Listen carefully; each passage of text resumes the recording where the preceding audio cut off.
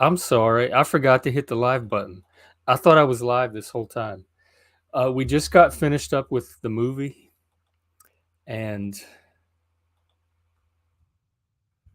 I'm waiting on Chris and Emerald to get here, and Joshua Jones. So I'm sending out links right now and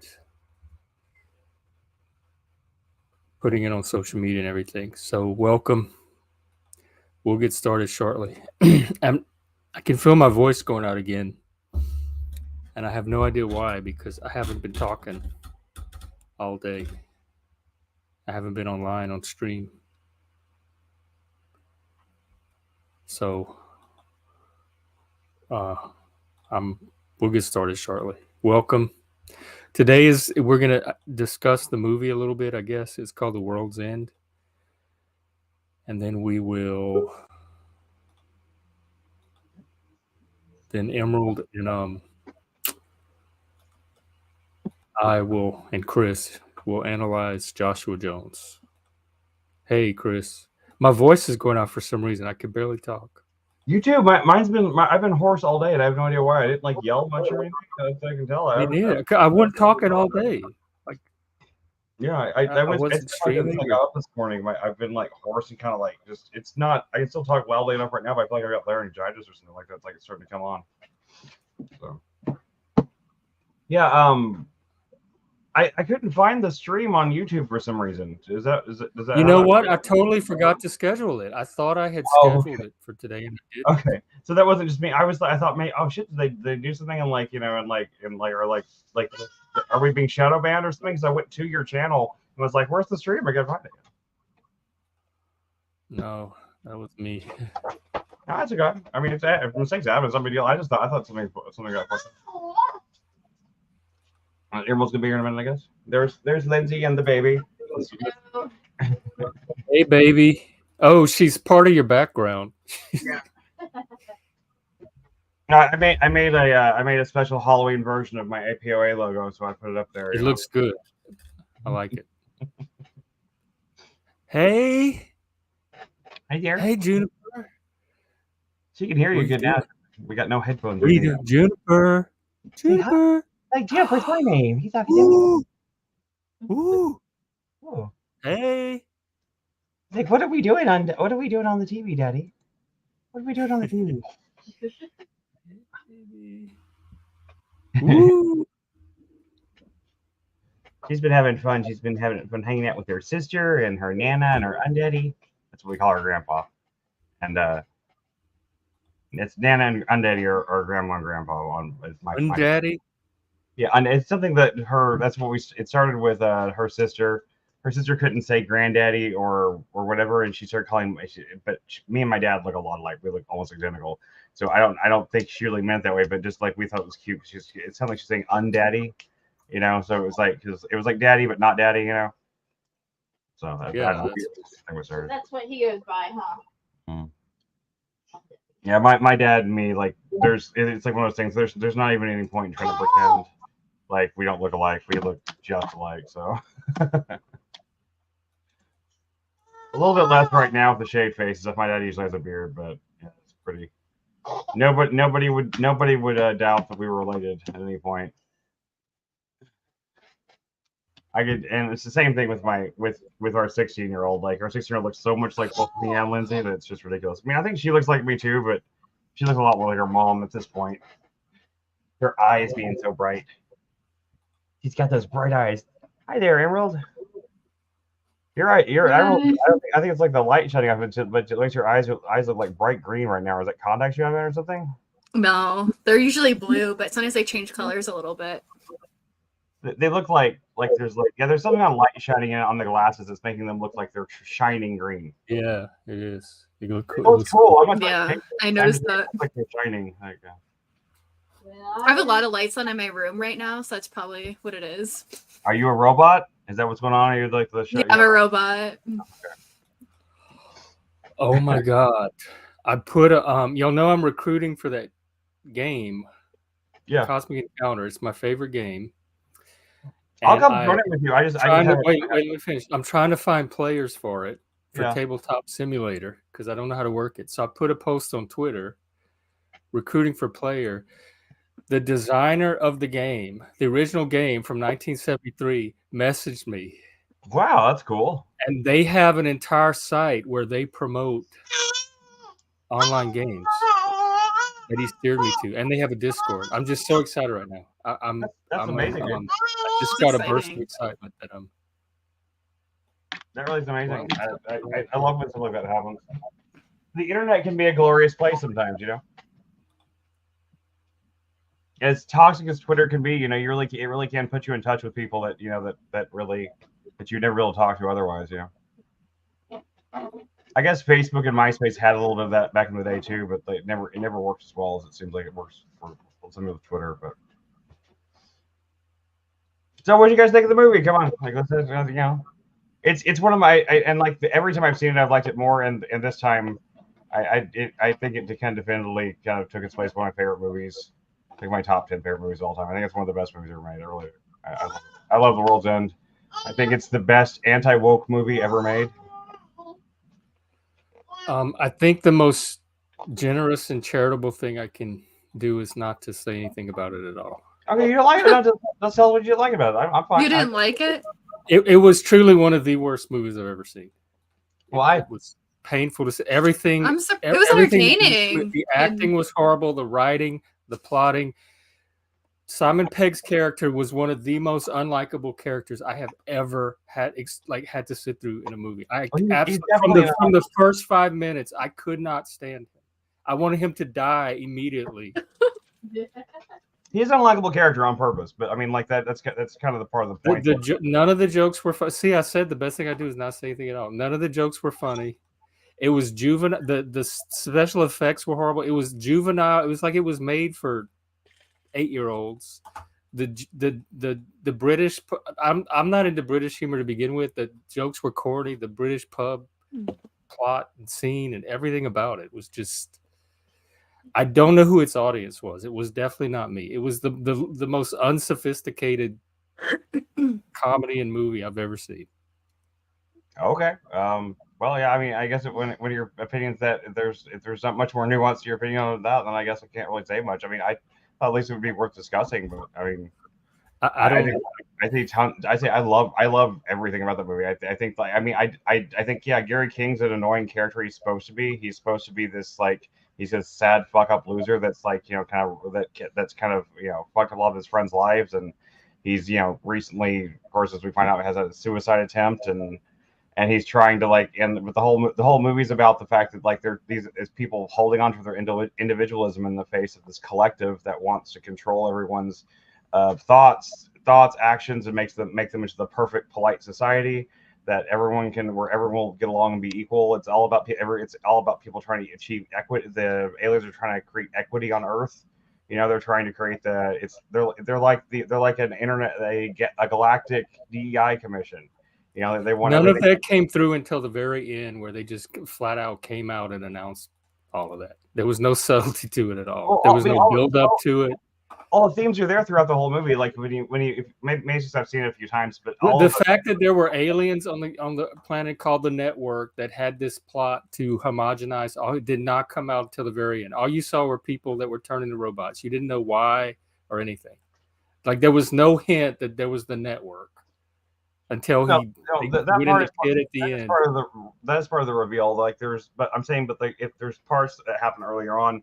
Like the body snatchers from the 1950s was a much better allegory for collectivism. Yeah, I mean it's a riff off the body snatchers for sure, but this was much more. This is much more pointed at wokeism and the kind of the whole concept of like the whole way political correctness and all that stuff. To me, I think it is. I think it's way more pointed at that. They didn't play any of that up the entire movie. It was just they didn't really do anything. They just went from pub to pub and had random encounters with really bad robots. Well, it's supposed to be a mystery for like the first half, and it's also about a lot of the character stuff. Like they're dealing with characters, like each character kind of has its own little arc type thing that he deals with, and none of the characters were not a single one of them. Simon was so detestable, and the other ones were so boring, and I didn't care about any of them. There was no character, there was no substance to any of those characters. There was no depth, there was no character development. They were cartoons little cartoon sketches to fill in a plot. I disagree, but that's fine. I mean, I think Nick Frost's character is great in it. I love his character. I love like the guy that he got screwed over by his best friend and he's got all this anger towards it and everything. But like then whenever like the alien thing comes through, They didn't develop any of that for me. It was very cliche. I can't think of another movie like it. So I think it's weird to say it's cliche, but I mean it's fine that you don't like it. I'm not gonna argue it like it's the jokes I could see coming when they landed. I'm like, is that the whole joke? Is that all of the joke? That's the joke. The characters, the plot devices, like the psychological motivations of the characters were almost non-existent. It was like producers moving them around on puppet strings for the plot. There was no consistent characterization at all. It reminded me of a really bad B movie. Well, I mean, it's supposed to be ripping off that a little bit, I think, but I don't know. I think there's some really. I mean, like most of the jokes to me, most of the humor is in the last 20 minutes of the movie. To me, that's where all the jokes come from. It's kind of a dark kind of a darkish sci-fi kind of like thing about someone. I mean, it's also about someone with alcoholism. It's about addiction. It's about someone like I mean, literally, there's 12 bars, 12-step program. It's all. None of that came out like for me. Well, I mean, they didn't play up that theme at all. It was just people going from pub hopping. And yeah, they were drinking, but they didn't really focus on addiction or alcoholism. Well, I mean, I kind of like the fact that it doesn't focus on it. It's kind of there it's there if you look for it, but it's not like in your face the whole time. It's not preaching at you. It's just showing people drinking, getting drunk. Like that's not. What is it saying about alcoholism? It's just guys in bars getting drunk. I mean, I guess at least and on a character level, it's about Gary is seriously alcoholic, that he's a child that's really grown up and I don't care about him at all. I want him to drink himself to death so he gets off my screen as soon as possible. Okay. I have no sympathy for him even as an alcoholic. He's not like, oh, the poor man that fell into alcoholism. Well, I didn't think so unlikable to me. He's an unlockable fuck up. That's kind of part of the thing. But he's also he's kind of an anarchic character. He's supposed to be like this kind of I found him a narcissistic attention seeker. He's not necessarily anarchic against society. He's anarchic against anything that threatens the attention being on himself. He's like the narcissist is anarch. All right, well, what do you mean? Your thoughts of yours, Emerald? What do you think? I mean, I liked it. I thought it was entertaining. And yeah, it had a lot of British humor. But I'm Irish, so I kind of understood it. I suppose. And yeah, I mean, I think it was clever in a lot of ways, especially like for the sci-fi genre. It was different and unique. I mean, and don't worry. I mean, like it doesn't. I don't get offended if somebody doesn't like a movie I like. It doesn't matter. So like you can be as honest as you want. If you hated it too, you can say so. No, I didn't hate it. Okay. I mean, I don't know. I think that whole closing thing, the whole big speech thing, like the whole concept of the collective, like in the way that when they it lays out their plan and everything like that, and like I mean, maybe it's just because I've seen it more. The first time I saw it, honestly, I didn't like it. I liked it. I enjoyed it because I think the fight choreography and the overall the action part of the movie I thought was really well done and it was entertaining. But it wasn't until I saw it a couple more times. So if you see the movie in the knowing the ending, knowing what happens at the end, knowing like the actual thing, it's whenever the rest of the movie made a lot more sense to me. There's a lot of like hidden little things throughout the whole movie that kind of like speak to that. And I think like having like the fact that what ultimately like defeats this big collectivist thing that's trying to like indoctrinate the entire world, all these worlds into like their one mind kind of thinking. What ultimately defeats them is just people being fuck ups and refusing to bow down to it. I think that's kind of cool and inspiring to me. I don't know. I think they're kind of beautiful about it. and the fact that they're willing to be individualist in the face of possibly, or in the face of also losing all technology and everything like that. Like I don't know. I think it's a movie about individualism in a way that actually speaks to me. But I mean, hey, that's not everything's gonna speak to everybody. I'm sorry you didn't like it, Jeff. I mean, I really thought you'd like it a lot. So that's Yeah, I did. I mean, I wanted to, but I did not. It didn't have any of the elements that I look for in a movie, and the ones that it did have were the poorest examples of them. Okay then. Well, I mean, I feel bad because I didn't care about a single character in that movie at all. They were either empty, hollow, undeveloped caricatures, or they were so obnoxious.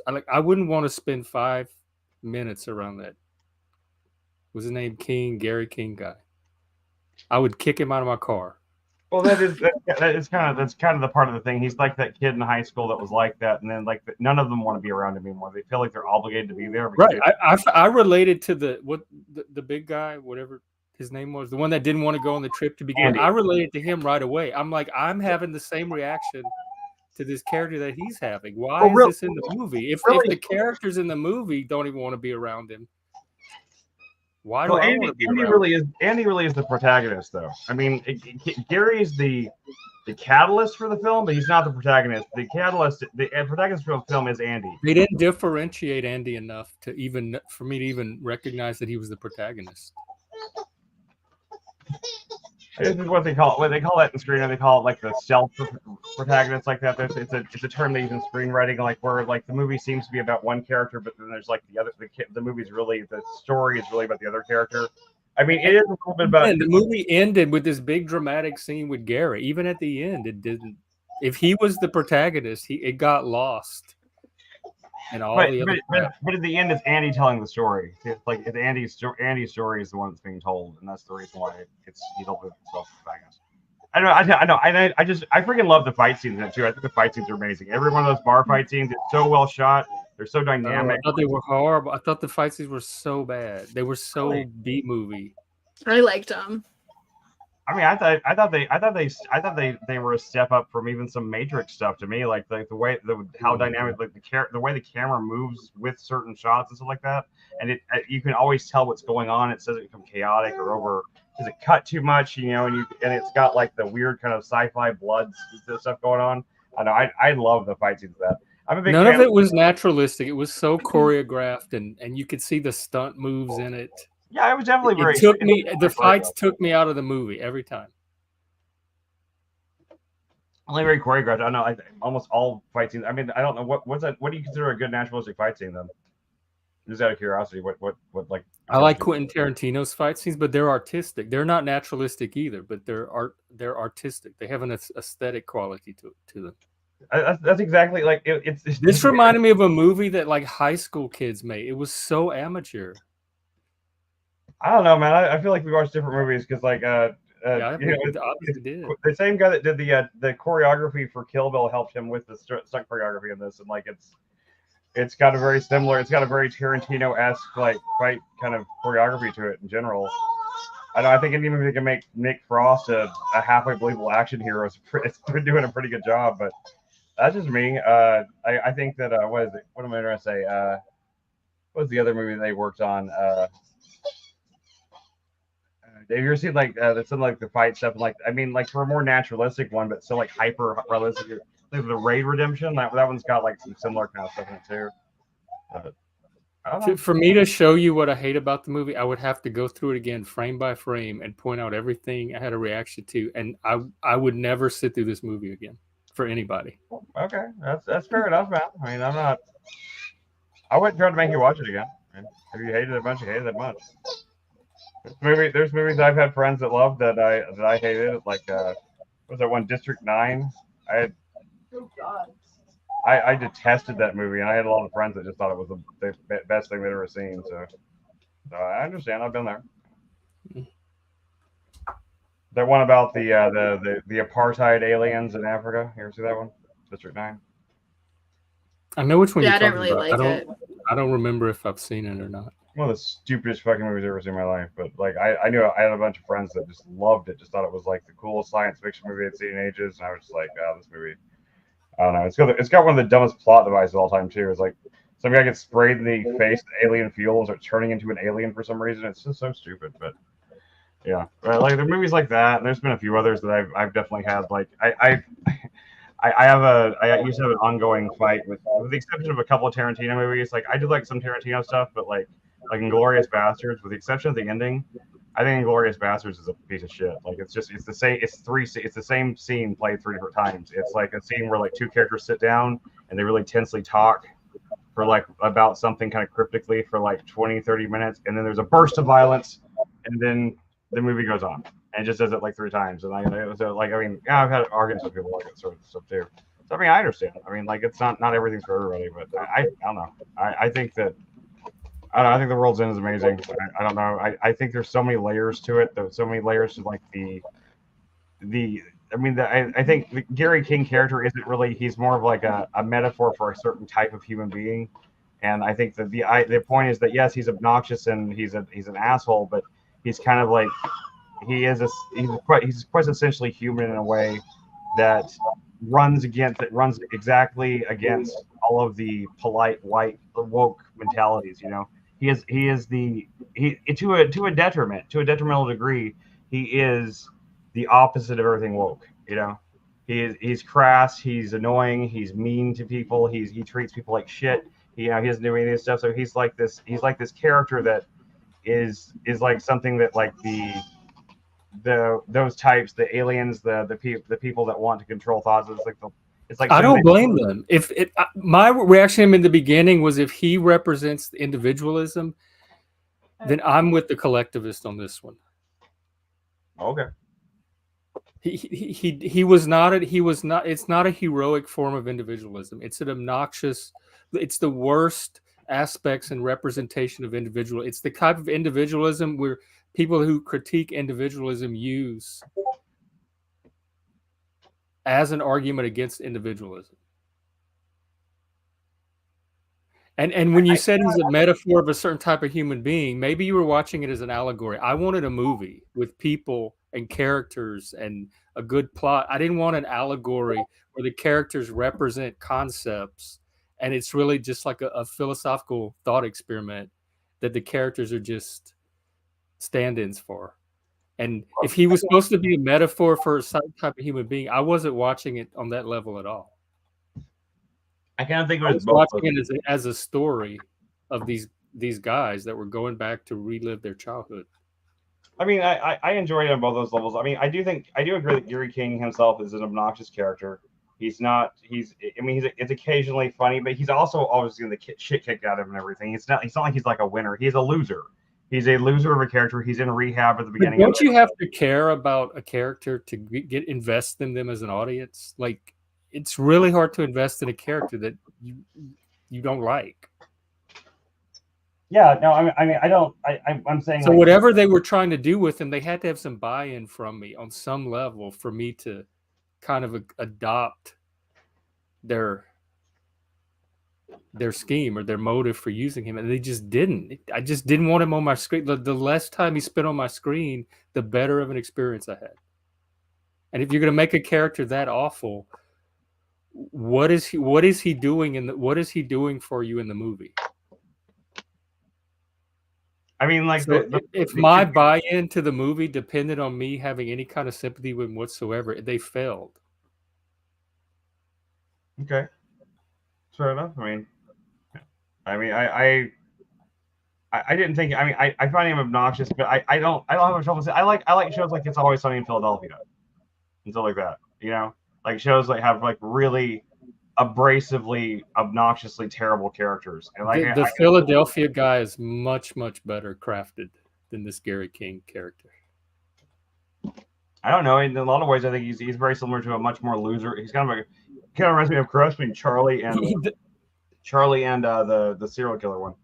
The acting was bad. The jokes were bad. The writing was bad. None of his friends even seemed to connect with him or even be. They just seemed stuck together because the script required them to all be friends. But none of them. It didn't seem believable that in real life they actually liked him or wanted to be his friend or had the loyalty to him that they Well, had. they didn't like him. They all felt they all were all doing it because like he made up this thing about his mother dying and they felt bad for him. They were trying to appease him on some level. They kept trying to leave him the whole time. They don't like him anymore. They think they feel that he's definitely like they've all outgrown him. Nobody hangs out with him anymore. Nobody talks to him. They all know that there's something going wrong. There's something going wrong. They're trying to be human, but trying to because they were friends in high school. But it even shows how back in high school they didn't like him that much then. It shows right, and I think that's dumb. If I don't like someone, the fact that their mothers died is not going to draw me any closer to them out of pity. That's like all the more reason to put distance between you. Oh, I'm sorry, your mom died. Yeah, I mean, it's different for different people. I don't know. I've had friends like that I may not have. I might have been, but I still felt human sympathy for them to a degree. He had to go and bully them and manipulate them into even going on this trip with them to begin with.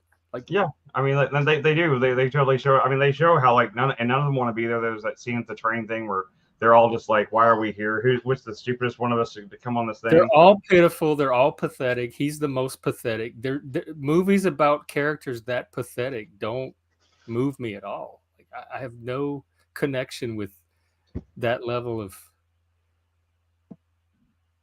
pitiful. I could. I mean, like, really, just Nick Frost character, just Andy. But I could relate to Andy's character. I understood like the kind of his kind of. I've had friendships like that before, and like that he's trying to get his life together, but still things still haven't worked out for him, and he does this more or less just because like the mom dying thing, and the only reason he's really there until he finds out about it, he's ready to go kick his ass and leave until the alien thing kind of happens, and I don't know. I think the script's built very well. I like the writing in it. I think the writing in it sharp. I think the character work beyond Gary and Andy is pretty thin for the most part. Most of the characters don't have many scenes. They don't have much to go on because they mostly turn into blanks pretty fast anyway. I do like the one. I like the actor that plays the other one that doesn't get turned into a blank. Paddy Considine, I think he's been really good in other stuff. But he doesn't have much to do here. It really is about it's about Nick Frost and Simon Pegg. That's all the Cornetto trilogy always is. It's always about those two actors and whatever characters they're playing. So Nick Frost was at his strongest until he got it. Until he agreed to go on the trip. Like I was with him until he decided to go on the trip. That was his weakest moment. Well, sure. I mean, but he did have pity for his friend, and he tries to leave many times. It's not until like the alien invasion thing happens that he commits to it all. They didn't develop it enough for me to even care. One of the corniest parts was when he found out the mom called. He goes in the bathroom, and what's his face? Gary is fighting the aliens, and he's like, "Are you going to explain why your mom called? Is your mom dead?" That was so unbelievable psychologically that somebody would be fighting a robot alien and wouldn't even notice. I would fixate and harp on, "Did your mom?" It was only done to carry out a joke that went on way too long and wasn't that funny of a joke to begin with.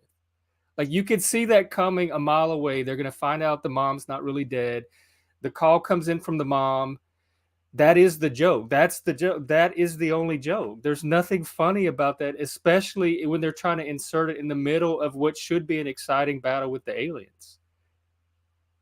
Well, it's the preamble to the fight, but yeah, I mean, I even watching this time, I thought that scene is a little forced that he doesn't notice the alien thing until the other two guys notice it. The whole movie was contrived like that. That's just an example. Every scene in the movie was like that for me. Hit me the same way. It was just one contrived plot device after another with no characterization. Let's get to this pub, and this is going to happen in this pub, and then we'll get to the next, and this is going to happen in the next pub. And it was plot driven, not character driven. And the plot really it was just a sloppy plot. The part where he jumps from the window and lands on a car and breaks her, that was stupid. What? That was hilarious because you see that it's funny about it. Because it's a scene that happens in tons of movies where like a character's like, "No, I've got this," and they just kind of casually jump off of something, and they always they just like land fine because they're so cool. But Gary's such a loser that he does this and doesn't realize that he's just going to break his legs doing it. I think that kind of thing is hilarious. It's just a subversion of that action movie trope. There's action movie tropes throughout it that you expect one thing to happen, just like whenever he tries to jump. He's done that in every one of the Cornetto movies, where he tries to jump over a fence and he either falls or he knocks the fence over, that kind of thing. It's just like It's kind of that slapstick. That's what I'm saying. It was juvenile. It had a juvenile slapstick like style to it. If I was like slapstick 8 years old, I might find that funny, but as a grown up, slapstick somebody falling over a fence. I think slapstick is fun. I mean, sometimes it is funny when big men fall down, go boom. I don't know. I mean, like it can. I like really a cerebral humor, but I think there's something to be said for. I mean, even a fart joke, whenever it's done right, can be funny. And I'm anti-fart joke in general. I've never written one in all of my years, but like what was it? Louis C.K. did this one episode of his show that was like the entire episode was one of the most stressful episodes of anything I've ever seen. Is like his sister is staying in his apartment. And his sister wakes up with these horrible pains. She's pregnant. She's like 8 months pregnant, and she's having these horrible, like she's like screaming and bloody murder, these pains, and the whole thing is in like one shot. It's this frantic thing of him trying to get her into, trying to figure out how to get her, down the stairs of their apartment. The elevator's out, and all these things getting in the way. He's got to find someone to watch his kid so he can get his sister to the hospital because the baby's probably dying or something like that. And they get all this stuff, and it's one of the most intense, like literally in like just frantic, intense episodes of TV you've ever seen. It's like 15 minutes of that, and then he gets there and they get her in like to an exam room, and suddenly she just lets out like this. Literally, I think the fart lasts for 8 minutes on screen. It's just like her passing gas for 8 minutes, and because of all of the tension that builds up to it, it's hilarious. And also the fact how long they stretch it out, and like that's something like, I mean, I laugh my ass off, and I don't think I've ever laughed at a fart joke or something. I'm just saying, but even a fart joke can be funny. Slapstick, just because it's slapstick, doesn't make it bad on its face. I mean, I don't know. I think sometimes slapstick is good. No, but there's a way to do it well, and I don't think that they did it well. I don't think the scene with him just jumping off the roof onto the car was funny slapstick. I don't know. I Especially laugh. if I had to know other movies that it was parodying or reference that I didn't watch, then that's not going to mean anything to me. It's just going to look like a dumb scene. Maybe so. I mean, like that. I mean, that is like that whole trilogy. Shaun of the Dead, Hot Fuzz, and The World's End are all specifically genre parodies. That's what they do. I mean, like Shaun of the Dead is a genre parody of zombie movies. Hot Fuzz is a genre parody of action / cop movies, and this is a genre parody of sci-fi horror type stuff, like the what's the one we just mentioned earlier, the one that it references the hardest, the Body Snatchers. Oh. Invasion of the Body Snatchers. It's a and even like if this was a parody of the Body Snatchers, it was such a poor one that you could hardly recognize it as parody. Well, you don't want it to be just like the Body Snatchers. I mean, they just took elements. They took like the glowing faces and eyes. They took the giant statue thing is from The Day the Earth Stood Still. The what's called? There's the Barbie movie did the same type of stuff, and they did it really, really well. Where I got a lot of the references, I could see what they were parodying. They did it on this really subtle level. Sometimes it was like 3 or 4 layers of it all in one frame. I don't know. I mean, I like the Barbie movie to a degree too, but I certainly didn't like it as much as you liked it. So I mean, I don't know. I think I'm surprised how much you hated it. I really thought you'd like it. I'm sorry you didn't. I'm sorry. It's like I really thought you'd appreciate from the very start, like the beginning where he's narrating really rapidly their initial like they could have started the movie after that. I didn't need any of that. That lost me right away. That narration style where he's just zipping through the different scenes of their initial pub crawl. It's all about the contrast of like his memory of things versus like the reality of it. Like he's talking about how people loved him and everything, and it's just showing how he was never really that popular. People didn't really like him that much. And it's just showing you his mentality. Yeah, but the style they did it in, that rapid fire narration, you don't like was not an enjoyable cinematic experience for me. Regardless of why they're doing it, the experience itself, for me, they did not make it enjoyable. And so the credits started rolling, and I'm like, they could have started the movie right here. I didn't even need that first 2 minutes. It did nothing but rattle my nerves. It was that hyper, you know, J-Reg, like how J-Reg has this hyper spastic. I can't stand that manic like energy. And so already it was like wearing on my nervous system. And then they go from that to his character, and I'm like, oh my God, I hope this guy is not the main character in the movie. I already can't stand him. And it was just constantly being bombarded with that obnoxious personality over and over. So I was already, like, in the first 10 or 15 minutes, like, desensitized to anything positive that the movie could offer after that. So that was a really bad way to start a movie for me, like, for my particular taste in movies. They threw everything at me in the first 15 minutes that makes a movie a bad experience for me. A horrible, unlikable character, a very manic, frenetic, like, narration style that was hard for me to follow, and all I did was, like, grate on my nervous system.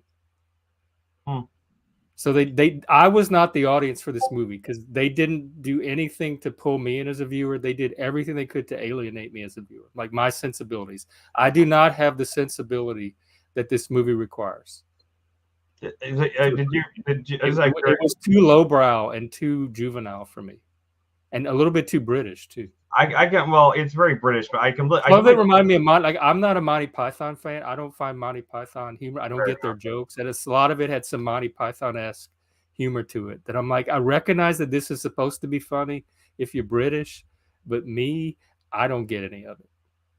Fair enough. I mean, I don't know what specifically Monty Python besides the Britishness of it, but I disagree entirely that it's lowbrow. I think there's definitely slapstick in it. It's supposed to be like lowbrow moments, but I think the entire point of the movie, if it has a point per se, I think the overall, if you call it the message or what the movie is trying to say is very, very the opposite of lowbrow. It's because it's not about saying that. I don't think it did it in a subtle way at all or a sophisticated way, but it did. I think it did it in a very crude way by jamming it in at the end in a very overt, like they actually come out and just overtly say this is the message. But you already know I don't watch movies for the messages. I watch it for the artistry and the aesthetic experience, and that's where I think it failed. And you were watching it for the allegory of, like, the characters don't necessarily have to be very rich and well developed as long as they symbolize whatever the social message you're trying to communicate. And I don't watch it for that at all. And so if you were watching it for that, you were looking at something different than I was, and you were getting something out of it that I just didn't care about. I don't care about the allegorical part of the movie. Like, even in the Barbie movie, I didn't. I mean, but I think movies like that are important to some degree, even though I don't judge movies entirely on that basis. That's not, entirely a fair characterization. But I do think that things like that are important because if you have an anti-narrative like that, a movie like this, that, like, when you have so many movies out there that are all about quote unquote the message, and you have a movie like this that's anti everything that is the message.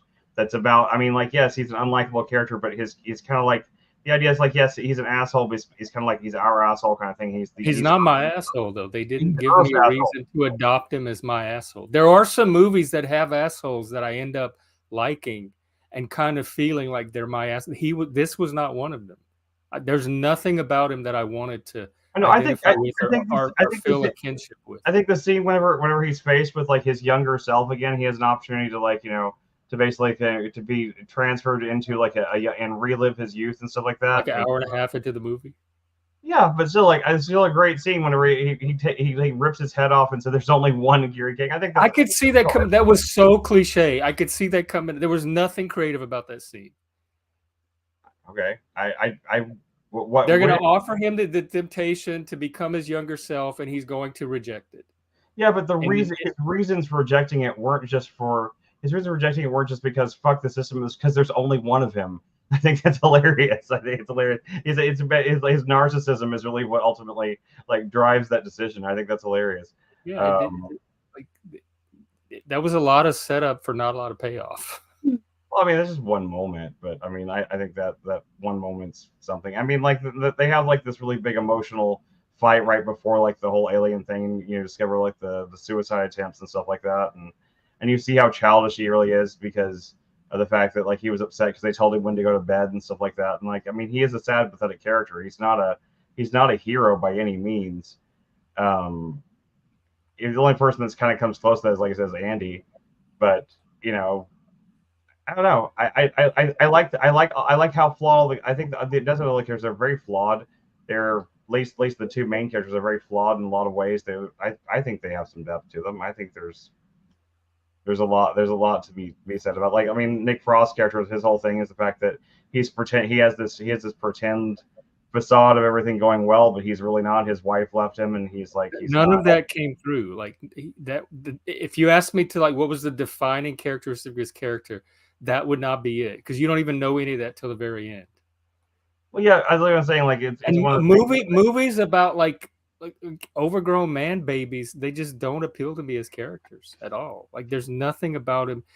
I want a good story with characters that I can identify with or relate to, or that move me in some way. I don't care about. I hate when they sacrifice character and story to a message, and then they just become vehicle of a just write an essay on the topic, and I'd rather read the essay than have them try to put it in a movie form to communicate some social message. Because the characterization always gets like lost in the allegorizing. I would have rather them just tell me a really good story about some interesting characters that are trying to go back and relive this pub crawl without all the messages layered on top of it. Make the characters interesting, like any like teenage movie from the 90s that we talked about, like the Richard Linklater movies or Empire Rex or anything. Every one of the characters in it were interesting in some way. They were quirky. There was a reason to identify with them, or at least be interested in what they were doing on the screen. These were just wooden, hollow stick figures of characters. I couldn't tell you anything about like most of the characters that he went pub crawling with. Well, I mean, besides him with a very large personality, and then there were 4 really bland friends that were wallpaper. Yeah, there's Andy, and then there's the guy that's the salesperson. There's one of them that's literally just kind of a loser, that he was a loser back in high school and he's a loser now. And then there's the guy that's kind of like that has always had the rivalry with Gary. They've never really liked each other much, because they were like, Andy saw them as rivalries, but he just didn't. I mean, I don't know. I see that really. I understood. I don't care. Like, The Breakfast Club did that stuff way better. If it's about like high school drama, it's. I mean, and like it does take some stock character like shortcuts with that, because it's not really about those characters specifically. It's really about Andy and Gary, but and like the other characters that kind of come around it aren't really like they aren't really there to drive the plot as much as they are to, like, kind of like in a horror movie where characters get picked off one by one. Most of those characters in a B horror movie. Yeah, except for the main 2 characters, and I think there is depth in those characters. And what's his name, Andy or whoever? He didn't really stand out to me as that main of a character. He seemed just as background as the other ones.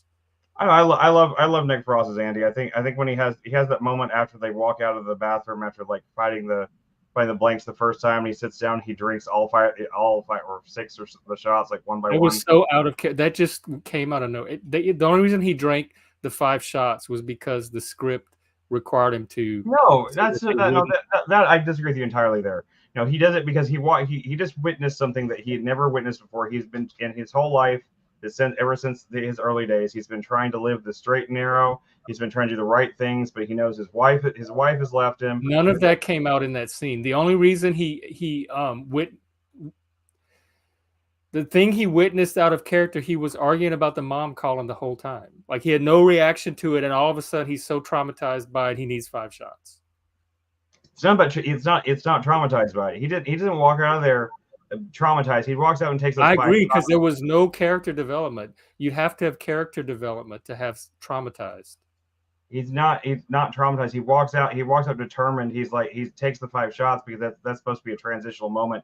He's not being like Mr. Reserved, like trying to get rid of, he's in survival mode. He takes the 5 shots because now he's ready to fight. That's the idea there. And he does. And every time. And he's a bad actor, because none of that was conveyed in that scene. They just showed him taking 5 shots. His character motivation did not come through. I disagree. I think his character motivation came through perfectly there. That's one thing I got in the first time. Like, there's some things I didn't catch until I saw it the second or third time, but Well, I thought you know what? Maybe the movie's too subtle for me, and I'm used to watching drama with very 3, 4, or 5 dimensional characters, and this is like 10th or 11th level character subtlety. I just am not sophisticated enough to pick up on. But to me, it seemed like he came out of of a very corny battle with robots, and then they said, "Let's go get the car or whatever." And there's like none of us can drive. Oh, Andy can drive. He's the sober one. Oh, plot needs me to not be sober, so we can't take the car. 5 shots. There was no drama behind it. They didn't zoom in on his face and let us see his emotions as he was drinking the shots. That would have all indicated motivation to me. He just drank the 5 shots because the plot required that a character not be sober so that they didn't have a reason to try to go escape with the car and they could stay in the town. It seemed more plot driven than anything else, especially it came out from a scene. If it was supposed to be connected to the scene in the bathroom with the robot fight, that was the scene where he didn't even care about the robots. He didn't even notice them because he was fussing about the mom the whole time. And then suddenly he drank 5 shots in response to a scene that barely registered on his brain. I mean, I think that's. It just seems inconsistent to me. And whatever his motivations for drinking the shots, he did not verbalize it, and I did not visually see it in his character in any way.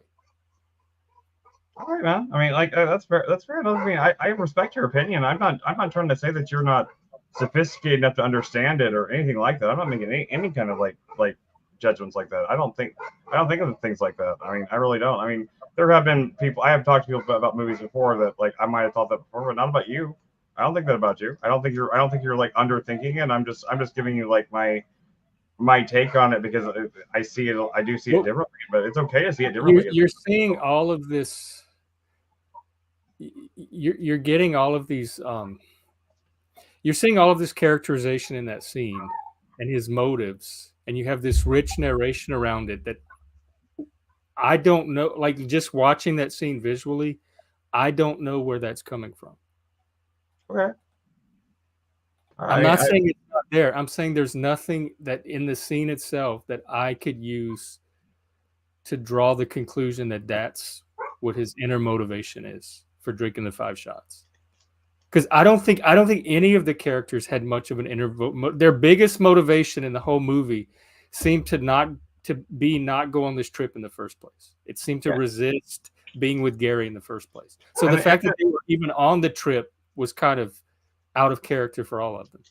And then at that point, they're scared and they're trying to survive, and having Andy be the one. I mean, I think to a degree, even though even Andy's character doesn't admit it. See, like that's kind of the thing with Andy's character that at least that I get from it, and it comes through, and you kind of it gets revealed more towards the end is that Andy, even though he's acting like he's still acting like he hates this, but like after that scene in the bathroom, it's a transformational moment for him. He's now like in this. He loves it at that point. He's still blaming everything, Gary and everything, but he's like, no, fuck this, let's do this.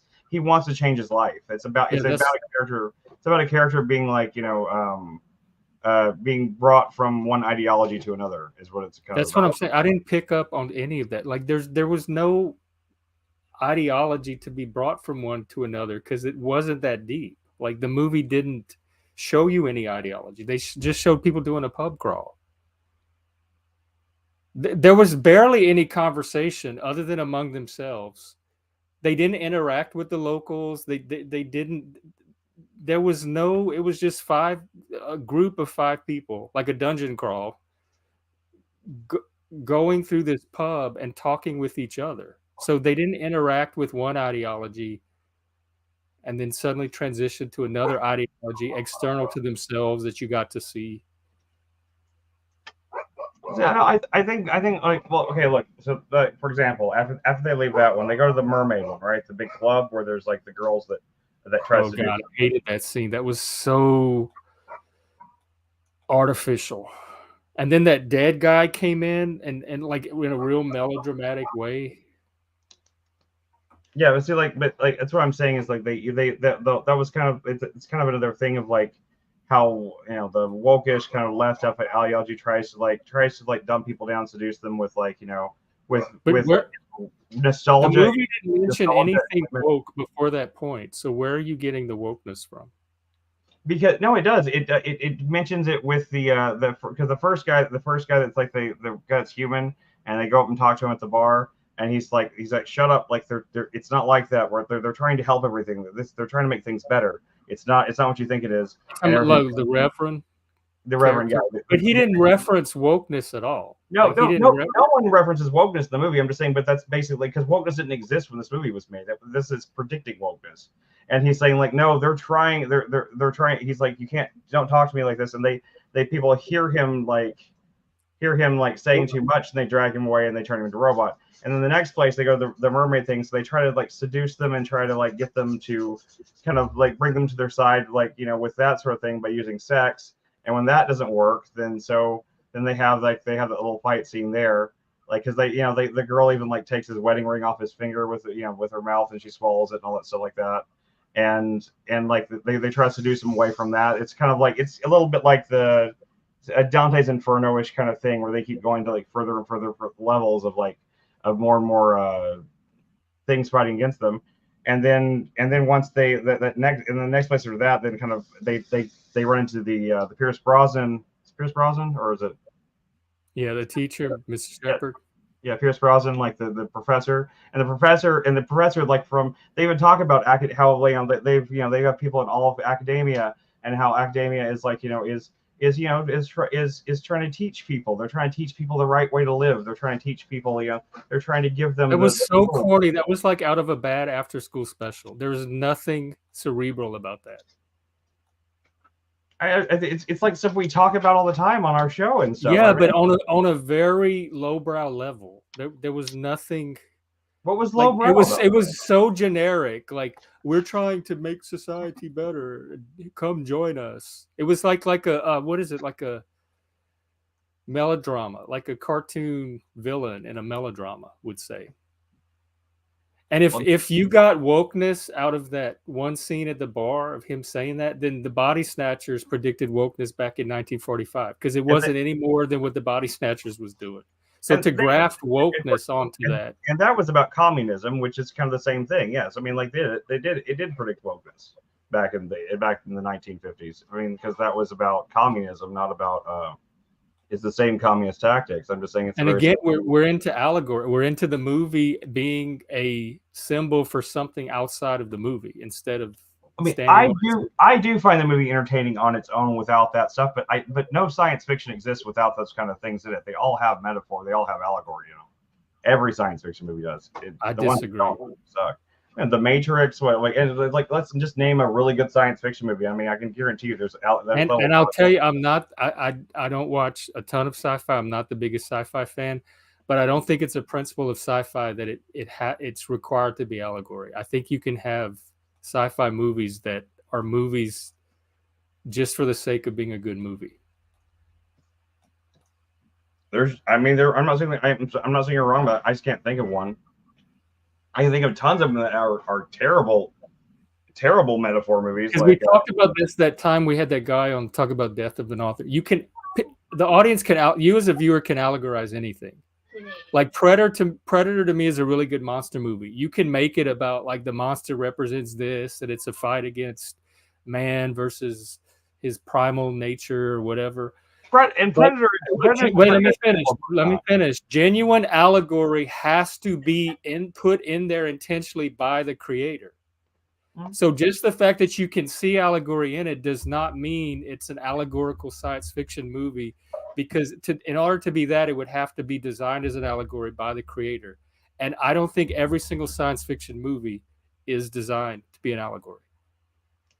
I think most of them that involve futurism do. Now, like Predator is really more of a horror film. In fact, the concept of Predator was Rocky. I just picked it off the top of my head. You can change any example you want. Barbarella. I'm giving you a point there, saying like, yes, you're right.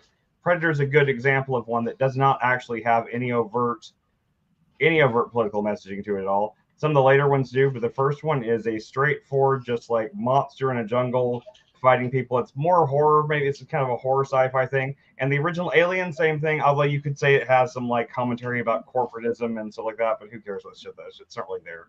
What about 2001? What does that represent?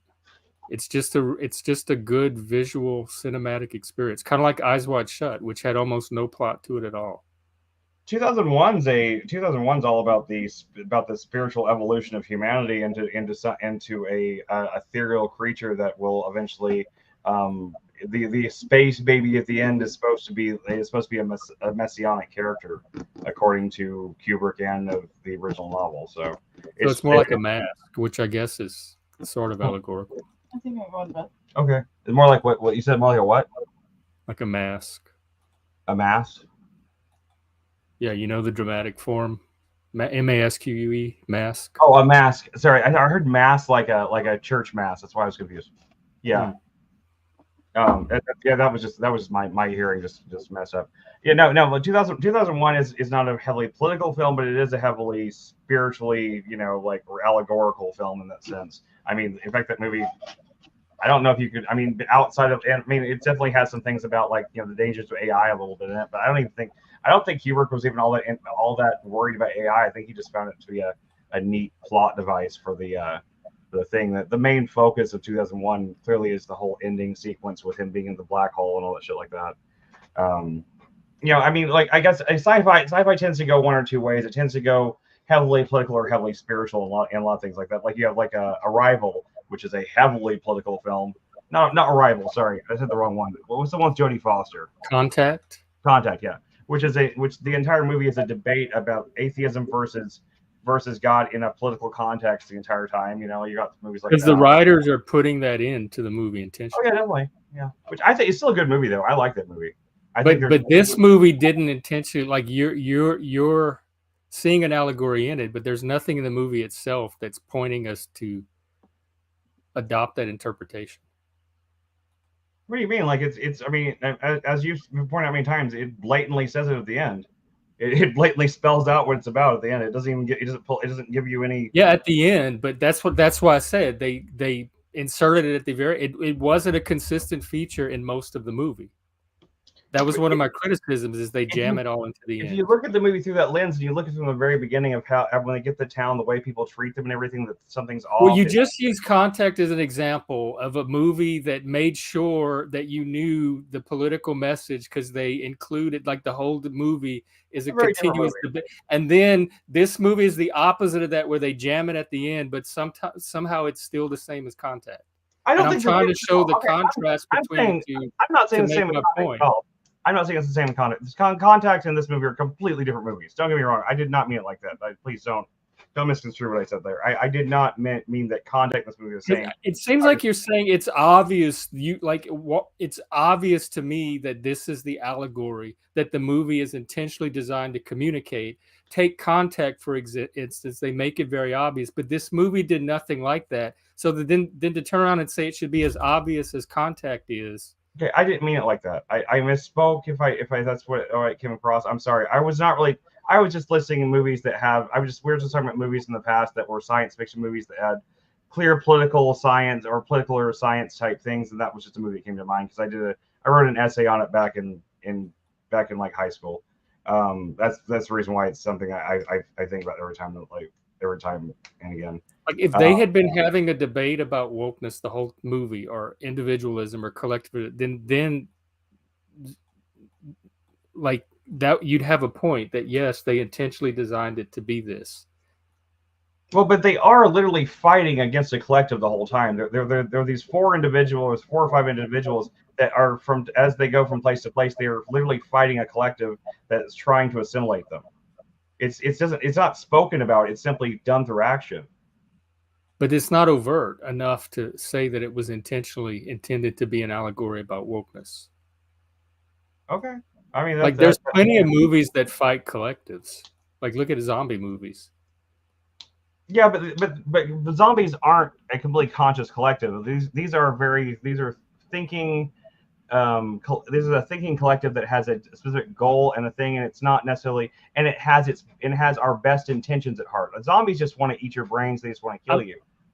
Like that. That's still fighting against this collective. Like I'm just saying, to say that the authors intentionally sat down and said, we want to make a movie predicting wokeness and portray it in this way. Nothing in the movie indicates that. No, I don't think they were trying to predict wokeness. I think they just did by accident. And that's what I'm saying. If it was by accident, then it's not strictly an allegory.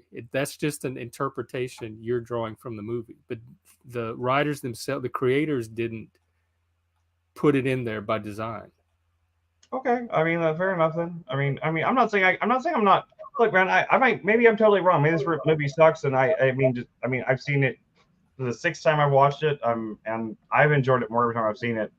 But I mean, it doesn't mean that I'm right. I mean, I'm just as likely to like a bad movie as anybody else.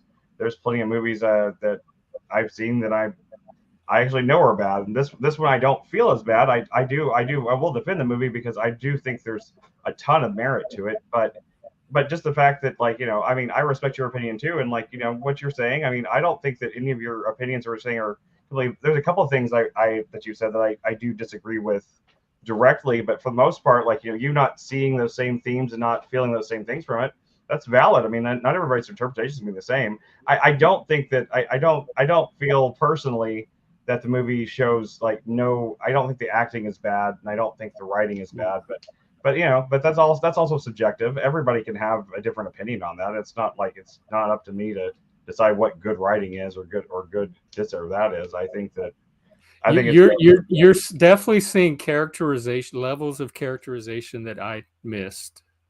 So whether they're there or not, if you're seeing them, you're seeing something.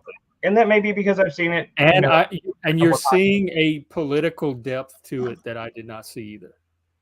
And I was like, I never saw the anti-woke thing before I watched it tonight. The fact that I saw that message, that's the first time I watched this movie, and the whole time I'm watching it, knowing the ending and stuff like that, I was looking at it because the first time I've seen it in probably 5 years since. So I didn't. Last time I saw it before the wokeness thing started, and so I'm watching this first time. I'm like, holy shit, this movie predicts all this. There's so much stuff about, like, the mentality of all the blanks types and, like, the way they act. Even like the first kids they fight, like the Gen Zer type, you know, that are all like, they're just kind of like just general dicks and everything. They're so ready to fight at the just a drop of the hat. I just see so many. No, he wasn't ready to fight. He wanted to avoid a fight. He kept telling him not to do that. Like, fighting was the last resort. Yeah, but instead of just pushing him away, he takes his arm and twists it and really. It was Simon that was ready to fight. Yeah, I mean, Greg. I mean, yeah, Mr. King was definitely more ready to fight. But at the same time, if they really didn't want to start a fight, all he had to do was kind of push him away and walk away. He didn't have to, like, grab his arm and half break his arm off, you know. But maybe that's that I can totally see. Like, I can be wrong at that point. I was looking at it this time, and I wasn't, like, trying to look through that lens. But whenever I was watching this time, I was just noticing things about it that I was just like, I really see how, like, I don't know. I really think that Simon Pegg and Edgar Wright, I think they really are they're really heavily individualist filmmakers that make things that are about individuals fighting against greater kind of, like, you know, bigger things, like, you know, like, well, Shaun of the Dead is a zombie movie, and it's got a very similar type thing. It's like it's a group of people against a collective. In that case, zombies. In this case, that case, the zombies have no good intentions. What I liked about this is that the aliens have, in their minds, the aliens are not evil. They believe themselves to be the good guys. They're there to help humanity. They're there, like, by their help. And the minute he tells them no, they're like, okay, fine, and they blow everything up. Like, that was so incredible to me. That part is hilarious to me. I think it's like the fact they're such dicks and everything. Like, fine, fuck it, they just run away. I know, I like that part. I thought it was funny. Did you ever see Cabin in the Woods? It in No. Cabin in the Woods. I saw those movies, like, literally 9 after they came out the same weekend, and I saw them one after the other, and they both have such similar endings. It's weird. Cabin in the Woods is great. If you, I know you don't like, as you said, you don't like gory horror films, but if you like throwbacks to horror films, because there's very little gore in it, but it's like the biggest horror movie ever made. Did you ever see Cabin in the Woods, Emerald? Yeah, I like that one. Yeah, it's pretty gory, but you see what I mean about the ending, though. The ending similarity between the world's end of this. They both have, like, that intentionally, like fuck the world kind of ending, you know, to it. That I think that's very. It almost. I mean, I almost don't like it. It makes me feel kind of weird inside, but at the same time, I respect the balls to end a movie on that note, you know. Now I want to watch Cabin in the Woods. It's been a while since I've seen it. And I want to see Evil Dead now because I, like, connect the two in my head. Which one, the new one or the older ones? The older one. You know, I've watched the first Evil Dead, the very original, like, numerous times, and I honestly, there's just no comparison. Evil Dead 2 is just a better movie, and Army Is of that Darkness. the one with not Ace Ventura? What's his face? Bruce Campbell. Yeah. Because Evil Dead tries to be a pretty straight horror film. It's just and it's real low budget and stuff. It's respectable, but I just don't think it's that great. But Evil Dead 2 is such a good movie, and it really basically remakes the first movie in the first 20 minutes. It just zooms through the first movie real fast. So you get a sense of the first movie, and then you get to all into the crazy stuff. And Army of Darkness is one of my favorite movies of all time. And the TV show is great too. Ash vs. the Evil Dead, good. All 3 seasons of it happened to be great. And I was so shocked at that. I couldn't believe they did a great TV show out of it.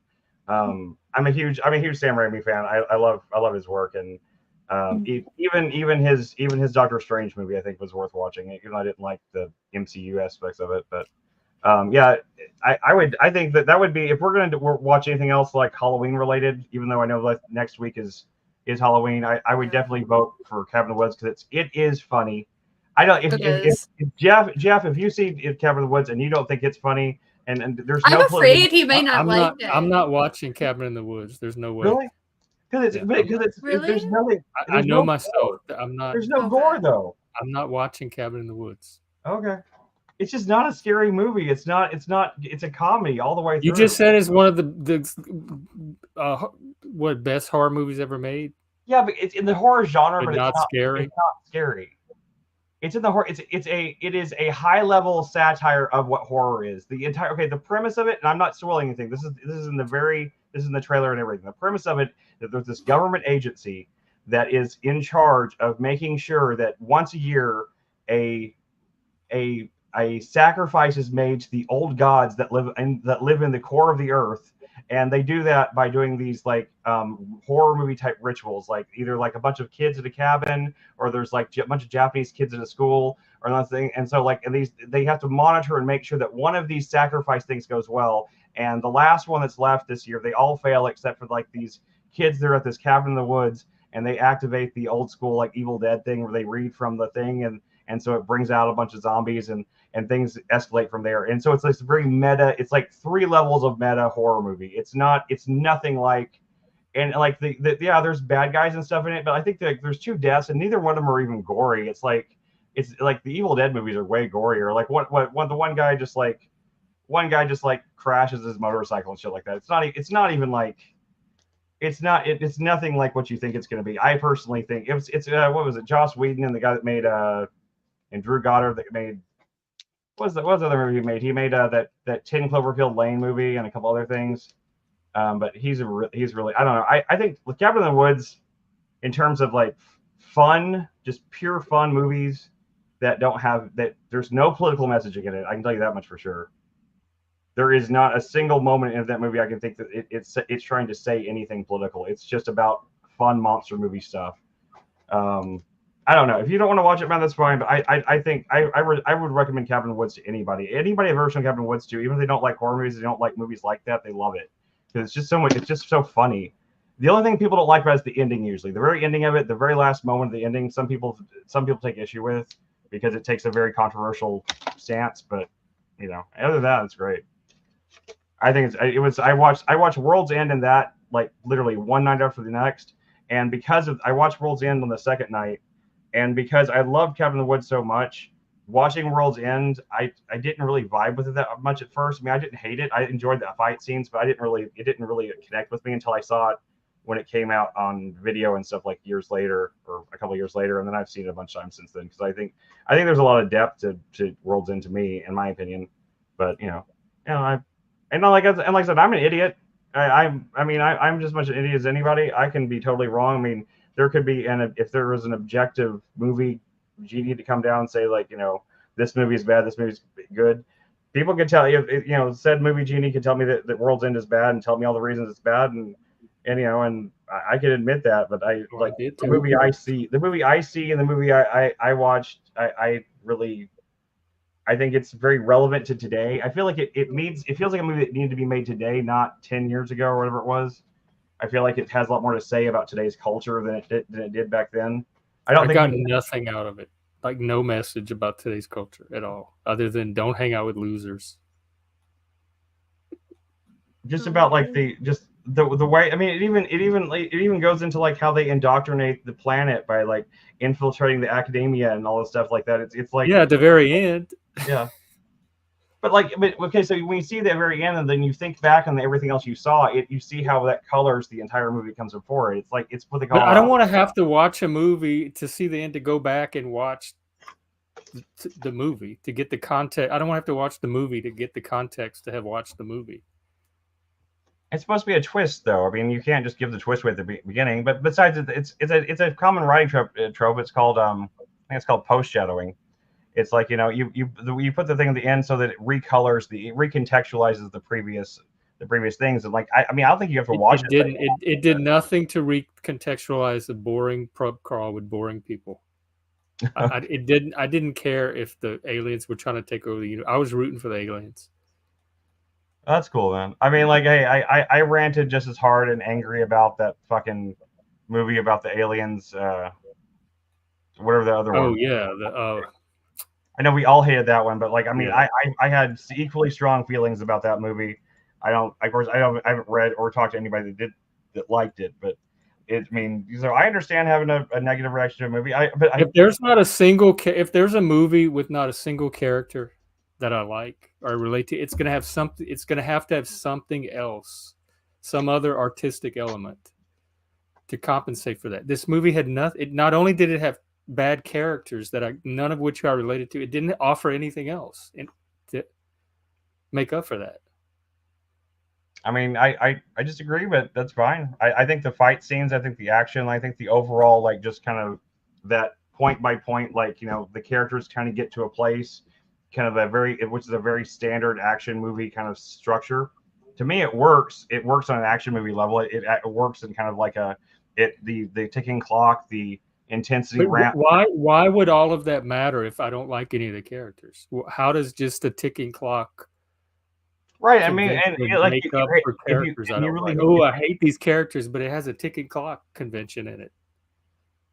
I mean, yeah, sure. I mean, you really hate. I can get ticking clock anywhere. There's movies with characters I like. I can get ticking clock from. Sure. So it really has to deliver. If it's not going to deliver character, which to me is the heart of a movie or a story, it's going to have to really do well at some other element, and it just didn't. Yeah. If it failed that badly at character, it didn't succeed at any other element at the same level that it failed at characterization. I mean, the one character that had any kind of like individualization to them is the one I hated. I still disagree. I think Andy's a good character. I could hardly pick out his personality from his friends. Andy's a completely different personality than the rest of his friends, but to me, in my opinion, I'm not making blanket statements saying that I'm right. They were all like bland British people. I'm not saying I'm not saying that like my opinions are right. I'm saying in my opinion, Andy is a very differentiated character, and I do, even though I find Gary's character to be like, if I was friends with the Gary, I would find him obnoxious. I'd find him this and that, but he's the kind of character that there's something compelling about him to me anyway. I think there's something that makes, because there's clearly something more going on under the surface that, you know, I think there's something intriguing about him for me personally, you know, and that's fine. That doesn't come across for other people. I just, like, for me personally, it gave me something. It gave me a reason to want to know what this guy's deal was. Like, you know, it didn't do that for me at all. And I thought he was corny. Like, none of his jokes were funny. They were so corny. They're supposed to be corny. His jokes aren't supposed to be funny. I guess I don't like corny. I just don't have a corny sense of humor. I don't like. No, I mean, but they're not funny. His jokes aren't funny. That's kind of the part of the point, though. He's not funny. He thinks he's funny. He thinks he's the king. He thinks he's like this guy. Am I supposed to laugh at the fact that he's not funny? Is that supposed to be funny? That's what I'm saying. Maybe it's too meta for me. You're not supposed to laugh. It's not supposed to laugh. Whenever it's a comedy about people who are not funny. You're supposed to cringe. You know, it's supposed to. Yes, I was cringing. I was. Yes, thank you. I was having the exact reaction I was supposed to. I don't think movies that make me cringe are good movies. Okay. It's bad movies that make me cringe. It's B movies that make me cringe. Did you really poorly designed movies that make me cringe? Out of curiosity, did you really hate The Office then, the British Office? Did you really hate that show? I didn't hate it, but I thought that it kind of fed into how some of the reasons they made the characters as bland as they were. Okay, I'm just wondering. Like it had a Monty Python, but I don't find any of the Monty Python characters funny. See, I don't see Monty Python doesn't really rely on cringe like that. Monty Python relies on absurdism and surrealism. But like the Office, I mean, I think pioneered our modern concept of what cringe humor is. And like, I mean, I can totally understand. Like, you're someone who never could connect with the UK Office, like the original David Brent, Ricky Gervais character. If like that character had British people find things funny that I just don't know why. And I find things funny that they probably would not understand why I think is funny. So I think it's just our sensibility for humor is different. I will say I didn't hate any of the side characters. I just didn't like them either. They were nobodies. Like they were NPCs. They like other than Gary, there was no character I hated. The girlfriend was kind of nothing. She was she's barely there. Plot device. She's certainly not like detestable or anything, but she doesn't do anything besides just show up. Yeah, she's just a generic like female. Like there was nothing remarkable about her. And I felt the same way about all the other characters. So I didn't hate any of the other characters like I hated Gary. I mean, but there was nothing interesting about them either. What's his name that played in the Hobbit movies, like the Martin Freeman. He usually does really well. I was disappointed that his character is just like a smarmy used car salesman type thing. Like, yeah, he's not. They could have used anybody in that role. They didn't need Martin Freeman. Like anybody could have pulled off that level of blandness. I mean, he does a great job playing that character, but he's barely used. And like, but I think that's kind of part of the point. Like once he gets turned to a blank and they can have his head's missing, it almost doesn't matter because he's just the same guy. And the guy that like the really bland guy that has the grudge against his like bully, you know, and he finally gets his chance to like kill his bully, and it's the end of him. Like he lets his rage take over. I thought that was kind of interesting. But yeah, they're pretty blank characters. I mean, I once again the movie revolves around Andy and Gary. If Andy and Gary doesn't work for you, the movie's not going to work generally. You know, Gary did not work for me at all, but Andy was not differentiated enough as a character he didn't stand out as like the other dominant character in the movie. He was just as blasé as the rest of them. He doesn't have much to say, but see, I think to me, Nick Frost's character, that's a big part. Like having something to say as a character is a big part of standing out and developing a character. I think his character stands out through his actions. Like whenever he's in the fight scenes and stuff like that, it's when he comes alive and like you see his anger. That's the whole thing about his character. He comes across at first when you meet him as he's very like he has his life together. He has his office. You know, it was a pantomime then. A pantomime thing? Sorry, I'm curious. It was a pantomime. I was just supposed to watch his actions and recognize his developed character from his actions. Well, you know, you're supposed to see that, like, you know, it's supposed to show that it's a facade at first. Like he's putting on this, like, you know, button down. It didn't show me any of that. Okay. He was as uninteresting after these supposed transitions as he was before. It didn't like peel back another layer of his personality and let me see him as a deeper person. But but it does though, because like you find out more about him, about his past, and you find out and he becomes more passionate about everything. He goes from being like so like he went from like a level 1 passion to like a level 1.5 passion. That's the level of development I saw from him, especially compared to Gary, who's like at a 9 of exuberance. I see that Nick Frost. He didn't go from like bland to like Gary level or even close. He went from like bland to a little bit less bland.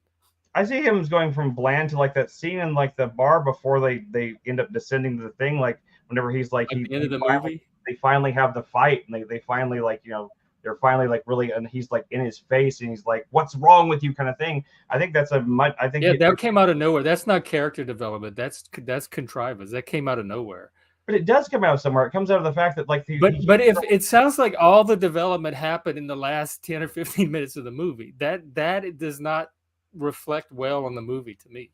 If they didn't like gradually show it and build up to it and prepare you for it, and they just throw it all in at the end, that's not development. I mean, yeah, your opinion. I think your opinions are valid. I don't see it that I didn't get that from it. I really did see the character, at least with, like I said, at least when it comes to Andy and Gary, I see this relationship, because it's this broken relationship. They were best friends. They were like brothers, and you I find out didn't what get any of that at all. Like he seemed to hate him from the start, and they referenced something that happened in the past, which they didn't really. No, they told you what happened. What happened is that Gary OD'd. He OD'd on heroin, and Andy was too drunk to Well, drive. if they told me, then it got lost in all the other stuff because they didn't happens- tell it in a way that it stood out. It happens in that fight scene whenever they're fighting, and he's like, I tried to drive you to, because he tried to drive him to the hospital. But so you see, I didn't care at that point. I didn't even care what their history was because they were so unsympathetic as characters. Okay. Andy to me was most authentic of a character when Gary first shows up at his office and he's like, "Get out." No, I'm not going. That I could relate to. That seemed reasonable. I'm like, yes, I don't blame you. I wouldn't want to go with this guy either.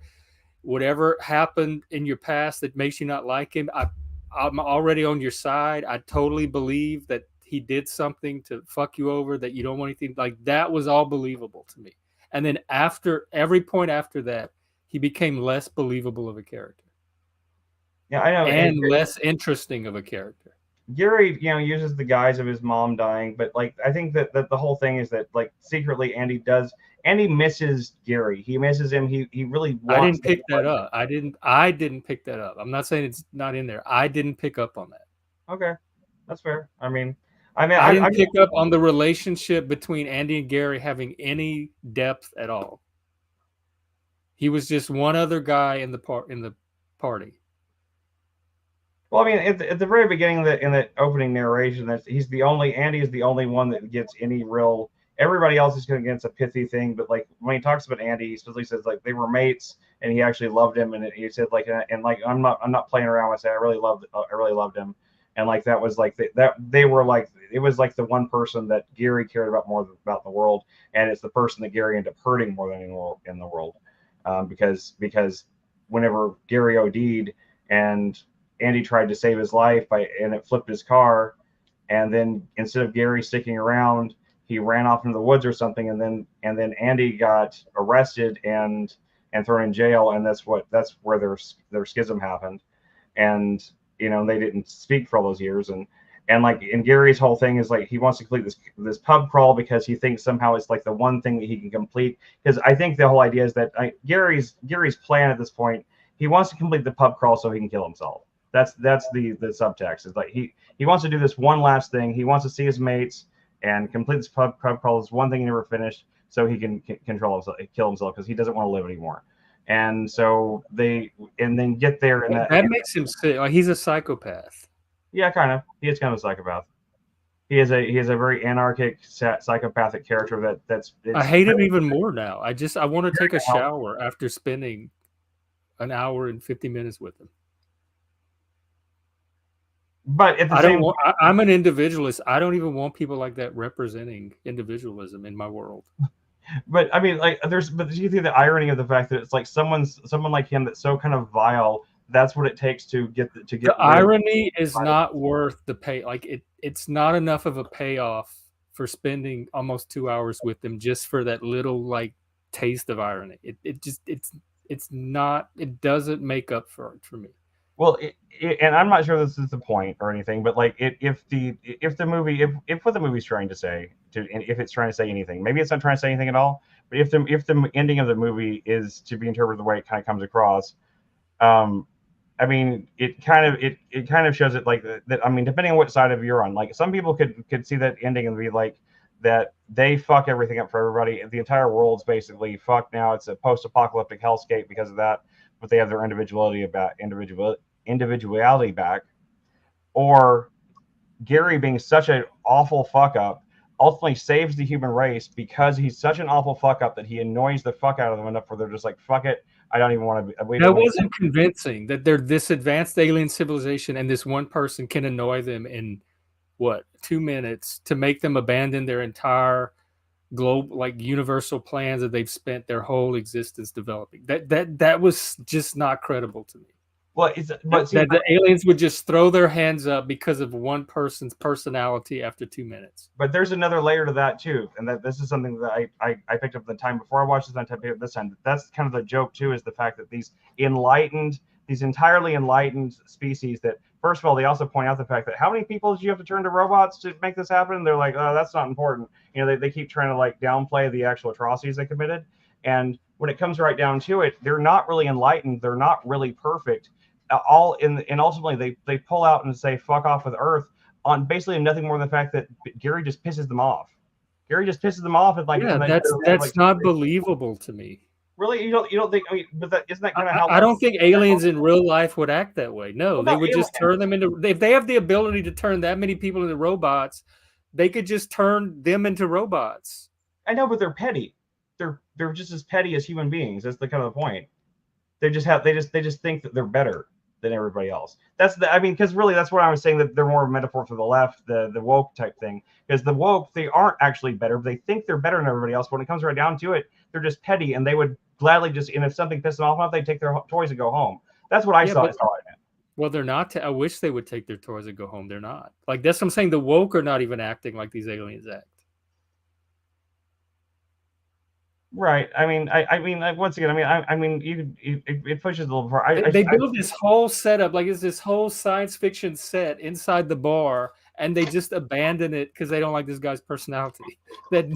I don't buy it. It's not psychologically convincing to me. And if that's the case, then that makes me like them even less. That's just another point against the movie, that like I like them even less. I thought that part was fun anyway. I thought it was a fun kind of like concept that somebody could be set, that human beings could be, because it is kind of the thing about human beings, and it's the ultimate conflict that comes down with wokeness versus most individualist type people, is that, like as he says, we don't like being told what to do. And that's what it just seemed cliche. It was like a fable with a moral to it. But a fable with a moral that has a dark ending where, like, yes, like they sort of win, but they also lose because they destroy the world in the process, which kind of creates a really interesting kind of question, I think. Well, the aliens destroyed the world, right? Yeah, because they left, but like I'm just saying. I mean, it's not a literal like one-to-one. Because if the aliens destroyed it over that, they would have destroyed it over something else anyway. If they're that, like impulsive. Which is something I do see with leftist and wokist type ideologies. If like they all have all these for equity and everything else, until something gets in their way, and then suddenly they're authoritarian, suddenly they're going to commit genocide. You know, it's like that. It's just that sort of thing that, like, because it is. I mean, isn't that kind of like what happens with socialism? You know, like they're talking about like, no, we're trying to, you know, it's trying to make everything more peaceful and more equitable. But then if you ask them like, how many people do you have to kill to make that happen? They're like, well, we don't want to talk about that, you know, like that's not really important. I think those kind of things, like having that kind of a message in a movie that went out to that many people and is that available. I think it's an illustration of something I see in society that I think is valuable. And I understand you don't think it's as valuable, and I get that. I mean, I don't like. Well, I just don't think socialists are going to abandon their plans instantly because of one person's personality. That part's a joke, and that part's a joke that kind of. I just don't get the joke. I just don't get the humor. That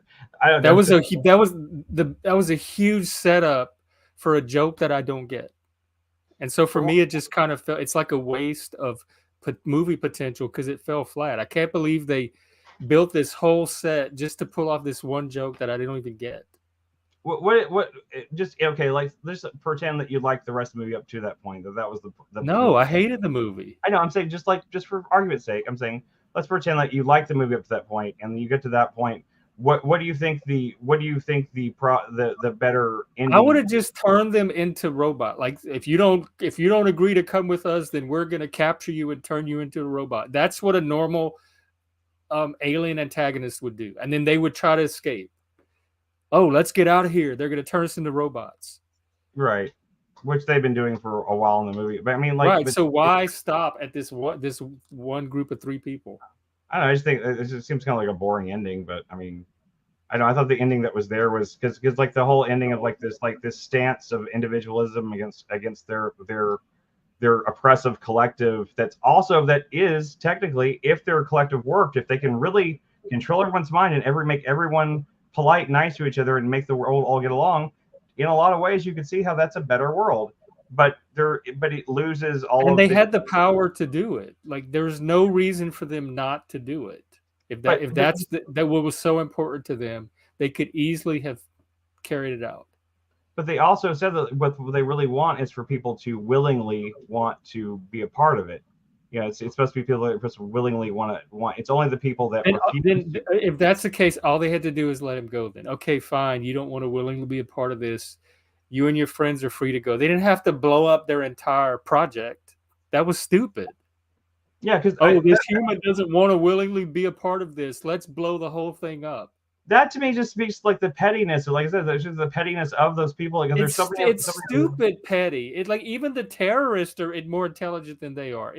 It's a pettiness that's so fucking stupid. It makes no sense. It like psychologically, it's really hard to buy that any advanced alien race would be that stupid. They have the power to like they've almost completed their look at all the people around. They even show the little map of the world that they turn, and they're going to blow it all up because this one human doesn't voluntarily. That is so fucking stupid on their part. They could have just let the human go. Okay, fine. You'll be the one human that doesn't voluntarily submit. We'll just go ahead and vaporize them or done anything. They could have gotten rid of them in any other ways. They certainly but to blow up their own project over that one human, just it. I mean, I don't think it's not making sense to me. I don't think the point was that it was that one human. Like because they also talked about before that about they've had a lot of problems getting people to conform in other places. They said that this wasn't the first time, and I think it was supposed to be like this build up of the fact that no matter how hard they tried, human beings, generally speaking, just did not seem to want to conform. They did not. Look at all the ones who did. Yeah, sure. A lot of people did, but like that's the thing with socialist or communist ideology, they don't work unless everyone does. Every single person must conform. Or if they turn 99% of the planet, they can have a few humans running around doing their own thing. It's not going to hurt anything.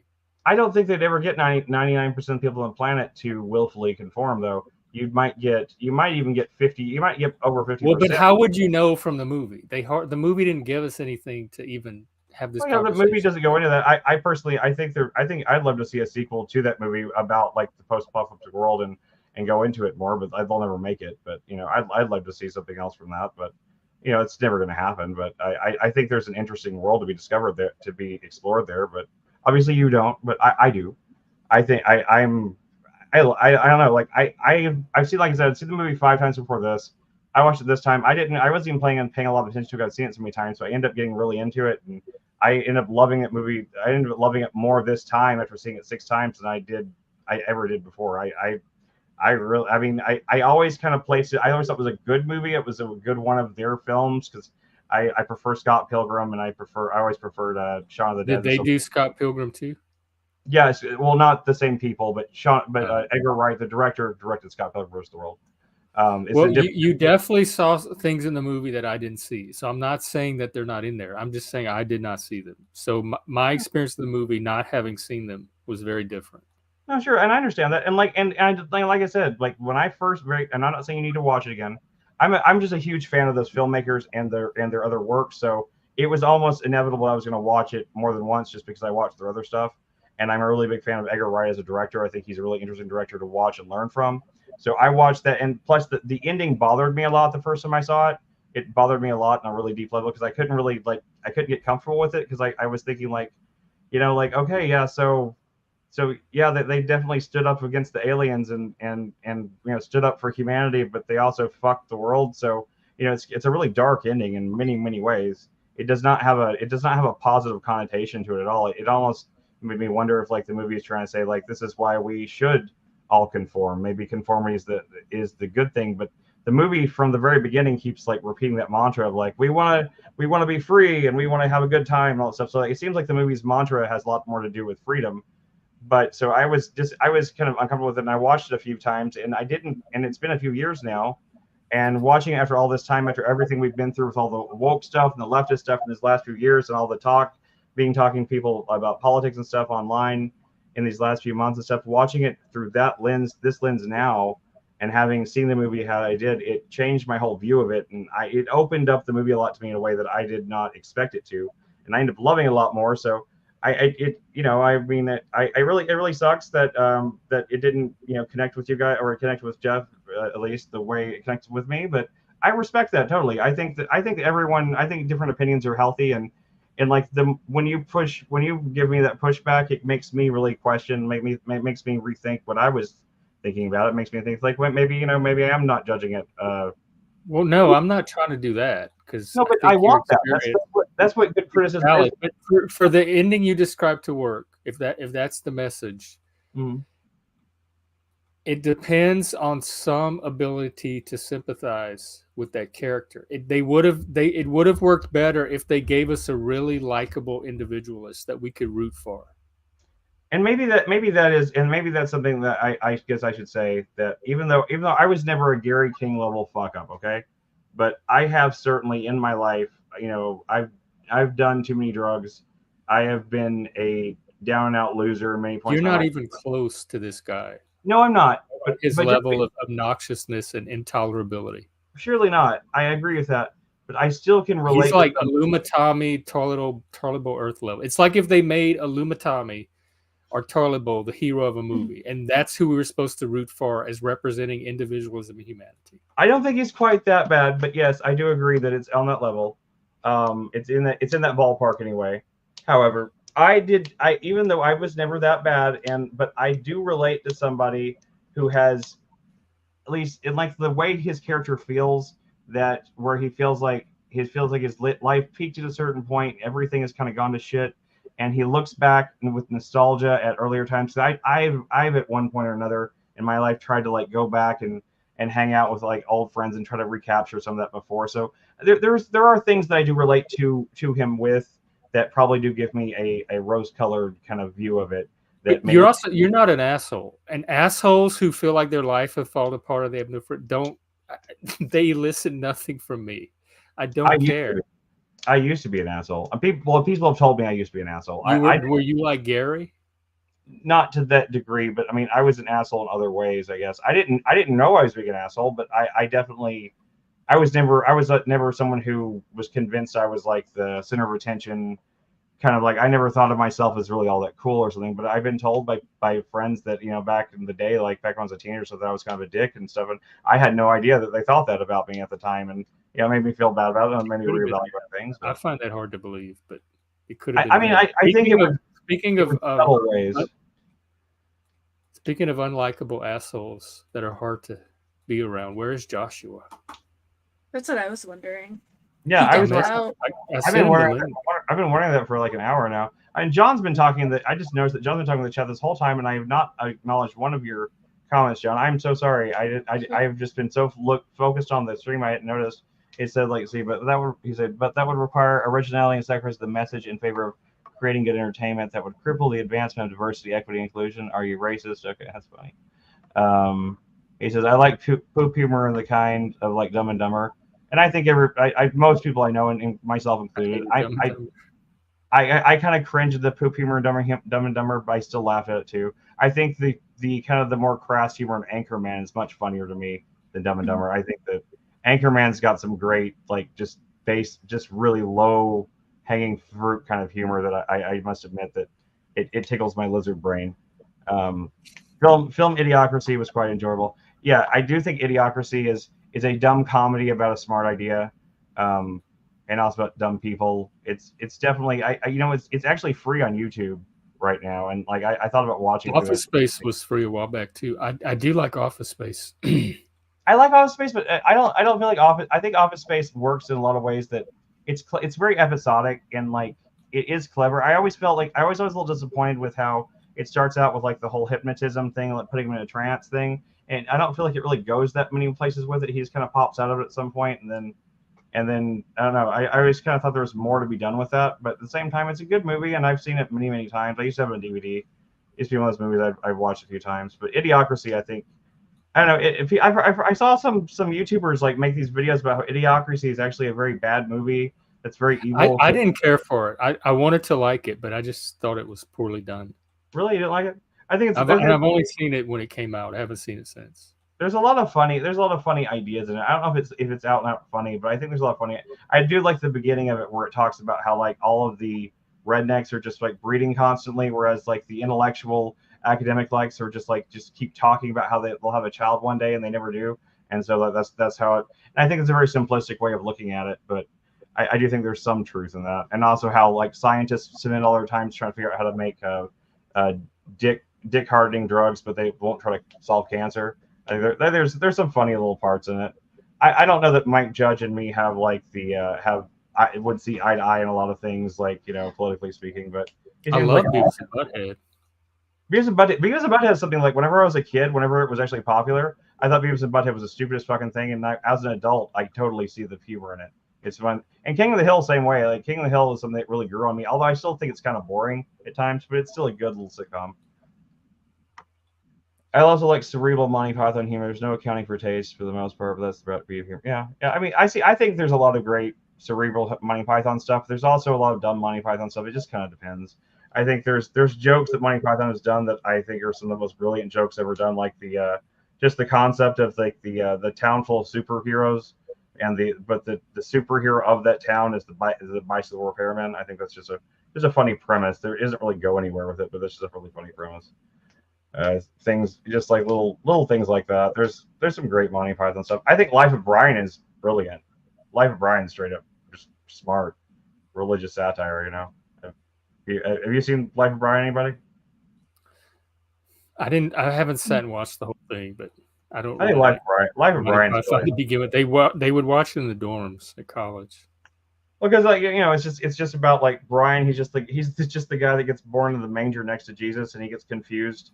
People like the wise men show up for the wrong one at first, and so from birth he's kind of like keeps getting confused for like being the savior, and he's not. He's just some regular guy, and he doesn't really have any wisdom to tell anybody, but he still gets kind of like lumped in with Jesus and gets crucified and all this stuff, and it's just like this really like it's where the, you know, the most famous song that Monty Python, those guys ever created, is like always look on the bright side of life. It's being sung when they're on the crucifixes. You know, it's like always look on the bright side of life. It's a pretty great movie. It's got a lot of subtlety to it. Holy Grail is very funny to me, but it was funny to me as a 14-year-old. I don't know if I could watch it today and still find it as funny as I did when I was 14.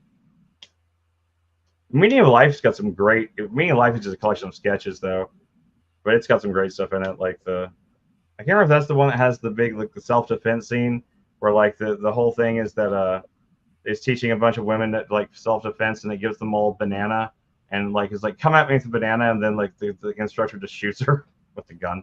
It's just very funny. I think I liked a lot of like their little short joke sketches. I think are very, very funny. Did you guys ever watch any like what was it, a bit of Hugh and Laurie, or that Mitchell and Webb look? You ever seen those? Mitchell and Webb look is the one that everyone's seen. A Mitchell and Webb look because they've all seen the "Are We the Baddies" sketch, right? Everybody's seen that one, right? The two Nazis like standing in trenches and. Oh yeah, I've seen that one. Yeah, they have a bunch of other good skits here. They have a really long. They did a show called Peep Show that ran for many years. It's one of the better sitcoms ever made. It's like the entire show is about the same two actors, and it's just about their dating lives and stuff like that. And it's actually pretty grounded. It's not too absurd. I think it's definitely worth checking out. My favorite British show of all time is the guys that made this World's End, and they made Shaun of the Dead. It's called Spaced. There's only 14 episodes of it. It's totally worth watching. I like British humor stuff because I feel like because they have shorter seasons and like they go into them with solid plans, I think that they end up making better shows with just like, you know, just like a six episodes of their shows pack in more story and character and just interesting stuff than a lot of American TV shows do in their 13 to 26 episodes a lot of times. But I love British mysteries and British acting. Like Yeah. they tell high quality stories. The acting is excellent. Like just an average British mystery show. The acting is like Oscar level acting. And the Right. stories are very suspenseful. They're really good at setting mood. They develop the characters. The plots are suspenseful. It's British comedy that it took me forever to get into AbFab. Like all my friends were, I like still all don't my like gay friends were watching it, and Say goodnight. it wasn't until I smoked weed one night that it suddenly became funny. And then I was like laughing my ass off, and I suddenly got why it was so funny. Maybe that'll happen to anyone because I tried to watch AbFab 1,000 times. I never could get into AbFab because it Me used to come neither. out- Not until I smoked weed. Nothing about AbFab. I also don't like the other one, Little Britain, with like the weird, Yeah, like I don't with care for that the one weird either. looking fat kid guy, and like Yeah, they're like I don't. That one does nothing I for me either.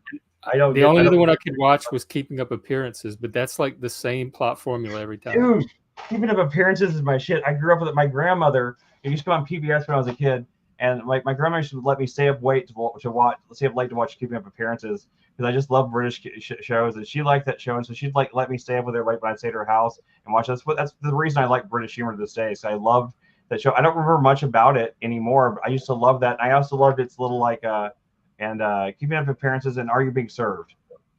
Oh, I could never get. Is that the one where they're at the department store? Yeah, but it was like they played back to back. I couldn't. I could In never my get mind, into that. in my mind, they're very mashed together. I can't separate them really. Didn't they have some of the same actors in them?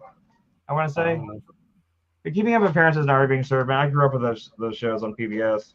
And that's the reason I like British humor this day, probably. But like, unlike so like space is barely even British. Space is like it's almost all American pop culture references. It's built off pop culture references like The Shining and like action movies and stuff like that. And the characters are much more like, as opposed to like Gary, who is just like this kind of aggressive asshole character. Like Tim from Space was he was kind of a lovable loser kind of character. I was just kind of a slacker. It was very 90s kind of, even though it was made in the 2000s, it had a very 90s slacker vibe to it. All the characters were just kind of in their 20s and trying to figure things out. It's just a great show. They have the best episode about raving that I've ever seen. It's the only time I've ever seen a TV show portray people going to a rave, to an actual rave, like people drop ecstasy and stuff like that actually captures the spirit of that. Because every time I ever see somebody rave in a TV show, that's always like they just fuck it up. They don't show what it's really like. They don't show how people really act. It's just like it's over. They turn it into like one of those like acid trip type things or something like that. The raving episode of Space is pitch perfect. It's got that guy in it that was in the guy that played the Reverend in this. He actually plays the drug dealer in that too. So they're all those guys were friends from they all met on this TV show called Jam. And also, which another kind of famous British guy came out of that. He made this show called Brass Eye, Chris Morris, that got banned a lot of places. It was a fake documentary show that people I guess thought were real. And later that they end up going on to make the IT Crowd. I'm sorry, I'm an encyclopedia of British stuff. You ever seen the IT Crowd stuff? Or I have, yeah. If there's one, if you've seen the Trans episode? Yeah.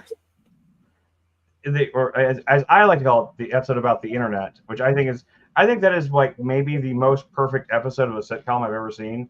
I think everything about it, and I can't believe that that's one of the things they try to cancel Graham Lennon over, even though it's the most sympathetic, like pre these times. This came out in the late 90s, or early 2000s, and it's the most sympathetic portrayal of a trans person I can imagine. The trans person gets rejected, but by the most sexist, awful character in the show, and he's even shown to be depressed and heartbroken about the end, and yet people are like, Graham Lennon hates trans people. It's so fucking weird. But the funny part of that episode has to do with the fact that the two nerds convinced this girl that they work in this office with that this one little box with a blinking light on it is the internet, and that's what the internet is, and they're going to let her use it for a presentation, and she believes them, and it's just It's really funny. Yeah. I love Moss. I love Richard Ayoade. I think that's how I say his name. I can never pronounce it right. I think Richard Ayoade is just a hilarious person. You know, they tried to do an American remake of IT Crowd, that Joel McHale and like the Irish guy role, and they still had Richard Ayoade in his main role, and a really unappealing woman playing Jen. And I found it once on YouTube, and it was the exact script as the original pilot, and it was painful. And I don't know. I understand how that happens. How you can make something word for word the same thing with a talented cast, the same shot setups and everything, and it just comes off like somebody wearing someone else's skin. You know, it just comes across disturbing. You know, it's like it's just not the same thing.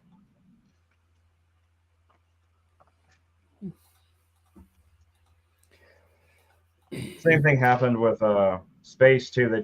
Fox McG, the director of Charlie's Angels, tried to make a American version of Space, and it was also just eyes meltingly terrible.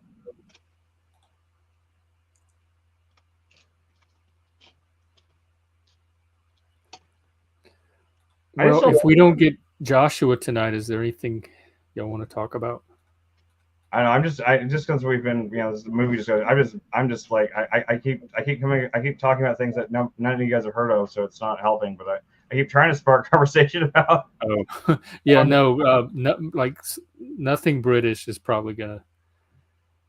You guys have never seen Black Books then either, right? They used to go on Comedy Central. That's the only reason I wonder if they've seen that one. I watched Doctor Who growing up.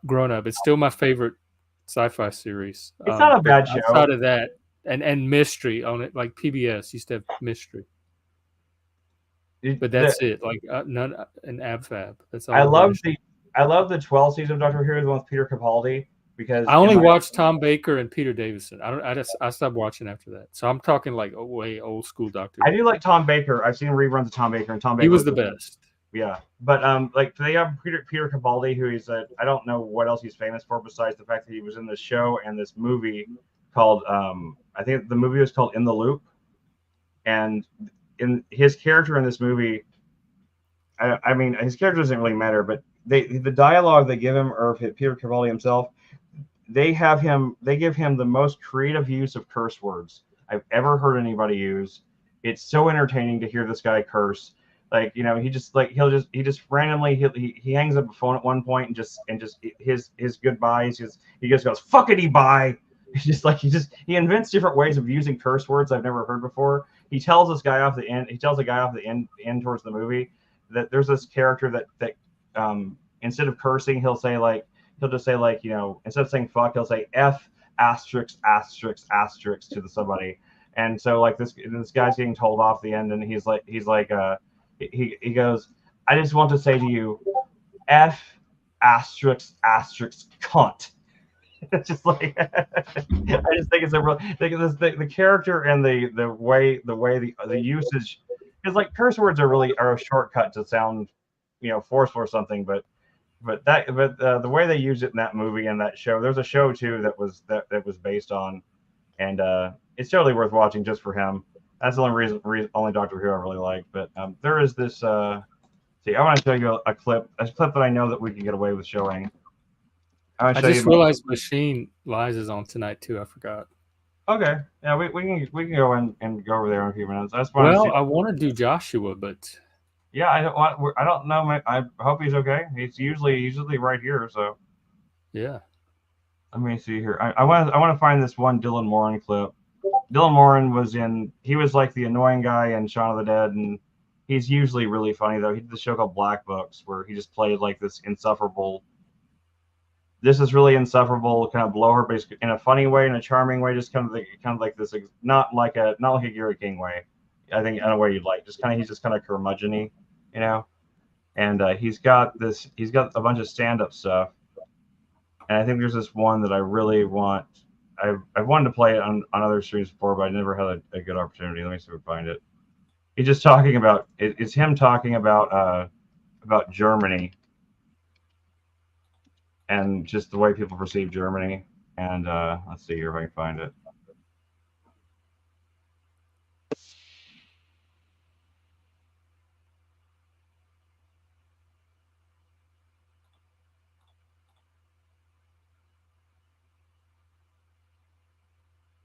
Yeah, okay.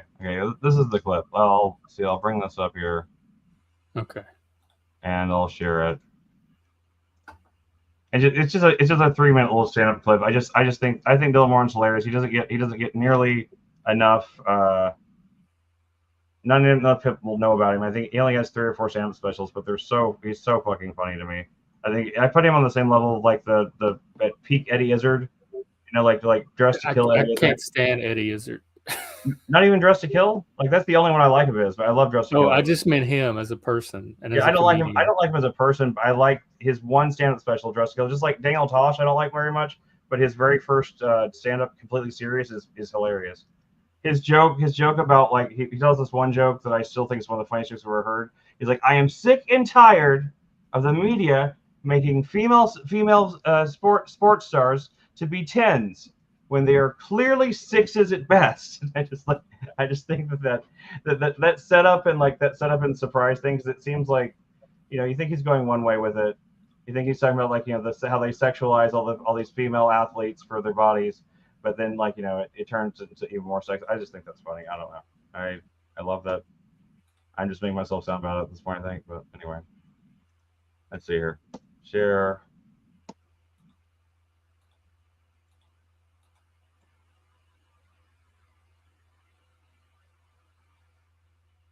You can bring it up. Okay. This idea of the good life being elsewhere does possess people.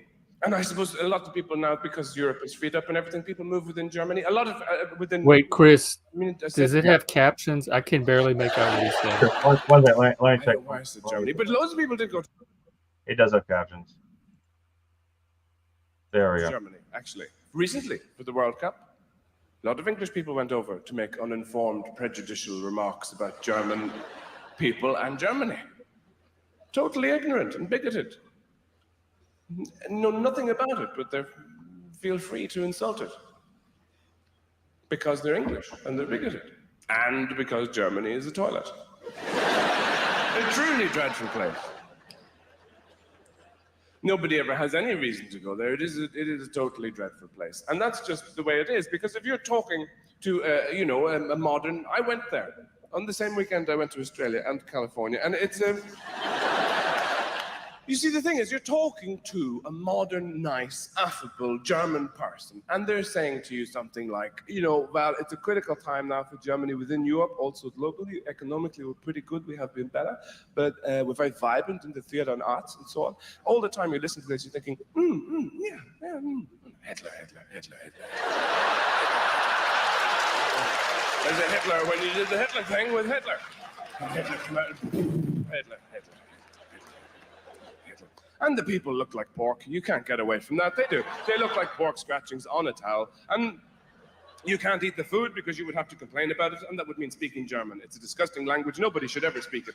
Even Hitler was vegetarian. That's how bad the food is. And you couldn't speak German because it's a horrible sound. It sounds like typewriters eating tinfoil being kicked down the stairs. And somebody is talking to you in German, they're saying, and you think, what is happening to you from behind? How can we make it stop? Please go away. Now, that's not prejudice, that's just observation. And the thing is, English people are very bigoted, though, I find. I say that as a neutral Irish person. Ireland wasn't involved in the war at all. Ireland's reaction in the war was to go, what? There's a what on? Sorry, what? I'm not dressed. What is it? What? You want a what? You need to, what? What is it? A war? Oh, it's all over. Is it? Oh, we'll go. Yeah, what do you want? And not very useful. But English people are quite prejudiced, I think. Because I've noticed this recently, because I have lots of English friends who are very dear to me, and I realized recently, when you're talking to an English person and you're from elsewhere, they share with you. They do a lovely thing when they're talking to you. They impersonate you as they're talking to you. Somebody says to me, do you want another drink then? In that English voice that suggests they're just about to die at any moment. Do you want another drink? I would. I'd love another drink. That'd be great. That'd be grand. Thank you. They do you. They go, I would, yeah, that'd be great. That'd be great. That'd be lovely. What the fuck are you doing? Laughing. It's just. I guess not everybody enjoy that as much as I do. I think Dylan Warren's great, but he doesn't get a lot of people like him that much. I didn't get a lot of it. Sorry. I just think his whole thing about like like you're talking to like modern German people and stuff like that, and the only thing you think is just Hitler. I don't know. That's not as common these days. He has another great bit about one of his other bits I like a lot. He's talking about like the differences between men and women. He's like, it's very simple what men want. We want cakes. We want women to look like cakes. So like that, and then but you ask a woman, ask a woman what she wants, and you seem to hear the same response every time. You hear the same response. It's always they like a man in uniform. So that tells you right there what they want. Fascists. I just think it's a funny punchline. I don't get it. Just men in uniform, tend to be I don't know. Oh, I think I kind of get it, but it just tells you what they want. They want, like fascists. I don't know. It's just kind of like the surprise kind of punchline of like, you think that he's going one direction, he goes another one. I don't know. Stand up is very, not everybody likes a lot of every kind of stand up, and that's fine. my stand up preferences are like, I like Louis C.K. a lot. I like Dylan Moore a lot. Who's the other one? The second one? I said Louis C.K. and Dylan Moran. And Who? in terms of Dylan Moran, the guy we just watched. That's his name. The guy that we just watched is Dylan Moran. Oh, him, the one you just showed us. Watch. Oh, okay. I like Dylan Moran. I like I said, Louis C.K. In terms of stand-ups that actually make me laugh out loud, the ones that I actually can watch and actually laugh, because there's a lot of stand-ups I can watch and they're fine. Maria Bamford, I think, is hilarious. I think Maria Bamford's one of the funniest people on the planet. There's only like a handful of stand-ups that I can enjoy their stand-up, but it won't actually make me laugh. I won't actually laugh out loud. You have to really catch me by surprise with this punchline to really get a laugh out of me. Right. It's a stand-up. I've always been tempted to try to do stand-up, but it's very. I never felt like I had enough to say, or I never had a unique enough perspective or a unique enough take on anything just to bother doing it. It seems like, what's the point of doing stand-up if you're just going to like repeat the same shit everybody else does, But still, I always want to try it, but I don't know. You've never tried it yet? No, I've never tried stand-up. I mean, I've done live performances. I've done kind of like many little stand-up things, jokes and stuff in between songs, like doing like doing concerts and stuff like that, like playing in bands. But I've never actually just done stand-up.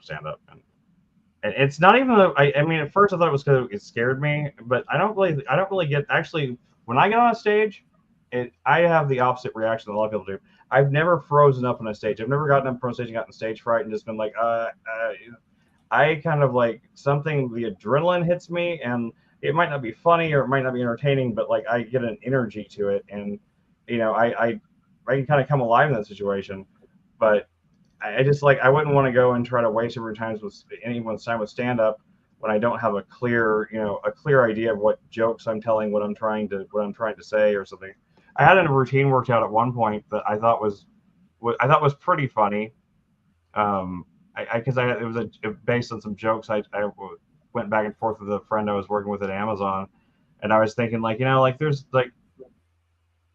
we could opening a taco place that maybe chicken tacos. We just call them cacos because they can't stop you. I mean, chicken means cock, so you have smoked cock tacos, And then the joke kept expanding from there, just more, because we're going to call it, the name of the restaurant is going to be Cock Smokers, But then it's maybe something funny, but at the time in Amazon, we thought it was hilarious.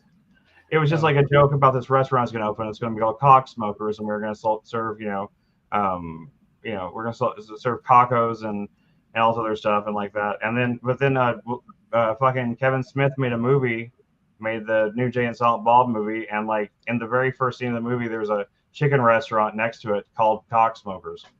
And so I was like, well, now I can't do that because people just think I'm ripping off a Kevin Smith movie. So, and it's probably for the best because it's really not that funny of a joke. I can tell because I've only told that to a few people and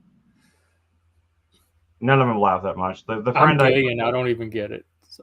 it's really not a gay joke. It's just a joke about the fact that because you're using like the double meaning of the word, you can kind of get away with having like a really dirty, you can name your joke something really dirty, and it's technically you haven't said anything dirty, and you're just like, you're just roasting chicken wets, just Cocksmokers, It's not that funny, I guess. We thought it was funny at Amazon. I was working 12-hour shifts in the middle of the night. It's probably the kind of thing that was best left unsaid. I don't know. I don't. And it's reactions like that also, give me a good grounding of the fact that, But maybe don't go by off of me because I'm very humor impaired. But see, like if I can come up with a joke that you actually laugh at, then I know that it's a joke that maybe a lot of people probably would. No, So. if you come with a joke that I laugh at, it's probably not a joke that the majority of audiences will laugh at. Okay, amazing. What about but You Emerald? should take the jokes I laugh at and do the opposite. Emerald seems to have a similar sense of humor to me though, and she wouldn't laugh, so I think I can feel like, but like I said, that one's already crossed off the list anyway because I said Kevin Smith took that shit, so I don't own that anymore. And even if I did, I'm not sure I wanted to. It was a lot. It was going to be a lot more elaborate than that. I wasn't just going to go on stage and just be like, I'm opening a restaurant. And here's what it's called. And I thought there was a build up to it. It was like a thing that's supposed to build into it. I don't remember half that shit anymore, so it's okay. I've developed some stand up like routine type stuff at one time or another, but I just like I write them down and I write all the stuff down and I think it's really funny, and then like I let it sit for a couple of weeks, go back to read it, and I'm like, what the fuck was I thinking? This is stupid. Like, I don't know. This stuff doesn't sit very well with me My writing, when I write fiction and stuff like that, that really rarely happens. But when I try to write humor, it doesn't usually go that well. I don't know. I can write comedy script type stuff I think is okay, but as stand up, I don't know. Stand up's a very, very particular kind of weird thing to do. You just got to be up there on stage, just like trying to engage with an audience, making them laugh. It's a very intimate kind of thing to do in general, especially if you're doing small venues like comedy clubs and stuff like that. I would love to see if Paul actually ever followed through and actually did a stand thing. I'd love to go see what he would actually do for stand up because I'm not convinced Paul's that funny. I get his humor. I get his humor. I'm just not convinced he's stand up funny though. Oh yeah, I don't know his stand up at all. I mean, I get his humor. I think he's funny in like some of the little jokes he tells and some of the little things he does. Although it tends to be the same joke over and over lately of just like, he makes a statement that's, a comedy that's not really a comedy statement kind of thing. He does it a lot, but I think it's funny. It's cute, but I don't know how that's going to translate to a stage show. But maybe so. Honestly, it'll surprise me. Have you ever tried doing stand up, Emerald? I feel like we're like not involving you or something. I want to hear more from you because I think anytime you've really engaged our conversations, I think they've become much more interesting. So I want to hear more from you. Yeah, I'm kind of just overheating in my apartment, so that's why I've been more quiet. The heat's like all the way up. Yeah. Oh. It's like super hot. Cold there? Can you turn it down? It is. No, but I have like all the windows open, so. Oh. It's like broken. It's like broken or something. I think it's broken. Yeah, I gotta talk to my landlord because it's like way too hot, and I already like hate heat in general. I tend to overheat very quickly, so. We had the same issue at our apartment in Irving. Well, we did until recently. Finally got the air back on, but like during the summer, even with the air conditioning as high as it would go, and like all these blower fans, like those garage blower fans. I have like 4 of those because it's the only thing that can push heat. Only thing that can move heat out of a room that the sun is blasting on. So I had like 4 of those things running, and still it would be like you'd still be sweating constantly. It was terrible, but you do. Yeah, it's like suffocating. So that's why I'm kind of like more quiet. Do you live somewhere that's humid? Chicago, so it's kind of cool now, but it's really hot in my apartment. Like it's cold outside. It's like in the 40s. If it ever becomes super humid, I swear they don't cost everyone knows about humidifiers. They're fairly cheap, but you can get a dehumidifier for usually like under $50 or like between 50 and 60 anyway. And I swear a dehumidifier is a miracle device for living in a humid environment. I don't really entirely understand it. I don't understand like why places that are in need of water don't run dehumidifiers all the time to collect water. Because you just sit this thing and it just runs like it sounds like a really quiet air conditioning unit. And then about every 24 hours, it'll beep, and you'll have 5 gallons of water you have to pour out. And so it just pulls the water out of the air, and it does so much for the air, for your overall air temperature and tolerability. It's not even funny. I would highly recommend it I should probably look into that. If you look into if you're having humidity issues at all, where it's like sticky, where the heat's sticky, yeah, definitely get one of those. We keep 2 of them, and I wish I had a 3rd one, to be honest. I probably need one of those, yeah. They actually work. I thought it was going to be one of those things that I was going to get and it was going to end up doing nothing, but it makes a huge difference. You can even tell it in the thermostat. If you're just running just that, you can just tell that it brings the temperature down just from the lack of humidity of the air. Yeah, like I wish I was able to control the heat. Like the vents are like right by me right now, like in my bedroom, and it's like super hot. I hate that. So yeah. I would run my air conditioner, but it's like it's so cold outside. Like I don't want to run the air. I might have to.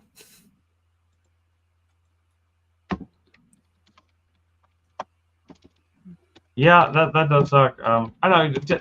You have any further thoughts on the movie? I'd like to hear more of what you thought. I mean, you seem to like it a little bit more than Jeff, obviously, not as much as me, but I'd like to hear that centrist opinion. Like, give me something did anything that stood out about to you? Did you see any like the anti-woke kind of stuff in it? Do you think that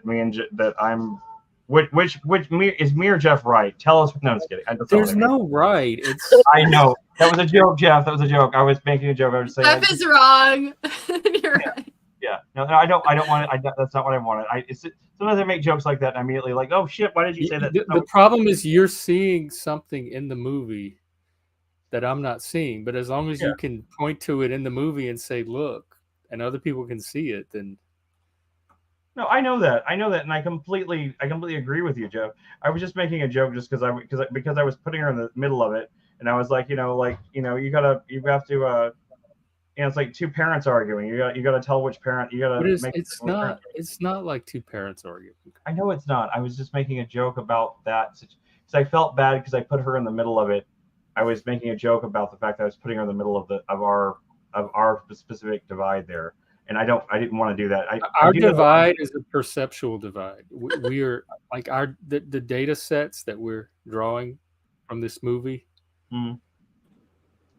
are very different. We're not seeing the same thing when we look at the movie. It's like the blue and black dress, whatever. But it does sound like Emerald liked it better than I did. So she enjoyed it on a movie level. Yeah. I think you were bit too harsh on it, Jeff. You had like really strong opinions. I don't think you can be harsh enough on that horrible, awful movie. You were so hey Ron, enraged about it. You were so angry. I was like that from the very the first 5 or 10 minutes. The minute they introduced his character, I was like that. My reaction to that character never faltered. The entire movie, I was like that.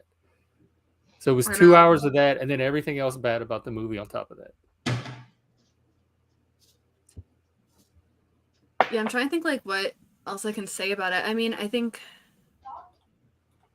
I enjoyed it, and I enjoyed listening to the 2 different opinions you guys had. Right. But Jeff was just so angry about it. I was like, I thought you were gonna send an angry email to the director. Bad art and bad theater really does make me I really do have a negative reaction to it. The group dynamic definitely reminded me of the popular high school crowd. So it made me reminiscent of high school for some reason. They're the little group of guys. Yeah, they were the popular guys, but they turned out to be somewhat losers. They seem like in their own unique ways. I mean, yeah, nerds too, but I guess they were. Yeah, at the beginning they were kind of the kids that ruled the school. Well, that's Yeah. that's what Gary said. But if you look at the actual images they show, it shows that clearly is not the case. They were just kind of losers. That in Gary's They weren't mind, I mean, they all had families and jobs and lives. Like Yeah. they're all every one of them are more established and successful than I am. So they're definitely not losers. They're just not interesting. Like if I spent time with them at a bar or a coffee shop, I would be looking at my watch the whole time. They're just not interesting characters. Nothing I would want to spend 2 hours watching in a movie. You're supposed to make your characters interesting. Unless for some reason your movie is deliberately using uninteresting characters for some artistic effect. I do think that Gary is interesting. I just think that he's kind of repellent. But I mean, he's more repellent than interesting. He's so repellent that I lose interest in him. The others are not interesting at all. There was nothing that drew me into them at all. And like I said, I think I do want to hear more from Emerald, but and Ron, we watched a movie called The World's End. Mm-hmm. If you saw it, you can give your opinion on it too. Yeah, have you seen it, Ron? No. No, okay. Have you seen I gave it 2 big, gigantic thumbs down. And I know Chris is you the did. best movie he's ever seen. So I didn't say it was we've the been best. arguing about it for 2 One of hours. my favorite movies. It is one of my favorite movies. It's not the best I've ever seen, though. It's so bad. Emerald liked it. Did you see I Shaun? liked it. Did you see I'm Shaun of the definitely in the Dead? minority. Did you see Shaun of the Dead or Hot Fuzz, Ron? No. Okay, so Ron strikes me as like a little. His sensibility is more sophisticated too. right. Okay, yeah. So he's like once again you're doing like those little. You're like they're throwing that little shade there, like Who's shady? It's not. Yeah, It's not suggesting that intended to be I don't like shade. I don't the know any kids, other way to right? describe it. I said it was juvenile. I said it seemed like it was made for 8-year-olds. That's fine. I don't mind. I just think it's funny. I think It wasn't deep. It wasn't complex. The characterizations were very shallow. I'm not trying to be shady. I'm trying to be descriptive. Yeah. And I mean, it takes a certain sensibility to appreciate those kind of movies. And mine is more cerebral, and I look for depth in movies. Come on, dude. Come on. You can totally see how that's totally throwing shade at me, though. I mean, I don't mind it. I think it's funny, but come on, man. You're throwing Not shade. intentionally trying to. I haven't said anything I haven't spent the last 2 hours saying. I'm not intentionally trying to. You throw shade. definitely haven't said anything else. I'm trying to give a fair critique of the film based on my experience of watching it, which was negative, a very negative one. Are you calling into question his lived experience, Chris? No, I kept. Who no, might be? I kept saying over and over that because Chris. The problem is Chris is seeing things in the movie that I'm just not seeing. No, So I can't speak to his offended. experience because it's based on a totally different perception than I'm having. I'm not going to tell him what he's seeing is not there. I I'm just don't see offended it. on your behalf. I'm offended that this straight white male is questioning the lived experience of a homosexual with autism. I think it's very uncurrent year. I think it's And insensitive. a BIPOC. I am a second generation immigrant that escaped a totalitarian. I still have more points than you do. Chris is neurodivergent too, in fairness. So he is, but Okay, he's well, straight never and mind. white, and he's Christian adjacent. So I still think I'd win the Oppression Olympics. Yes, you win the Oppression Olympics in every case. I intentionally will concede my oppression. If I even had a card in the race, I would just concede it right away. I don't even, I don't want that medal. But if I did want the medal, though, I don't want it either. Like I don't want that to be the reason people take my critique of the movie over somebody else's. Yeah, I've never understood that mentality of people when they're like, well, at least I won, kind of thing. Like, who gives a shit? Anyway, but no, I mean, I personally don't think that Jeff's interpretation is at all invalid. I disagree with it, but I think his interpretation is perfectly valid, and I don't think it's because of. I don't think that the things I disagree with him on. I'm not saying that it's because I like cerebral movies that are smarter than this movie. And that, I'm not saying you do. I know for a fact that you like very cerebral movies, and you do have that sensibility. You also have a sensibility I don't have. You're seeing a likability and a heroism in the main character that I'm just not seeing, and you're seeing No, a depth Not a and heroism. complexity to the characters that I'm just not seeing. I'm not saying it's not there. I'm just not seeing it. He's not a hero. Now, Gary King's not a hero. He is, in fact, he is almost down the line an anti-hero in every sense of the fact Well, that that makes him even more unlikable. Like, to be unlikable and an anti-hero at the same time, that's even more reason to push me away from the movie than towards it. I said the biggest flaw of the movie, whatever effect they were going for, it would have worked better if they chose a main character who was actually likable instead of the most unlikable character I've ever seen in a movie. That is going to have an effect on how I experience the movie more than any other element. watching it this time, I have to watching this time. One of the reactions I had to it that I thought was interesting is that I noticed that this is a movie whereas in most movies your main character is going to grow and change and discover something about themselves that's ultimately going to help save the day or their personal growth is going. In this movie, it's the opposite. It's the thing where actually the fact that they refuse to change, they have no personal growth, and that sort of in a way saves the day in a sense. I think how does it? He's a loser douche. Yeah. Who's still stuck in and he's an asshole. He's such an annoying asshole that he basically makes the what I say is the stand-in for the woke leftist mob just kind of be like, fine, fuck it, we don't even care anymore, and they take off. Anyway, but Ron is in this movie. Let's talk about something that Ron has. Okay. Have you seen any good movies recently, Ron? Let's or anything else you want to talk about that's on your mind. Yeah. Give me one quick second. Just and I still want to hear from Emerald. Yeah, I haven't really watched any movies in I went on a date to that Spider-Man Spider-Verse movie thing, which apparently South Park is spoofing. Like, I think they just spoof with I guess that's what they were referencing, the Pandaverse episode. And it definitely was pandering. They were. I can't download it, but I haven't watched it yet. But although I did find it interesting, the movie, it was this nonstop art project. The movie, it was like a painting or like a comic book brought to life. Cool. It was so artistic and I enjoyed the first one, and I really wanted to watch this one, but I just haven't. For some reason, every time I sat down to watch it, it just was one of those things where I just wasn't in the space for it. Right? I just wanted to be in a space where I wanted to watch that kind of a movie, and I just haven't because seriously, the first one and this one seems to be even more. Every frame really seems like a painting on its own, and I really want to be in a mental space where I could really absorb that, and I just haven't been there. But I think and I'm especially glad I saw it in theaters because I think you want that full effect. Well, if I really need that full effect, I have a VR headset, and you can if you're checking on the VR headset, you can set it. They have a thing called Big Screen. You can put your file in there, and it will literally create a 50-foot or a gigantic movie theater screen, virtual in front of you, and with the surround sound and everything, it actually works way better than you expect it to. And you can even set it up where you can have someone watching there with you. It's like an avatar, but you can actually it actually feels like you're in a seat and everything. It fakes the movie theater part of it. Awesome. It's pretty crazy, actually. It's amazing, especially once the lights are down and the movie starts, that you don't even really notice the fact that you're in a virtual space. It's sort of that helmet on your head, but yeah. I remember maybe a couple years ago, I was at my friend's birthday party, and he had a VR headset, and I'd never done it before, so I tried it, and I was on it for maybe 10 or 20 minutes straight or something, and I was also high on pot.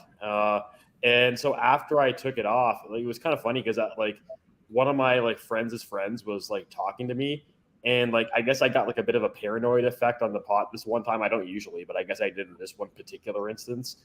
And I started feeling I started feeling uncomfortable, paranoid with my friend's friend, talking to me.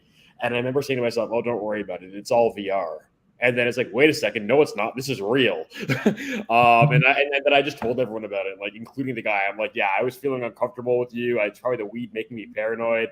And and everyone thought it was funny because so obviously I was quite high. Yeah, I've never been able to mix weed with VR because I can't do VR anymore at all because the vertigo. So yeah, that makes vertigo sense. really ruins that.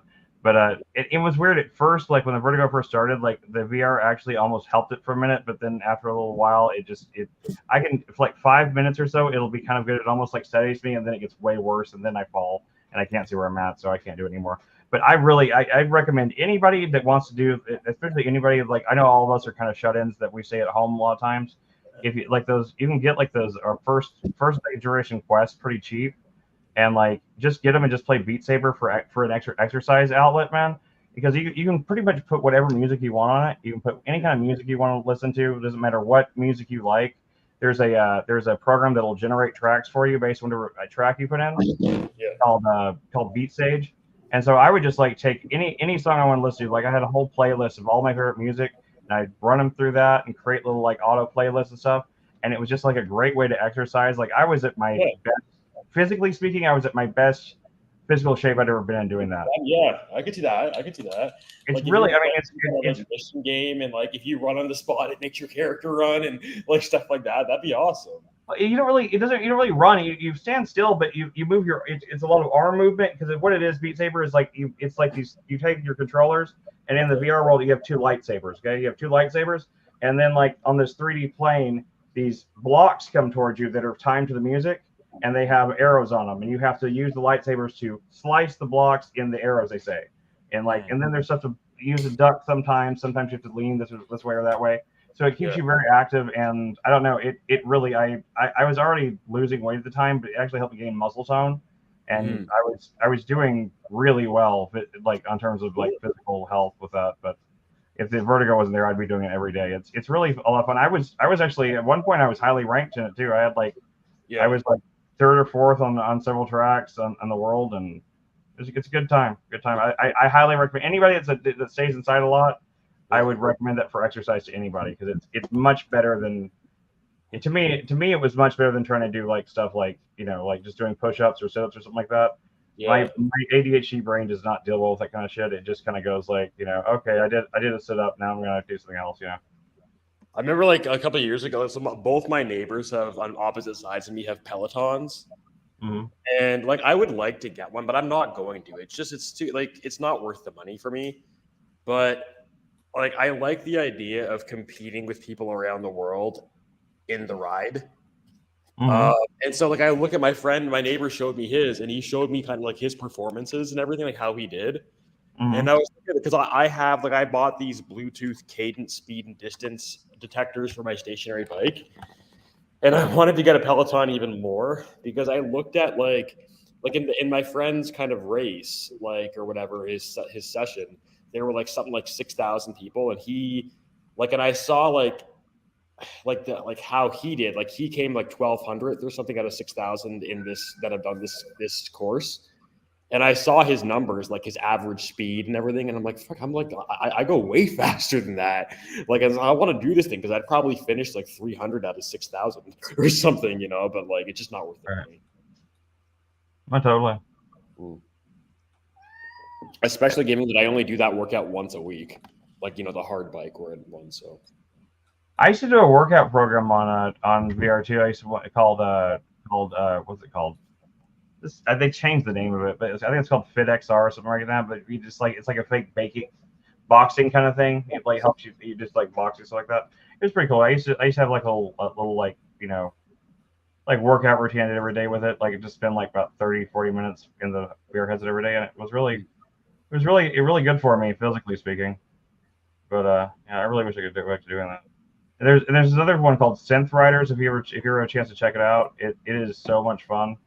It is like it was probably my favorite beyond Beat Saber. Beat Saber was the most challenging, but Synth Riders is a lot of fun.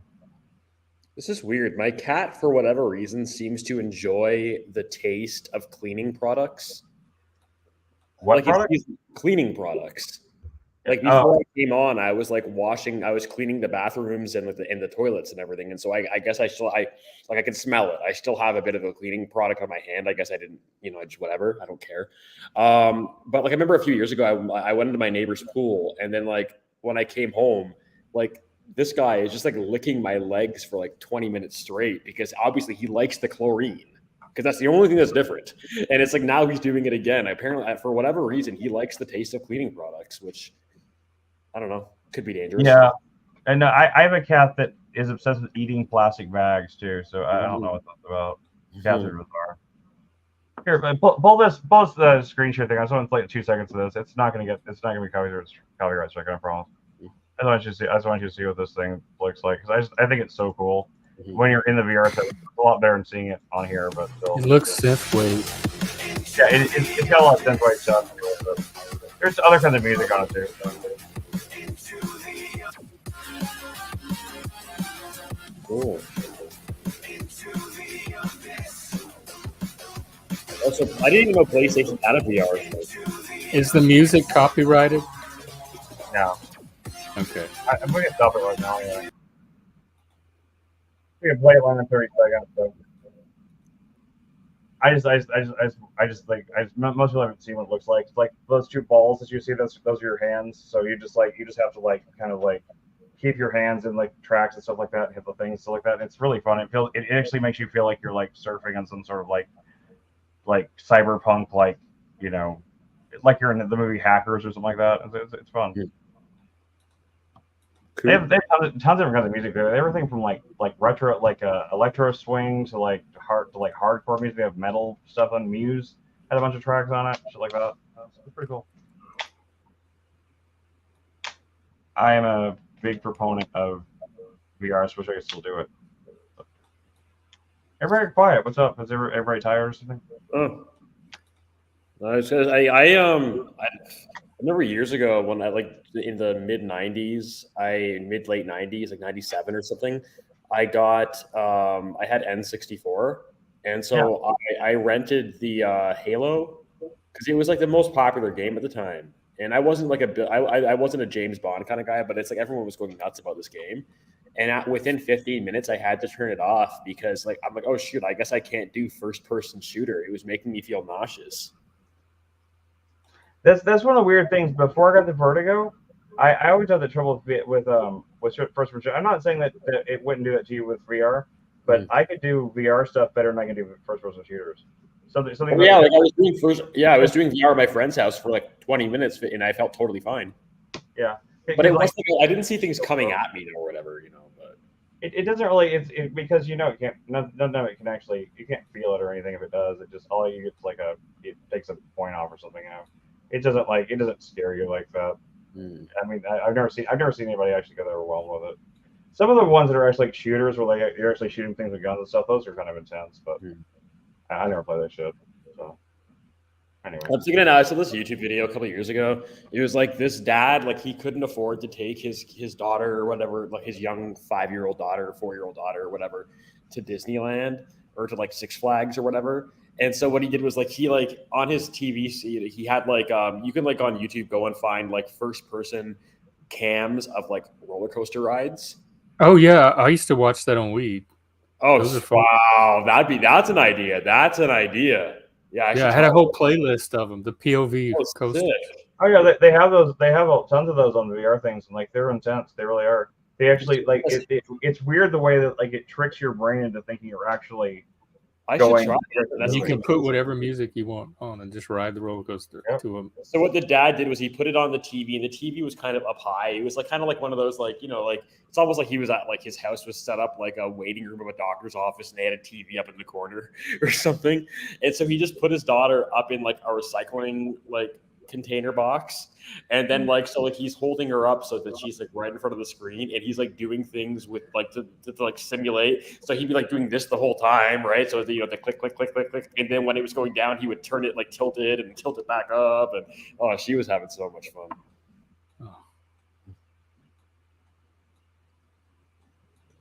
Definitely. That's a base dad. Yeah, based dad. Oh yeah, so unrelated. I'm me and Aiken in my thing.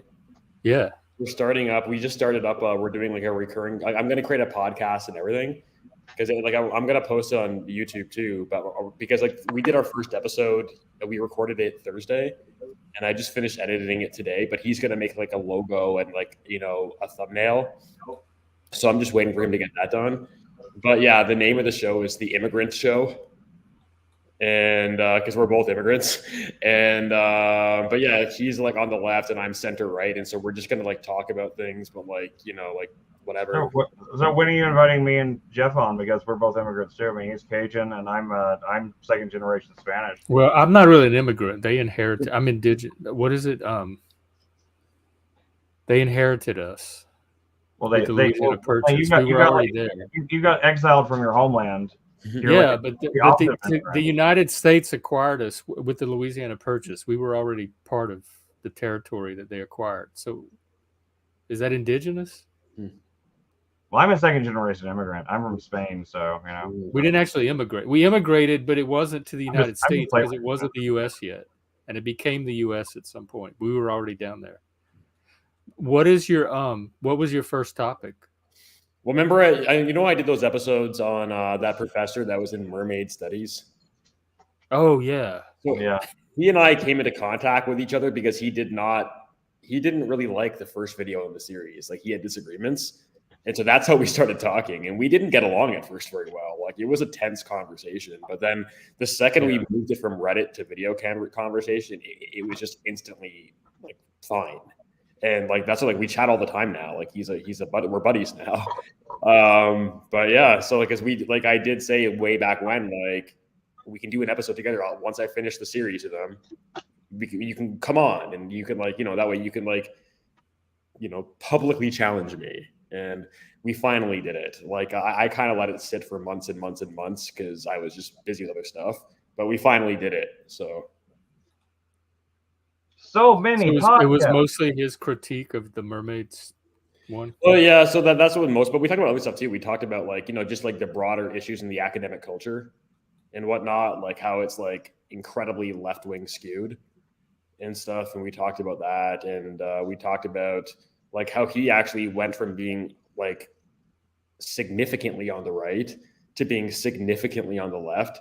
And what drew him from one to the other, one of the biggest, maybe the biggest factor was his introduction to men and boys issues, which is kind of funny because that's on the right. Yeah. Like, it's like, it's not so much that it's associated with it. It's like, it's associated with the right, not because the right is doing so much, but it's because the left just scoffs so much at the very idea that a man or a boy could ever have a problem that's related. It's not validating to men and boys at all. Right. So like people on the right are the only, and I guess it's like people on the right like tend to be hostile, not always, but like they're more likely to be hostile to feminism, and nobody hates men and boys advocacy more than like activist feminists. And so it's kind of like it has in a way become more associated with the right.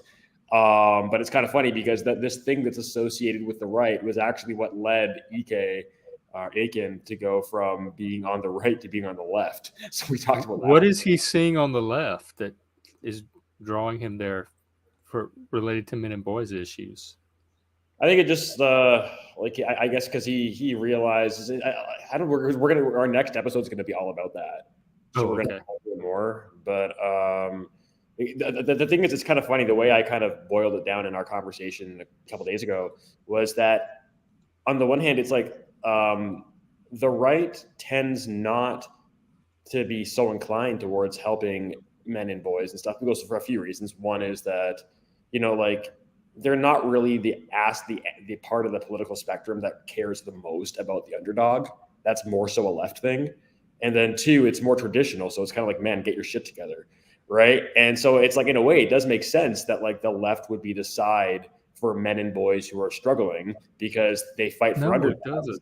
They're not underdogs. But the problem is it's like on the left, it's like there's a category error. Like it's like a lot of people on the left, they cannot possibly conceive of a man or a boy ever being an underdog in a way that relates to them being men and boys. Like if they're an underdog, it's because they're black or because they're disabled or because they're gay, but they cannot possibly because like male privilege, right? So like, being a male is inherently advantageous. So there's no way that you could be disadvantaged as a male.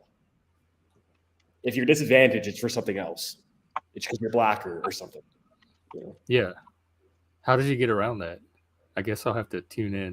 Yeah, no, he didn't disagree with me. Yeah, he didn't disagree with me at all. Like, I think he agrees with me completely.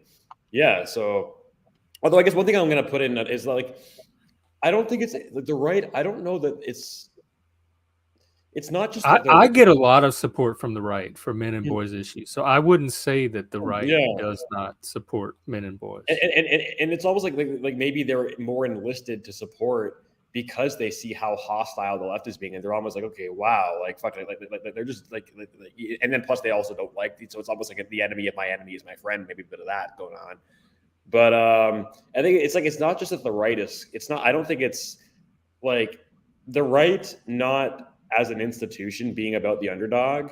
It might be just that, like, look, maybe they don't view the government as being the rightful agent to deal with that issue. It's like, like, yeah, if you have problems, like, that's why we're talking about family values. That's why we're talking about the importance of like religious community. Yeah, and the nuclear Those family. It's not the government's job, but people do need that. And, so that's why you need to have a 2-parent family. That's why like, you shouldn't go move to the city. You should stay where you're from. You should stay in church because you're going to have problems, and then you're going to have support, because that's where you should be getting that support. It's not the government's job. And if the government did it, they wouldn't do it well, which is usually true when it comes to this. Like, how much is like you getting 6 sessions of cognitive behavioral therapy going to help you?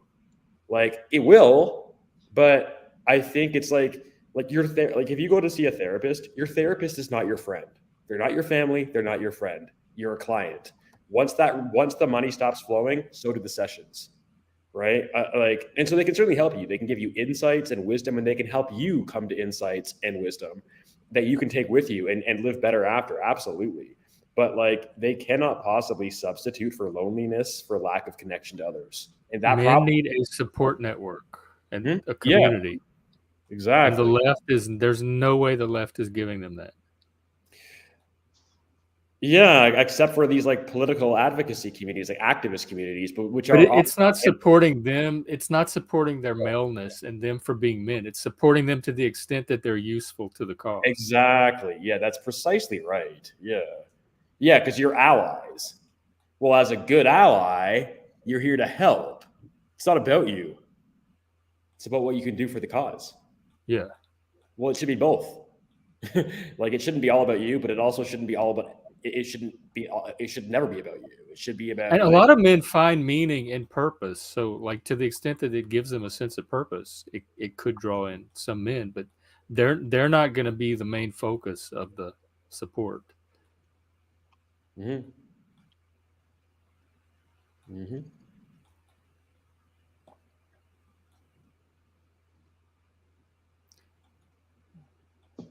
Well, I look forward to the episode. I wouldn't mind talking to it myself. Yeah. Although we've tried to talk before, it's kind of like I had your experience too. We didn't quite hit it off. Oh no, with he and I, we hit it off. Like, so as we say, because we actually talked about our first coming to contact with each other, and we talked in the thing that was the first part of the video, and we're putting it in podcast. I'm going to put it up in a podcast too, because the thing is, it's like an hour and 36-minute conversation. I cannot expect people to just sit there and watch their computer screen, right? So I'm going to like get it into podcast form so people can listen to it when they're driving, when they're on the bus or whatever they're doing, just get it, make it an accessory to their day as opposed to the prime focus. But yeah, so what happened was, like, we started off in a Discord, which is a terrible forum because I hate text. You can't hear intonation. Like, there's just so many things wrong with it. And it just lends itself to toxic conversation. But he kind of came out like kind of passive aggressive and hostile towards me. But the thing is, honestly, it was actually largely my fault, because when I first made that video, my intention was that I was making a 1 or 2 video thing about this professor. But when I realized when I was doing it is that I need more. Like, I can't fit it all into 1 or 2. And so I had all this balance planned, but it never went into the first video because I realized during that video that I need more videos to get all the way through this. And so the balance never came. And so from his perspective, justifiably, he just figured I was being like not fair. Because in that video in isolation, I wasn't, because the balance never came. The balance came in the next 2 videos. And so that was my mistake. And so I completely owned it. When we did our first video chat, it was just the 2 of us. After I just said, hey, how are you? All that stuff. I said to him, I think we're going to agree more than you might think we are going to agree. And it's mostly my fault. And I just explained what I just said to you guys. And then that's actually what happened. We ended up agreeing like a lot. So, and when we didn't agree, it wasn't like bad. So, Well, I mean, that's not really a fault. It's just you made an artistic choice or maybe a technical choice to spread your. Oh, you know, but the problem is that I did that video on its own was not a balanced video. It was very tilted in one direction. And initially, when I was making it, my plan was to balance it out. You know, for the latter third of the video was going to be where I was going to add that balance. But because I made those changes, that balance never came in that video. So that video by itself was not balanced. And that was actually what engendered his hostility because it wasn't balanced. I wasn't being fair in that moment. Like the fairness came like a week later, you know? So. Well, was that enough for him? Like as long as it came? Yeah, no, well, we also just had a good conversation and stuff, like when we understood each other better. So, and I think he just, when it's just some person on Reddit that you don't know, he doesn't know that I'm not just some douchebag. You know, he doesn't know that, right? But then we start talking, and he starts seeing me admitting when he sees that I have no trouble at all admitting if I did something wrong or if he did something right. Like it kind of, you know what I mean? Like I think I showed him very, very quickly that I'm not like an asshole. You know what I mean? And then that took the edge off. And he showed me very quickly that he's not an asshole either. So that helps. Well, speaking of assholes. Yeah. Well, hello there. Speaking of them all night. Yeah. And wondering where you were. Well, it's like 9:46. I woke up late. How convenient. No excuses. Well, so what the problem is that little germ factory give me whatever he had. It just taken a couple days. Straight to the gulag. Straight to the gulag. Is he out of the hospital? No, he'll be there for like four more days, I think. Oh Lord, that sounds serious. I'm sorry to hear that. It only sounds serious. It's because these fuckers over here can't figure out modern medicine. That's really what the problem is. So it takes them extra amount of time to actually do their damn job. Incompetent bastards. That makes it harder. Anyways, I don't know. Could be worse. It could be worse. It could be in Canada. Well, no, that actually sounds kind of appealing because, like, you know, then right, like all of the bills are taken care of, the kids gone, right? I've got the next 16 years, no problem. Because then you can just get a maid. So, well, that would it is the thing that he is the maid. Yeah, that is the maid, isn't it? Isn't that what it is called? Is maid service? Oh, the medical assistance in dying. Yeah, I was making a joke. Chris, what is the APOA? The APOA, well, just come on stream, John, and I'll tell you what the APOA is. I'm not going to explain it in chat right now. Yeah, well, it's like no matter what kind of maid you get, you're not going to have to clean your house. This is true. A plague of arrows. Yeah, it's a plague of arrows, but it's a concept. APOA is a concept that I haven't fully defined yet. So maybe I will sometime soon. I'll tell you later. I tell you later are the five words or the four words I dread most in the English language.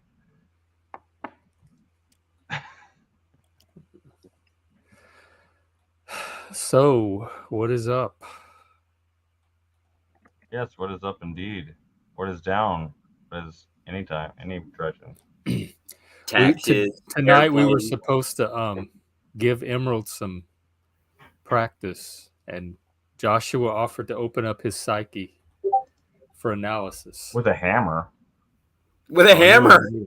I know she'll come at me with a hammer. Oh.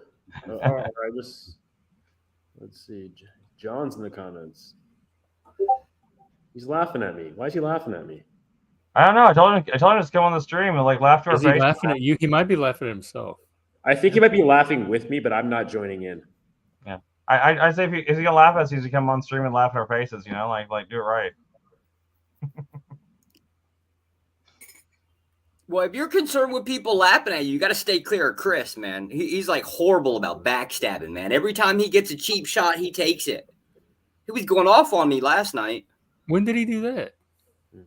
He's wasted. Oh, you're me. Oh, thanks, Bridges. Yeah, I see it. Yeah. Oh, are you still in Nashville, Ooh. John? Oh, John's in Nashville, Nashville. okay. John from Nashville. Yeah. John from Yahoo! Nashville. Or wait, that's Texas. What do they say in Nashville?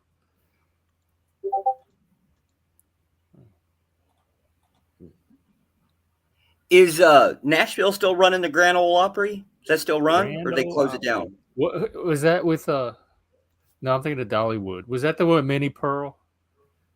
Who cares? Nashville's a dirtier city than even New Orleans was before Katrina, so who gives a fuck? Well, we'll get a report soon, I'm sure. 2 more days. Oh, another week in the USA. Where are you going? Come to Texas. Come on to Texas, yeah. Yeah, fuck Canada's right, unfortunately. Why does everybody want to have sex with Canada? I don't understand. Not that kind of fuck. I don't. Texas is kind of hot though. That's the problem. It's just Texas, just that damn heat. I like the heat. I don't like sweating my ass off anymore. Then don't go to Texas. I go to Canada, but then I freeze my ass off. It's like there's Yeah, never that's- any comfortable That's way middle too ground. north. There's San Diego, but it's rather expensive, and it's in California. San Diego. You know the problem. Well, the problem is the people. That's supposed to be growing, like one of the fastest growing cities. I like upstate New York, full of assholes. They're not as bad as the city assholes, but lots of assholes up here. Did you ever see the movie The World's End? No, sir. Oh, we watched it tonight. It's all about this asshole. He's Just a really one? unlikable. Like the main character is this really unlikable, obnoxious asshole. Oh well, I like assholes. And it had me thinking of you. It should, but in a different way.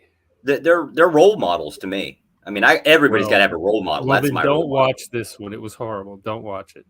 Oh, well, give me ideas. He saves the world at the end by his obnoxious. He doesn't save the world. He It's doesn't not- change being an asshole in any way, shape, or form. It's The not for him. aliens The just world was throw in the taken over towel. by That's not collective him saving the alien world. government. It's all the same.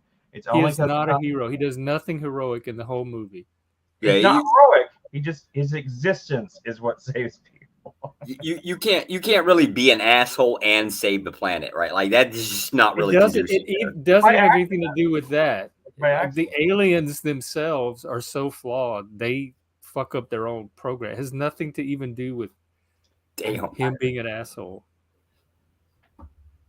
Take a win via stupidity. That's actually pretty cool, actually. Ah, win's a win. Win by a mile, win by an inch. A win is a Basically, win. yeah, I mean, he kind of wins via stupidity. Basically, yeah, being drunk and stupid. is Not what- in any kind of active way at all. Ron, is that how you manage to function through life? What's all this? No, nothing. Just He's ask. like, what's all this? What's all this noise? Oh, noise! Damn it! Look, Emerald's just sitting there all proper with her hands folded, like, let me at him. Let me at him. She's kind of evil, maybe. Look at her. She's just sitting up all proper, just like, oh, no, I'm just waiting for my turn. I'm going to cut him. Now Well, where do she's you trying wanna to start. Well, the Yep. two things we were supposed to explore initially is your sadomasochism, which you deny, and how happy you are in your current situation. Which it I don't know doesn't if I- sound like much. I don't know if I deny it yet. I haven't really decided. Like, but that's internal perception. Well, that's It what we're doesn't here to sound help you figure out. Oh, okay. I'm ready whenever you guys are ready. Doesn't matter. So there's Cool. only one rule. I have to answer all questions completely honestly. You might get a couple I don't Like knows truth in or there. dare, but without the dare. I'll marry you, John.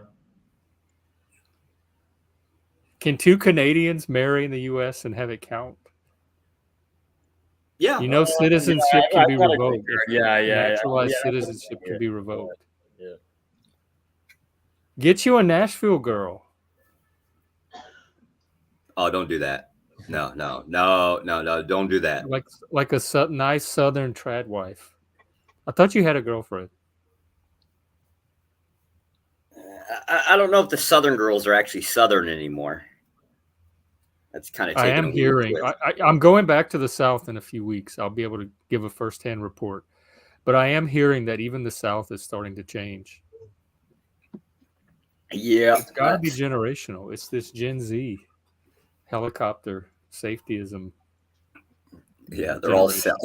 They're all songwriters. They're all singers. They're all movie stars. Yeah, I know. I mean, you gotta admit, John's got a good point. If one of us married him for you to get the green card test, then it also gives us like the we also claim to be queer, and that gives us a better place. So it gives you oppression points. It gives you oppression points. So you mean it's You can't marry him win-win. unless polyamory becomes. Win-win. I mean, And I don't want him. Ron or Joshua's already married. He's not even in the U.S. Mm. So Yeah. Ron and Emerald, y'all have to fight it out. Yeah, I'll take one for the team. Take one for the team. Okay. Okay. I mean, yeah. I mean, I'm sure you guys can work out an arrangement. It's not like you have to, like, you know. I'm sure you don't have to calculate that many times to make it official. You know, you could 10 or 20 should do the team. that should be enough to get it out of your system, right? And then you guys can go off and have your various, you know, like old Victorian, you know, Victorian area, like just have your little affairs and whatnot, or be very positive. No, it's just like on our first, you know, when we're hanging out in the evening, John and I after work, just sitting on the couch, you know, bonding. I'll just challenge every evening. I'll challenge him to an open-mindedness contest, and I will win every single time. You know, and John said, you know, how can he be racist? I'm married to a Canadian. Could you, like, you know, do that like tanning thing where you darken your skin just enough so you could pass, and then do a racial pull a racial Dolezal, and you could have like the ultimate, like, you know. Although in Canada, it's Canada. You'd have to get like a reverse tan. Right, that's true. Yeah. Just do what Michael Jackson did. Could you go like temporarily trans for a while? I identify as just change it. You don't have to do anything. You don't do anything besides put it on your driver's license. So, you know, because you just say you're wanting your driver's license, and suddenly you get the points, right? I think, you know, at this point we should just change our whole society. Just forget money. It'd all be points based. Just like whoever has the most, like, you know, privilege points or oppression points, you know, like that's who gets to buy things. Yeah, I'd probably be doing better than I'm doing now under capitalism. Sure. And the thing is that, it's kind of funny because I don't think John's joking. I think he actually would leave Canada. No, I know. I do think he wants to leave Canada. I don't think it's a fucking dumpster fire up there. It's fucking, like, I don't like saying this. It's my country. It's not like I like seeing my country go down the tubes, but it fucking is. Like, it has made itself completely. The Canadian dream is dead. Like, I'm not even kidding. There's a guy in my. Wait. Canadians can dream? They used to be able to. Sorry. Go ahead, Ron. There's a guy in your. Okay. My best friend, his name's Randy. He is an occupational therapist in Vancouver, which is like Canada's most expensive city. His wife has a PhD in like educational psychology or something like that or whatever. And she's like one of the people that runs the Vancouver Canucks hockey team's Autism Foundation. They just bought their first house, like at the age of 40, like 2 months ago, $1 million Canadian in North Vancouver. It is like 1,430 square feet. It looks like a time capsule from 1990 because like it was like an old Japanese couple that by all appearances has not updated the house since the 90s. Like, I look at the pictures and I feel like it's a time capsule to like going to my grandma's house when I was 8. Right. And the thing is, actually, it has this kind of charm to it because it's like, oh my God, it's like being in the past. Right. But this cost $1 million Canadian, which is like close to $800,000 American. Meanwhile, one of the guys in my church, 28-year-old single guy, works for Jimmy John's. So it's a very humble job. He owns his own house. Like, he just bought it like a year and a half ago. He bought his first house 13 years earlier in life than a married couple, each of which having graduate degrees.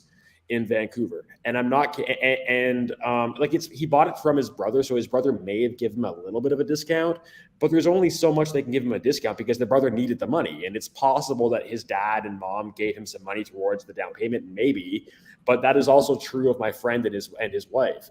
They had to get like, I don't know, like probably many tens of $1,000s worth of help because they had to put down like $100,000 or $200,000 in down payment for this thing.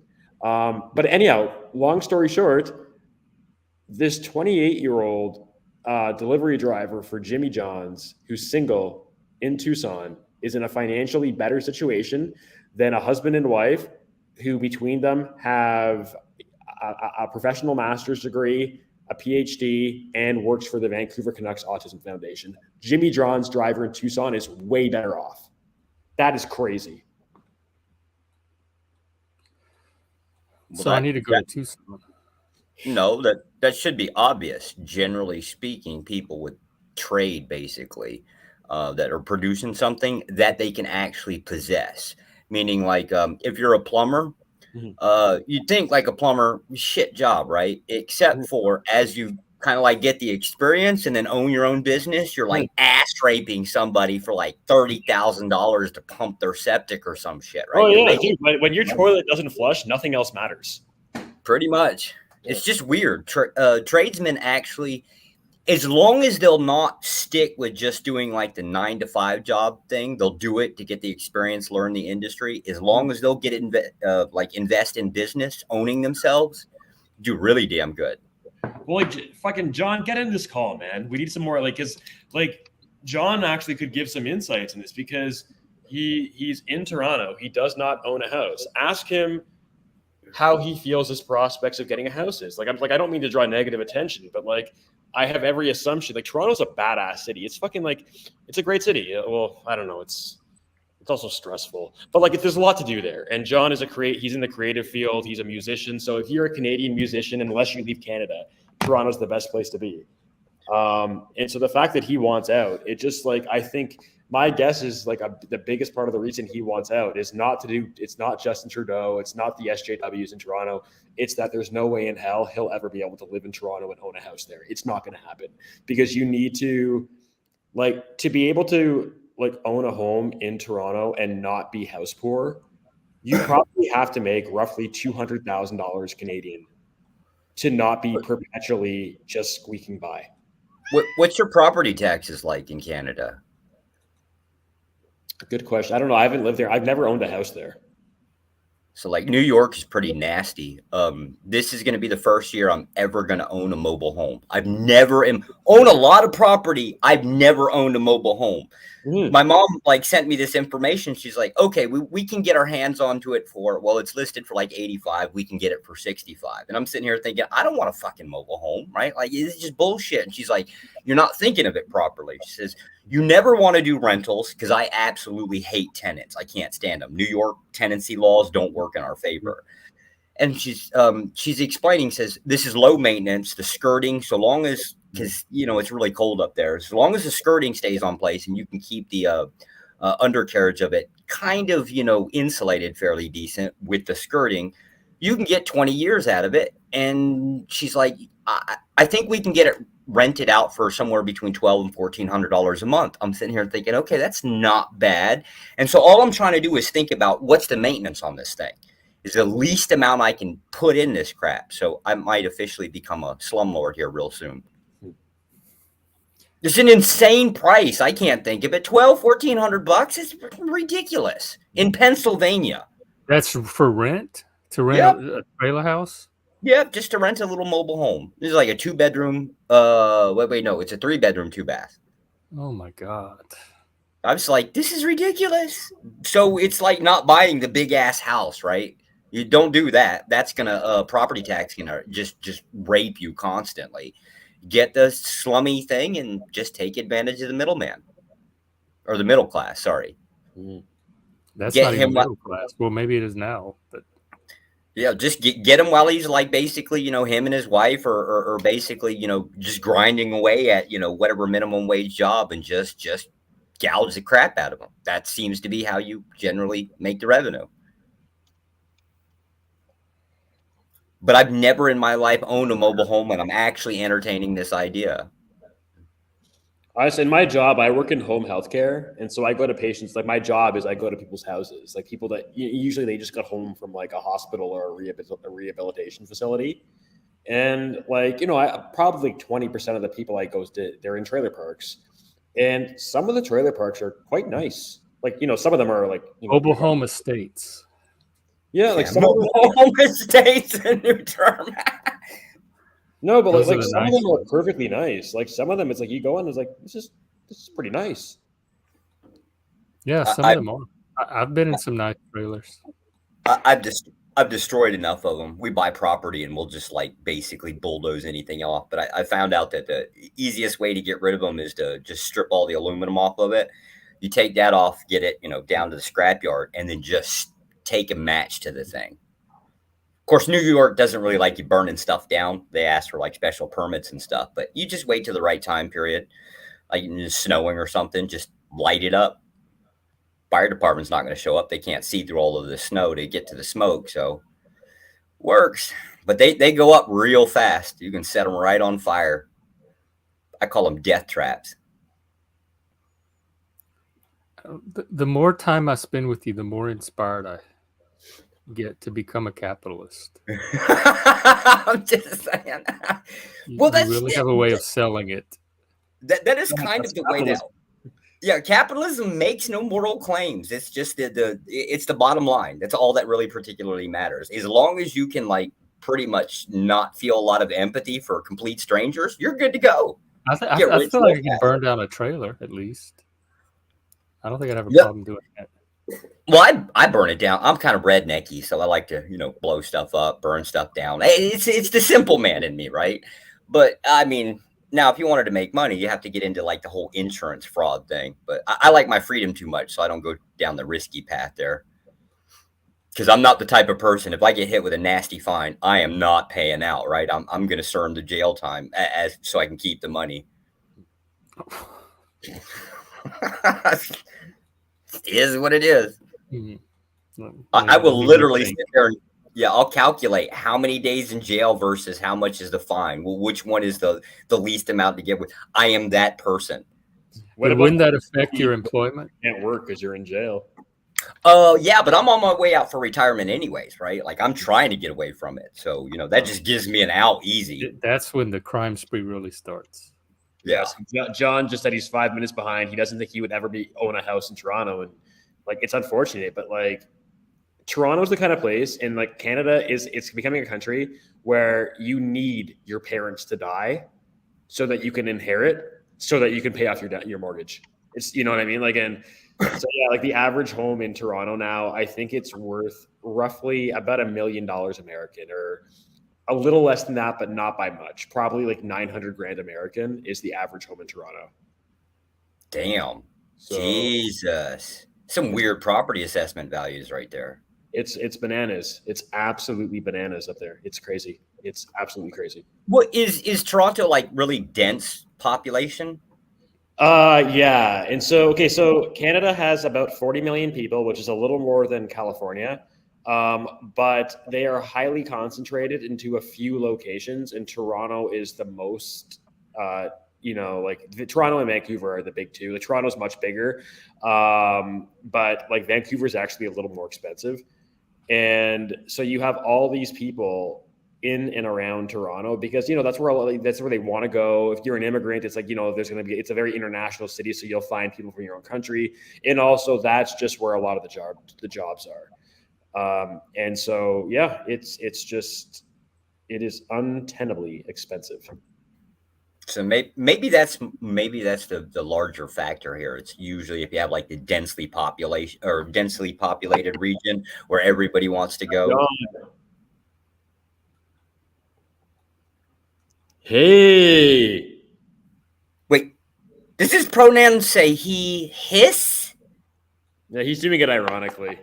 Oh, okay. So doing the whole snake thing? I gotcha. I'm a big fan. So that's what Nashville looks like. Man, Nashville is your beautiful hotel this time of year.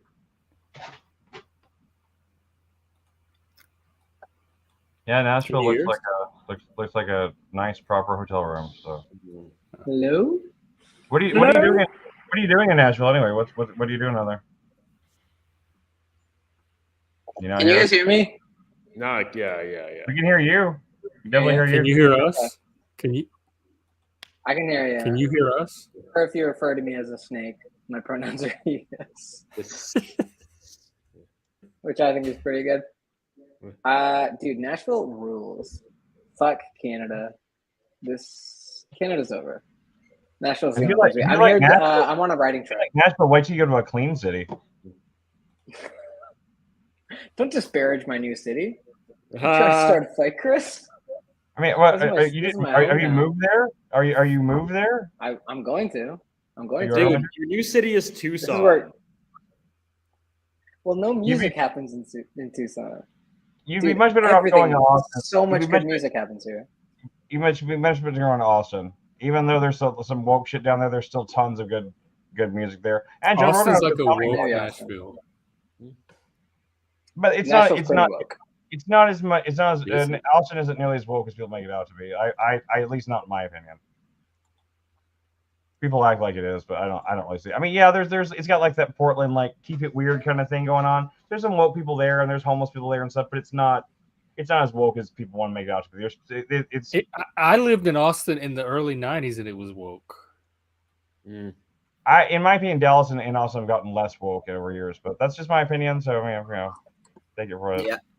I'm pretty sure Nashville changed after like 1970s, 1980s. Like that whole Grand Ole Opry thing was like a big thing and started bringing in a lot of cameras, a lot of, I guess, superstars, aka mostly musicians and things like that. Like everybody just kind of like wanted to surround by that. I wouldn't mind if it would just take a shower.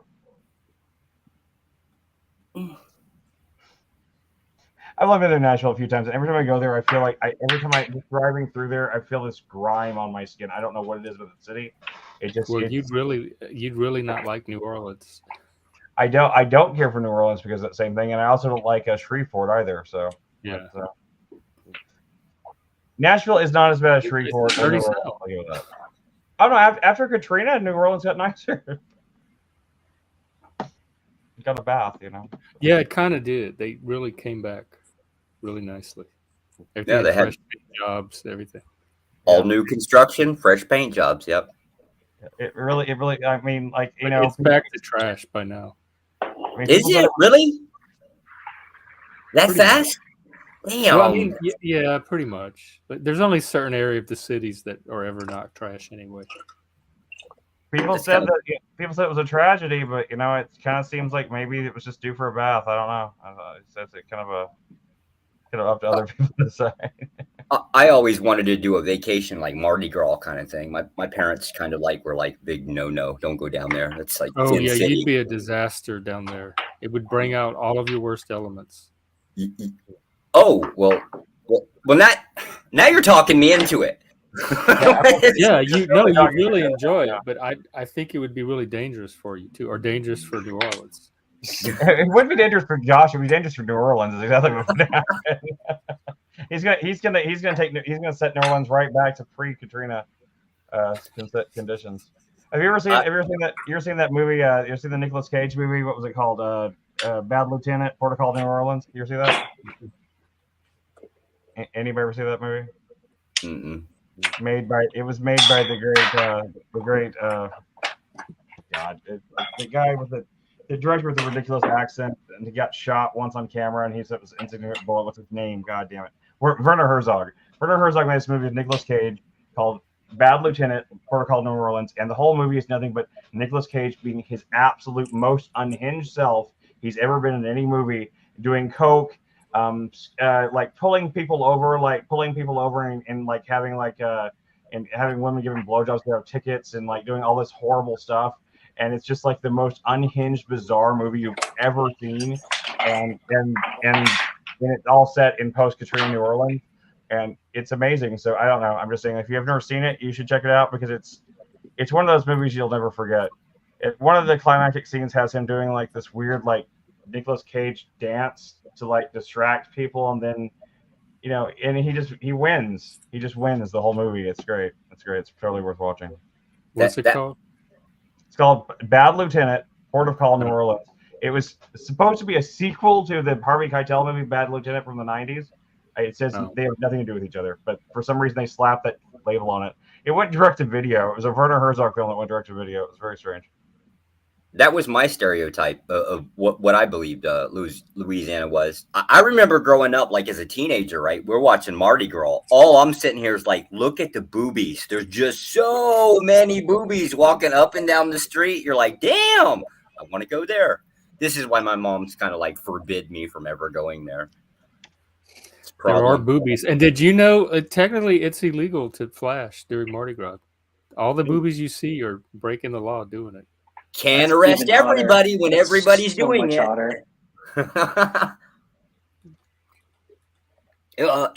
Emerald, how do you feel about me like objectifying women like this? I don't like it, but I'm very tired. Oh, okay. I'm like falling asleep during this conversation. That's how much how much your antagonism is working, Josh. You're putting your therapist to sleep. Wow, that hurt. Now that hurts me. See, why you guys got to be cutting me now? You're not just boring, Josh. You're clinically boring. Your sexism is just boring, man. It's just we're just we're over it. I don't know. Emerald, am I clinically boring? You're not boring, no. Oh, okay. Am I? No, well, that's not the You're question. Clinically soporific. Am I clinically boring? No. Okay. See, what does that mean? What does clinically boring mean? It means like all of like these problems, these emotional, mental problems that I have are so just bland and ridiculously stupid. We haven't heard. He's pathologically dull. There's no way to know that. We haven't heard. Well, I don't know. Yeah, Talk to my therapist. Well, the therapist is following this. The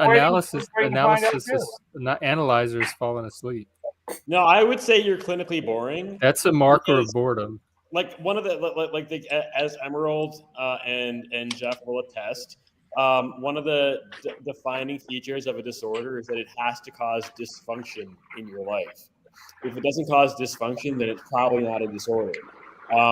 And so if you can't even keep the attention of your therapist who's being paid $200 to listen to your nonsense, yeah, you've got problems. $200? Oh my God, woman. Are you worth $200? He's not talking about me, no. Well, you're my therapist. I'm not even licensed right now. Well, you will be. I can't charge anything. We're working with you. You will be. Well, what do you need help with, Mr. Jones? What do you want to analyze? Technically, Emerald, you can charge for anything. You don't have to call it officially therapy. You could charge for. That'd be like a life coach. Well, you can't market yourself as a therapist if you know. Yeah. You can call yourself a coach. Yeah. But you can still charge him for it. You can still charge him by the hour, you know. Oh yeah, there's life coaches that make more than 200. So Emerald, what we're talking about my problem specifically, right? So as Ron said, like the dysfunction. Yeah, as Ron was talking about, I would like to address my dysfunctions, right? Like my inability to function in certain situations. What I'd like is to be able to project them onto other people, causing them problems, right? Like that's my goal here. Can you help me with that? That's an interesting like a life coach you go to in order to figure out how to make other people's lives worse. Instead of people with like I've heard a negative life coach that teaches you how to be more of an asshole. I do satanic coaching. I've heard of people with like antisocial personality disorder going to a therapist to get treatment, but I've never heard of a person who didn't have antisocial. We don't know that. We don't know that how to have it. That's one thing we're trying to figure out. If he has it or not. He claims to not be a sociopath, but he's an aspiring sociopath. And who are we to crush his dreams? Yeah, yes. Or a latent sociopath. I identify as a sociopath. Oh, then you're there, man. Oh. He is a capitalist, so he's an unapologetic, unabashed capitalist.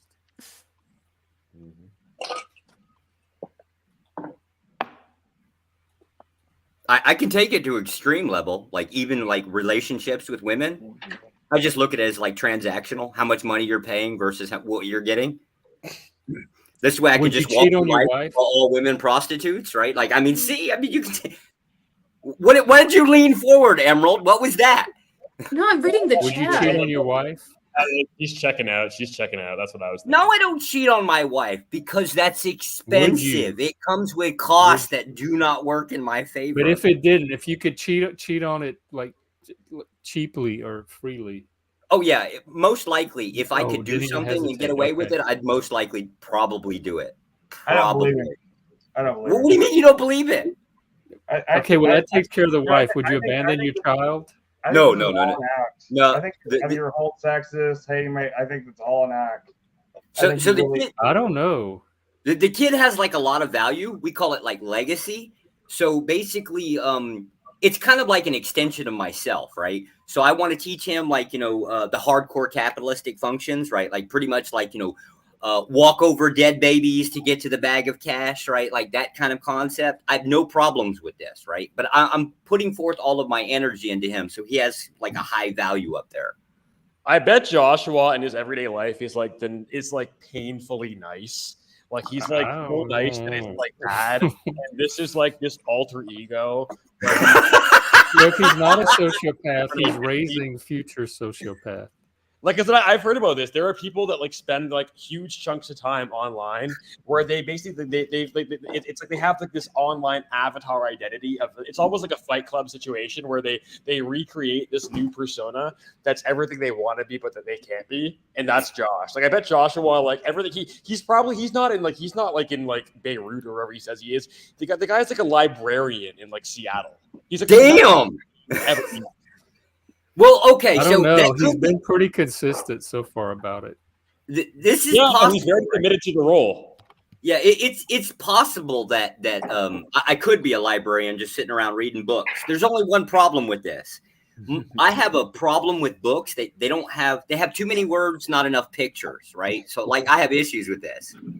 Like You even projected that comic onto me last time. Now I've caught on to your game. well, I told you that's what I need help with. I need help with the projection part, right? How do Manipulation, you mean? Well, projection No. happens autonomously anyway. And I do agree that you're good practice for Emerald.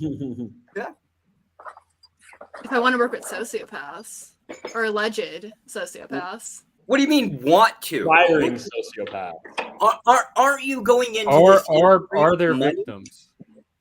Yeah, aren't you going into therapy for the money? Or are you going into it No. because What money? so you're going into an industry because you just feel bad for people and wish to help? Not feel bad. I have empathy towards people. Oh, okay, empathy. Unlike that's- you. Who's analyzing? Well, this is You true. have- Who's asking the questions? I consider empathy to be extremely expensive. It Do you can have be sympathy for people at least? Ah, Can you sympathize? misplaced empathy. Definitely can. Sympathy has its problems too because it leads to other stuff. Like example, like if you have excessive sympathy, well, keep in mind I have a low bar for that term excessive, right? If you have too much sympathy, you're going to start donating to charity and stuff like that. This is a problem. Or if capitalists do that too, like sociopaths donate. Maybe For it's tax write-offs, yes, Right. that's because you're getting a So there's benefit. out of it. incentives for non-empathetic people to donate to charities. Are you a communist, Emerald? No. Oh, okay. So I can keep my money, right? This is a free session, so yeah, you can Oh. keep your money. Oh, free session. Okay. Unless okay. you want to donate money to It's Jeff and I's pretend tip jar. Yeah. Pretend. Well, we really are working on Where's the tip project jar, Jeff? for the future related to sociopaths. So you would be helping out. I'm pretty sure that most of the sociopaths within society are high functioning. I mean, like they're holding these like high level positions and things like Yeah. that. I'm pretty sure, like if you Don't the you? negative connotations that come with it are usually those assholes that just are horrible at it and they end up in jail. I've met all types. Well, I'm going with the majority here. I'll bet you that the majority of them are in high. I think you functioning- see. I don't know what the distribution is, but I think you see it at all levels. I think you see it in the jails. In fact, that's where they go to do their studies, and you see it at the top of the corporate, like in the corporate boardroom. Sure. I would just say that, I'm under the perception that I believe the vast majority are up toward the top. It was just like criminality. I call those the successful sociopaths, and then the failed ones end up in. Yeah. I don't think it's likely to see many successful sociopaths. It's just so you need to be able to enlist the trust and cooperation of other people to be successful. And sociopathy is usually, it's a short-term strategy. It's very hard to make it last for long. Very hard. You have to be unbelievably high functioning. Well, I mean, it's not short-term, and like they're permanently sociopaths, so they're not. No, but they will keep alienating themselves. Like, yeah, you have to be able to keep that mask up. My ex was a sociopath. I watched him do it. I studied him. If he, as long as he kept the right people around him, he was very successful. But he was very careful not to go outside of that niche that he carved out for himself. So was he maybe not sociopathic with that group? Like maybe like he would be good to that group, but sociopathic outside of it? No, he was. He was a psychopath actually. But then it's like eventually people are gonna leave him. Like it might if he's they do, including me. I left. Yes, they do. Yeah, so that's the problem. But professionally, and this was Microsoft. This was like the upper management level of Microsoft. It's full of sociopaths. So they all like know the code. They all know how to work with each other. But a normal person like you and I would not succeed in that environment. It's designed for sociopaths. Hold up. You're talking like people generally have to be. It is generally true that people tend to get kind of like lonely at the end of the day. And so you always kind of like want somebody around kind of thing. There's all kinds of tools to deal with it. Relationships, marriage, things like that, right? But the idea that you can actually function without having many people around, I mean, they can be there, right? But you have no real attachment to them. That sounds like a pretty damn good way to go through life, at least from an economical perspective. He was into the human pet movement. He wanted a pet, not a person. It's a fetish. Like Peterson talked about how like with, you know, if you have like a dominant male animal among others, like they like the stable leaders, they are quite pro-social. They engage in reciprocal grooming, good to their subordinates. Because the ones that are domineering and authoritarian, like, yeah, they hold power for a while, but then eventually what happens is 2 or 3 or 4 other males that couldn't beat him up separately will join up and beat the shit out of them and kill them together. Like, and that it's unstable. Like, that's why I'm thinking, like, if you're a sociopath, like, it's a short-term strategy, and if you're skillful, you can make that window much longer. And that's why people like Trump are like, it's surprising because it's like he's managed to make it work for a very long time. Adaption. It's quite impressive, actually. I don't condone it, but it's like, you know, he's obviously got skill, like obviously, you know. So, well, adaption. All you have to do is basically it's kind of like boot camp within the military. They generally will teach you like whatever the situation is, you just have to adapt to it. Kind of like roll with the situation, right? So if you're in one industry, right, you just have to learn how to like switch over to the next industry. Just keep riding the waves of success within those like parameters of each one of those industries. That in itself is a skill. Works out really well if you can pull it off. But in my mind, it requires a lot of research, training. I mean, like even if you're just teaching yourself, it takes a lot. That's like one of the problems we have here in Vietnam. There's a shitload of foreigners come in. They'll never last here longer than a year. They walk out the door hateful, just absolutely hateful to society, with the exception of this one little group. And they're usually like former vets that went through boot camp. They can, for some odd reason, figure out how to let all the bullshit with the society just roll off their back. And they'll adapt with it. They'll go wherever they need to go just to function. They just seem to do really well with it. I would figure it would be like the same concept of that within specifically like industries of employment or however management, however high we're talking about up. If they can basically adapt through each situation, seems like they do pretty damn good. Yeah, adapting is not What's that easy. noise? Yeah.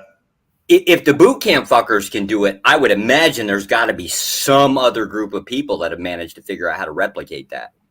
I know sociopaths are really good at reading people and adjusting to Skillful sociopaths. wants and expectations.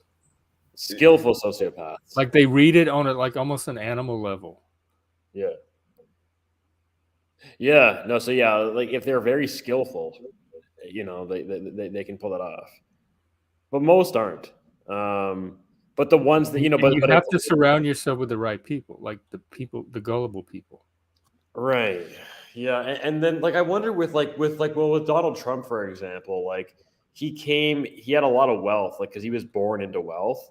And so that itself, like wealth and connections, maybe that might have actually gave him a longer leash with a lot of people because they'd be like, yeah, the guy's an asshole, but I want to maintain an alliance, a friendship with him because he's connected, he's wealthy, he's connected, he can do things for me. You know what I mean? But then he's also like, he's quite personable. You know what I mean? Like he can make, you know, he's very socially skilled. Which is like, you know, that's the thing is like he's, you know, he's got skills. He's got like, dude's got game. He does, but he burns bridges at the same time. Like you said, like short term, yes, but long term, it doesn't seem to be stable. All his people are constantly turning on him, and he's constantly having to find new allies. Yeah, but it's amazing because it's like he's been pulling this off for decades, and it's like like he's churning through people, but he keeps on staying up top. But then again, like having this foundation of wealth that he started from, like that just gives you this unbelievable safety net. You can continue to fall but not die because the net catches you over and over again. And so, like, because I've heard one thing, well, like. This has been said by a lot of his critics because he's always bragged about how rich he is and how adept of a businessman he is. But like one of his biggest criticisms that he's received is that like had he simply taken the money that he had from his dad and stuff and just put it like in index funds, like bought ETFs, he would have more money today than he does because like he actually he gained less from his savvy business moves than if he had just put them in like Spider 500 ETFs. And I can believe that. So is it even about the money then? Well, the money, like it also like again, like because I don't like, I'm not some like rabid Trump hater or whatever, but like, yeah, the guy he's a smart guy. Like he's very quick-witted and he's got social skills for days. Like you don't pull off what he's pulled off without that. So yeah, like he has wealth, which gives him a safety net that's massive, and that people will give him second chance after second chance because they don't want to break the connection with him because he could be useful to them, he could be helpful to them. But then he's also really smart. He's very like quick. He's very canny. But he's what? I say he's very canny. He knows how to read. Yeah. Yeah, you don't have to like the guy, but he is very socially savvy, extremely. Melania is pretty canny too, if you know what I mean.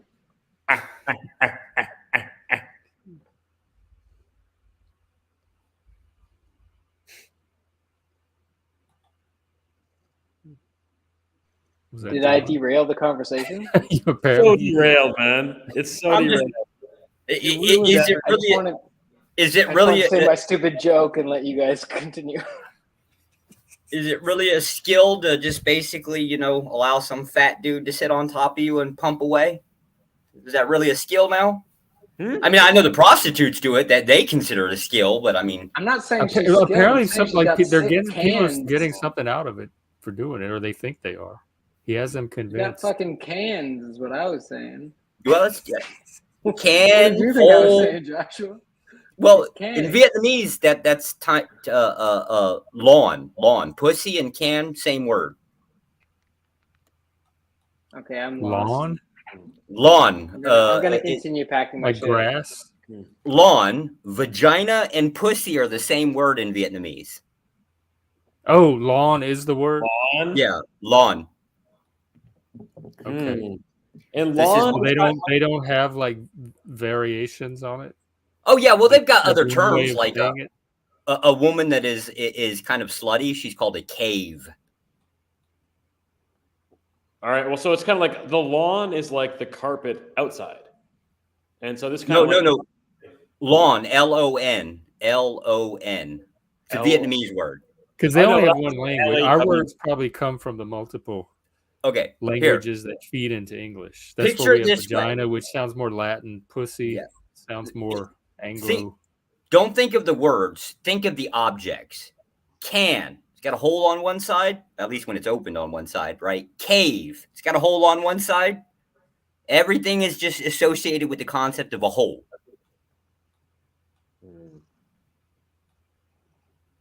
Okay. So that's kind of like I know this is again. Sorry, Emerald, objectifying women again. So like everything is associated of a woman with a hole.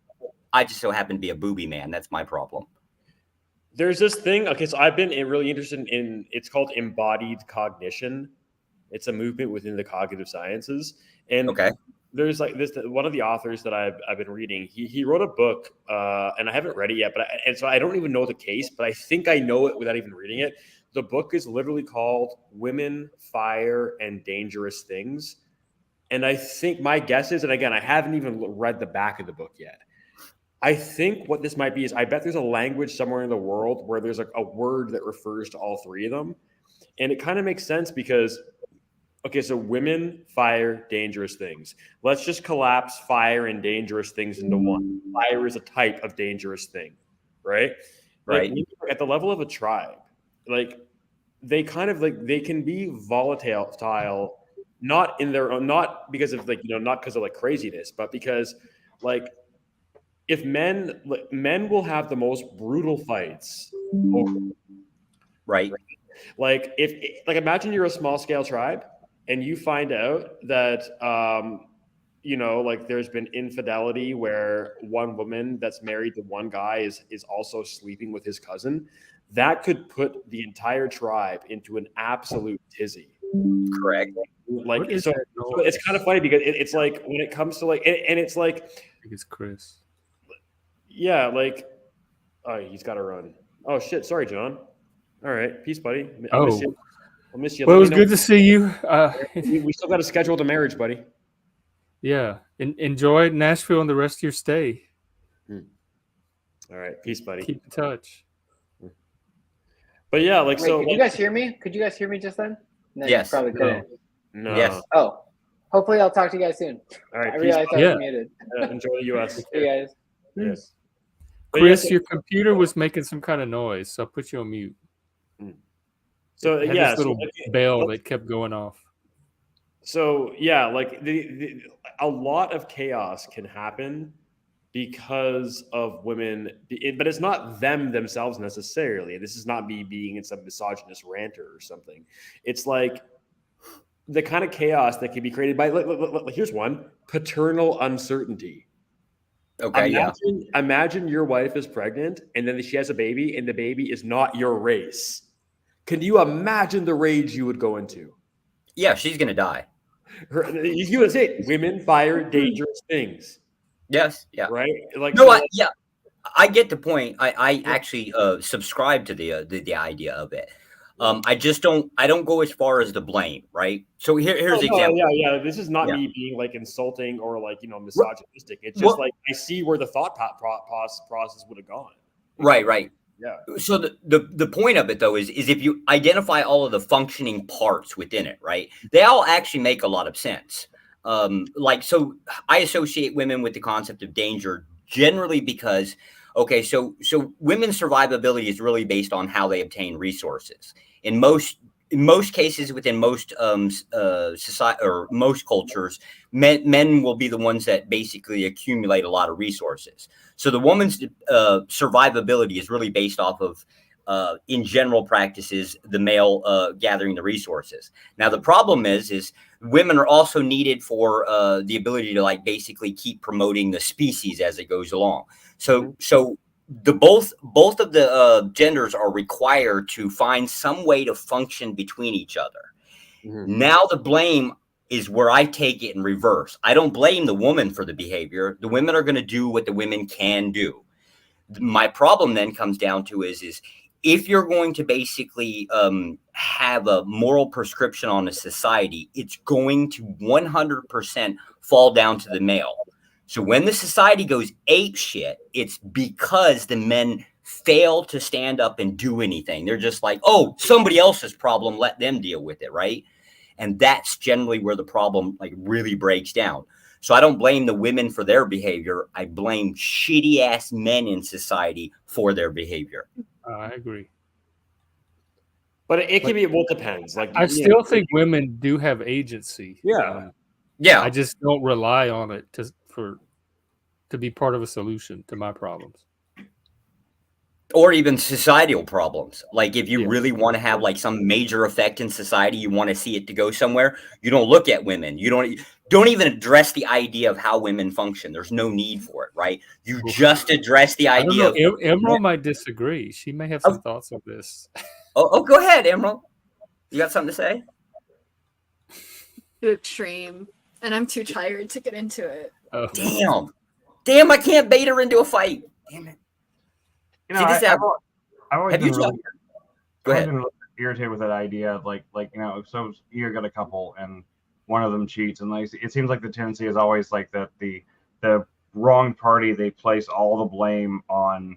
They place all the blame that like they go after the guy, they want to murder the dude, or like they want to divorce the woman, one of the two, and like it seems like people have a lot of trouble like understanding that this was something that was done, unless it was a rape, in which case you shouldn't be mad at, certainly not the wife at all, or whatever, or the husband, I guess, because it's just a crime that needs to be taken care of. But if it's an affair, a consensual affair between two people, that both people are equally culpable. And I really, really hear that. It's always like, we hear people talking about those kind of situations. It's always the same thing. It's like, you know, you need to leave him, you need to leave her, you need that sort of thing.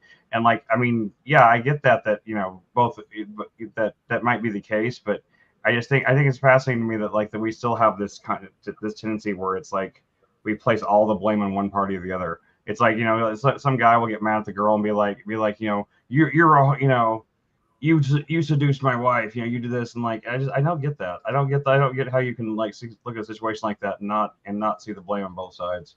Really. Damn, I must be the complete asshole because I go into victim blaming here. If your wife is cheating on you, you fucked up. You either selected a horrible type of woman for marriage, right? Or it's the case that you're just not doing your damn duty as a husband. Yeah. Well, I mean, I think those are definitely circumstances that can happen, but I do think that they're overall in the grand spectrum of human experience. I think things can be a little more complicated than that. But you know, that viewpoint is valid in many cases, certainly. It's just, well, I guess people generally kind of skip over the step because they're looking for solutions within that scenario, right? Like they're like, okay, there was an affair that took place. People have like emotional, they have a bunch of emotions that are generally like really problematic to get over with, to deal with that situation. So then everybody's trying to work within that realm work. I wouldn't. My old lady cheats on me. She's dead. I'm going to prison. Women fire dangerous things. Although I guess, but I guess in this case though, it's like you become the dangerous thing. But it's like that. It's like it took a woman to inspire that out of you, and that's why it can be so potent. Oh no, I was a dangerous person prior to, but yeah, I was he's definitely a dangerous person. I was very upfront. Why it's just women? Yeah. I was very upfront when I got married. I was highly selective specifically for somebody as a mother. That was my real interest. It wasn't sexual. I didn't pick a woman off of like, you know, some like match ring. Like I was trying to get, you know, a 10 out of a, out of a one. If you're rating women on beauty, 1 through 10, I didn't pick the 10. I tried to go about as medium average as I possibly could, but specifically based on their skills for raising children. That was my selection for a wife, period. I don't care how she treats me. If she comes home, decides she gets all pissed off at me and I don't care. Just so long as she focuses all of her attention on the kid, I'm good. Because that was that was my expectation of going into marriage. That is certainly a choice. I kind of, that might be the most noble thing you've ever said. I don't know. See, and I wouldn't even consider it noble. He's trying to raise the next sociopath. So that I was specifically my everything since my child was born. Everything revolves around the kid. not in a good way usually, but like everything is based off of, okay, I'm eventually going to die. I've accumulated this empire. It's got to go somewhere, right? I just was stupid enough to put all of my eggs in one basket. I only got one kid, right? So if he dies, I'm fucked, right? So maybe that's a problem, but the entire idea was everything's going to shift over to the kid at some eventual time period. So all of the things that I teach him are based in that concept. Plus whatever the mom's doing within the Vietnamese culture. I can't take that part out. That sounds like fatherhood, whether it's sociopathic Pretty much. or not, it still sounds like fatherhood. And as far as the affair, I always see two adults with personal agency in each case. Like affairs don't just happen. They happen between two adults and both of them have will and agency. This is true.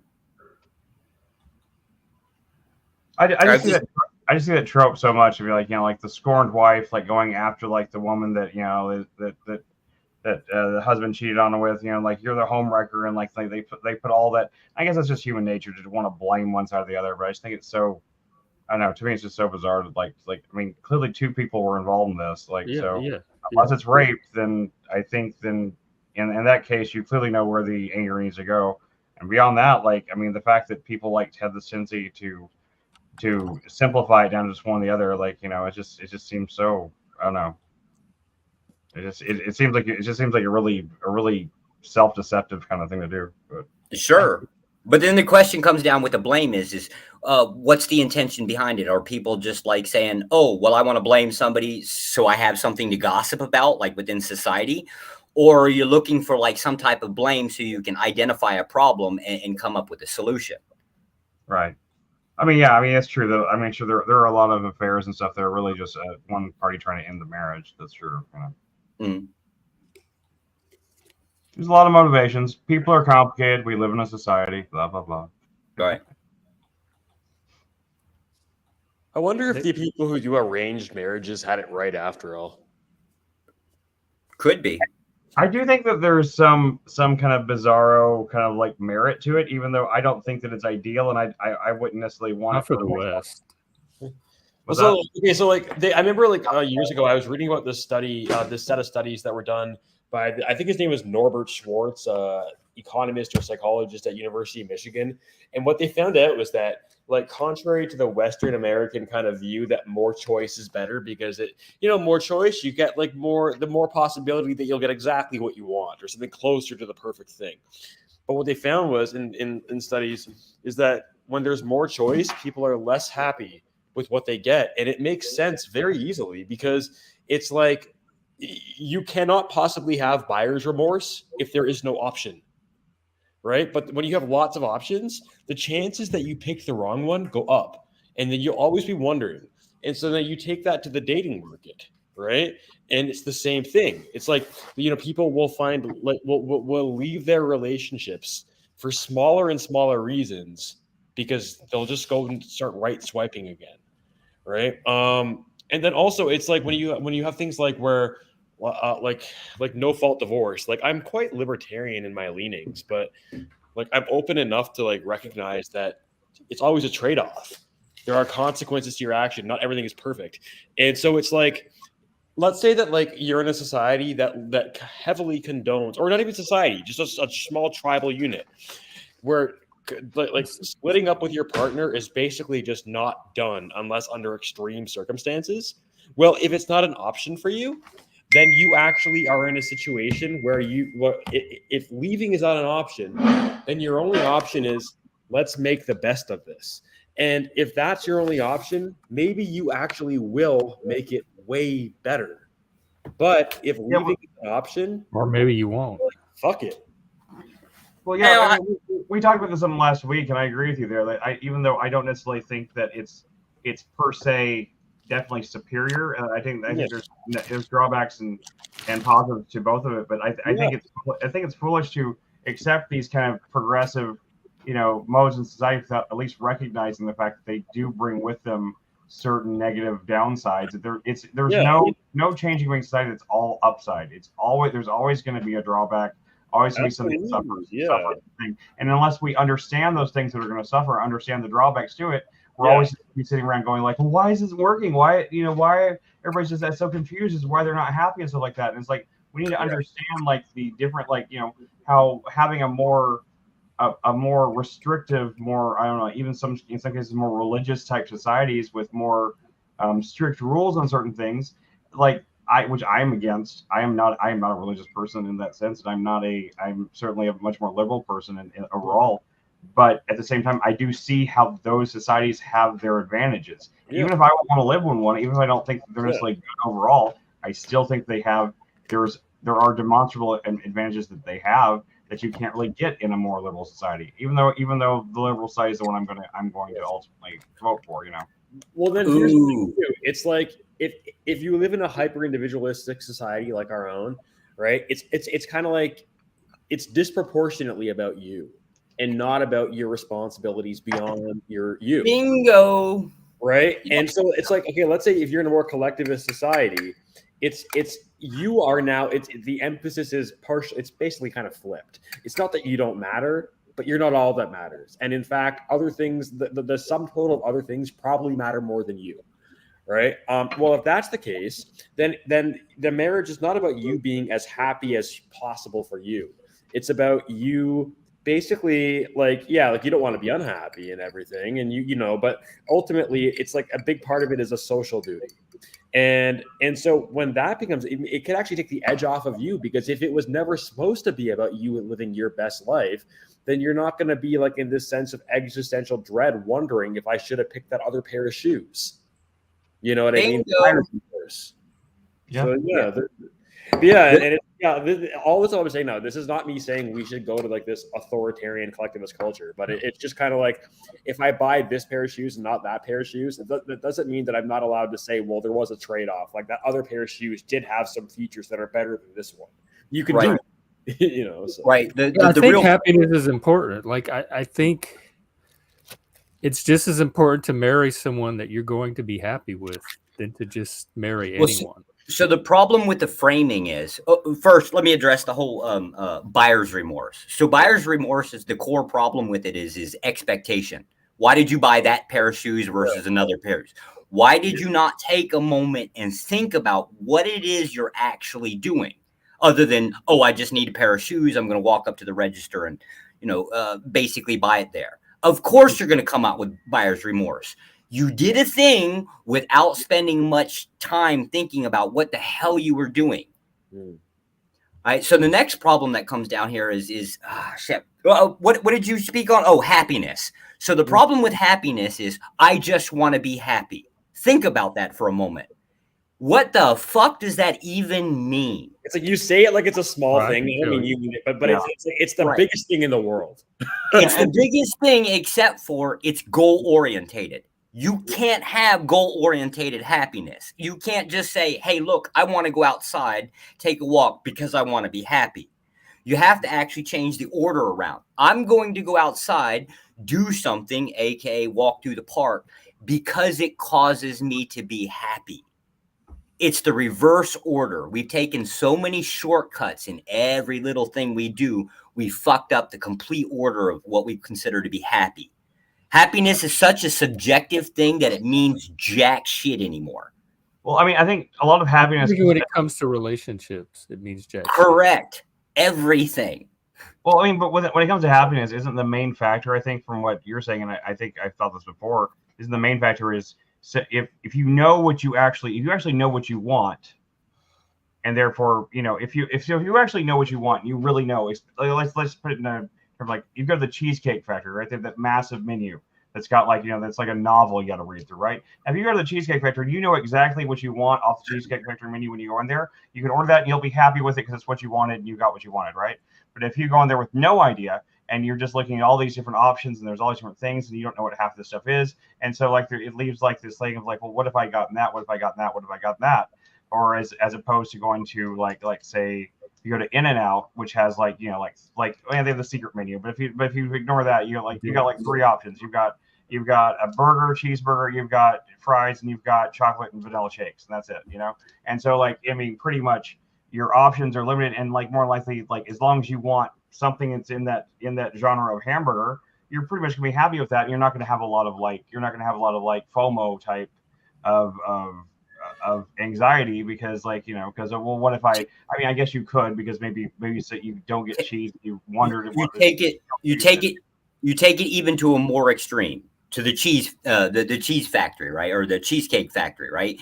Okay, so you've got I don't know, vanilla, strawberry, chocolate cheesecake, right? You're selecting one based off of your desire. I right this moment crave the chocolate one. What's to say that if you keep repeating the concept that you're still going to always crave the chocolate one? Maybe next month you might decide you're craving strawberry.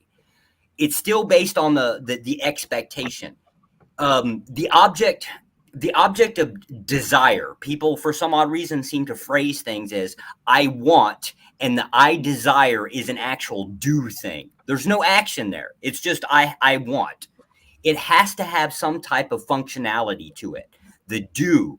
You do a thing and it causes you to be happy. Happiness is a byproduct of an action. Figure out what the action is that causes you to be happy. Do that thing. Real simple. We overgeneralize everything. I want to be happy, so I'm going to do this thing. It's a complete reverse order. How does that work with relationships? Like, I don't understand why people marry other people that make them miserable when they can marry somebody that they feel good about being around. That's what I'm calling happiness. Yeah, because people have horrible expectations. Look, she's got boobies. She's got a vagina. I want sex. I'm getting comfortable into having sex, like, I don't know, 3 times a day kind of thing.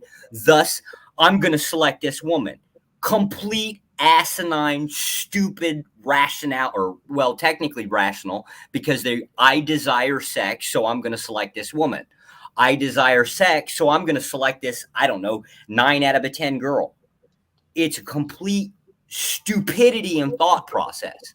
But doesn't sex, like, aren't they doing it because the sex makes them happy? You said it was an action. Sure. So why are you selecting that girl based off of sex? How do you know the other girl isn't? Think it's going to make you happy.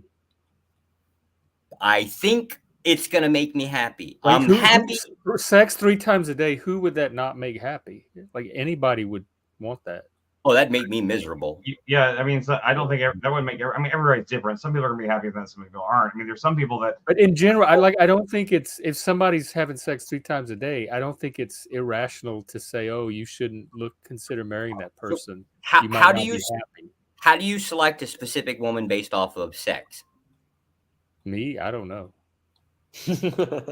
It's an open question to anybody that wants it. How do you select a specific woman based off of sex? I like sex. She's going to give it up to me. My partners off of sex. I wouldn't marry someone for that. I can't even imagine someone doing that for that. And the reason why that doesn't, the reason people definitely do, and I don't understand those people. But they definitely do. The vast majority of society does this stupid shit. That's why relationships break so easily, because it's such a simplistic thing.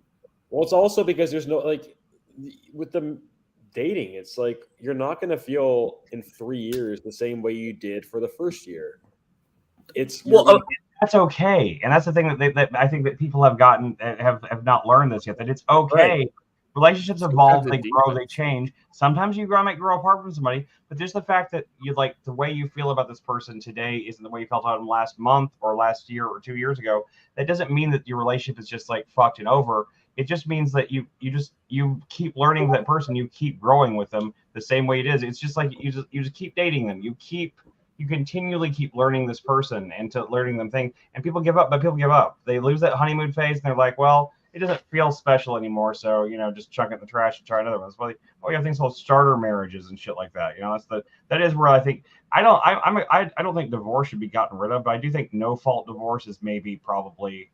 It could be, and I don't think it doesn't need to go back to the other way, but I think there's a way to modify that where like there could be like justifiable cause needed to be like shown without it just being like just to make like some small stopgap there, just so it's just not so easy, And maybe I'm wrong about that, but I think there's something to be said for that.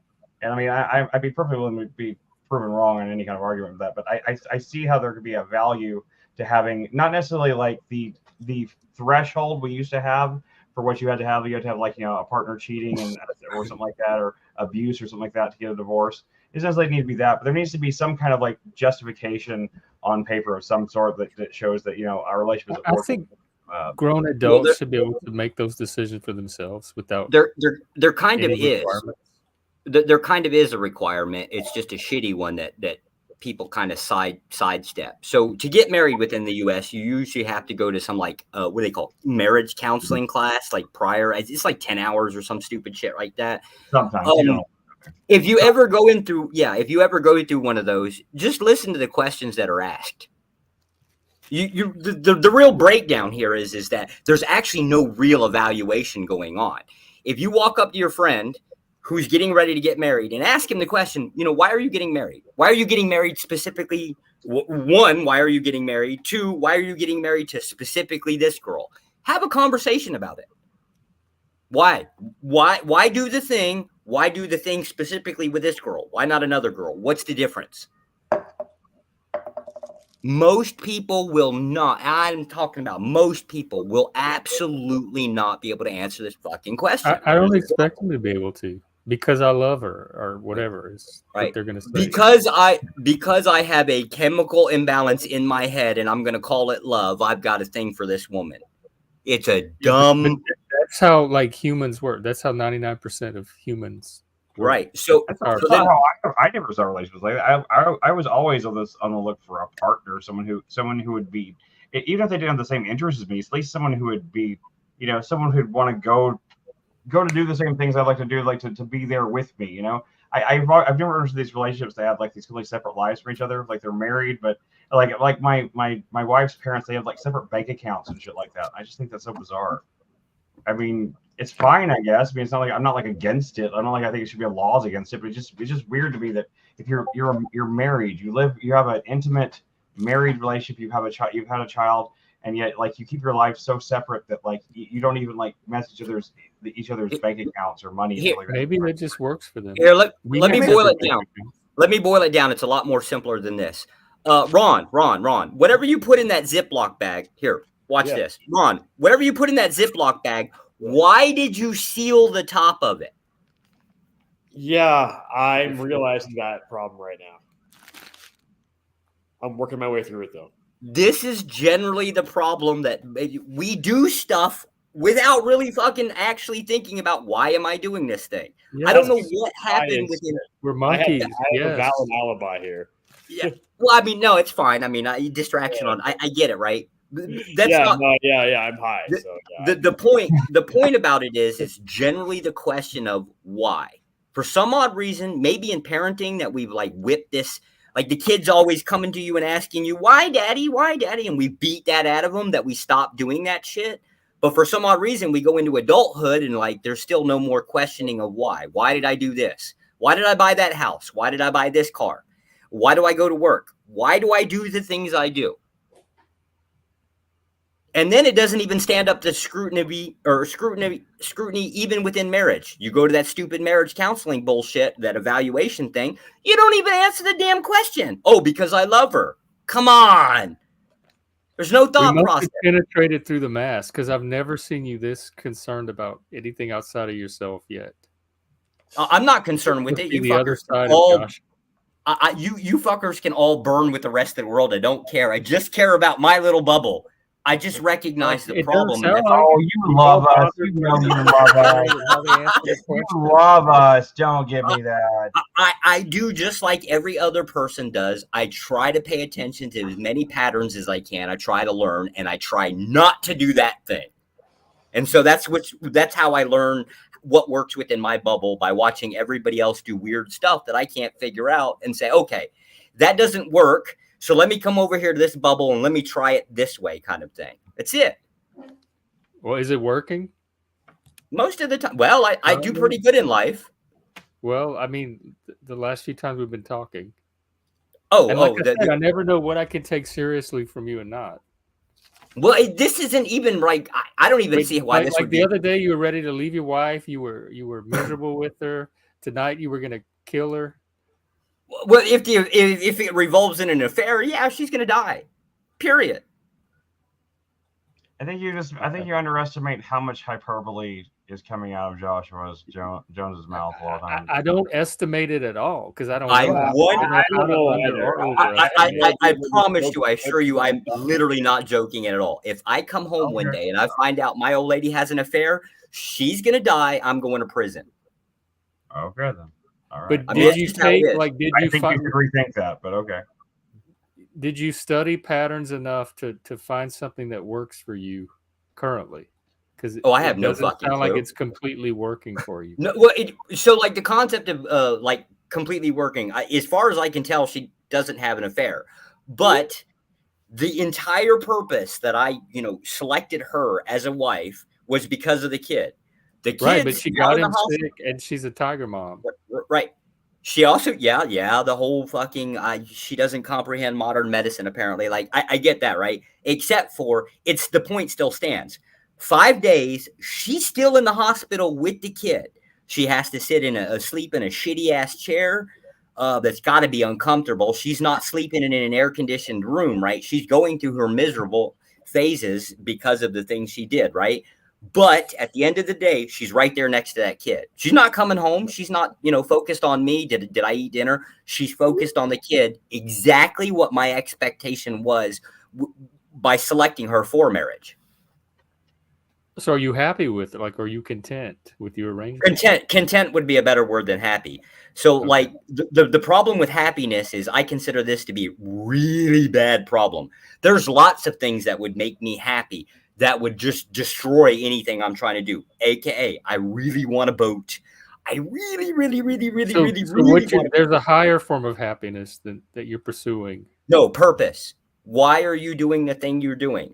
I could get a boat. It probably would really much make me happy, but it's also going to cause me a lot of problems. It's going to destroy the thing that I'm trying to do. Right, because you have a larger mission outside of. So I don't focus so much on the concept of happiness. The idea of me selecting a wife. But even that is a form of happiness, like seeing your legacy live on. Sure. I mean, I guess if you're going to describe it so meaningless like that, it's purpose. What am I doing? Happiness doesn't even really factor into the idea. Okay. Happiness is just a byproduct. I'm happy that the kid's doing well. I'm happy the kid's going to survive. I hope, the thought of the kid, growing up and taking my position, the thought of that makes me happy, but I don't base anything that I'm doing based off of, hey, this is going to make me happy. I bet you'll be happier. Well, you're very committed and very disciplined. Well, disciplined, probably. Happy, content. Like, I would describe my life as very content. I bet you're more content than most people just because you're not focusing on that. It's like you're focusing on something else and letting that be a byproduct. You start focusing on it, and then when it's not there, you get upset. It's like you're getting upset on top of each other because you're upset to begin with, and then now you're getting upset that you're upset because you're actually focusing on the actual experience. Right. So here's my solution. Like, if you really want to examine, you paying attention, Miss Therapist? A person is incapable of being happy if they cannot sit in a room without anything and not be content with the moment that they're there. Lock a person into a room for 24 hours. Like my whole life. No TV, no phone, no book, no nothing. Figure it out. If you can't do that, you are never going to be happy in life.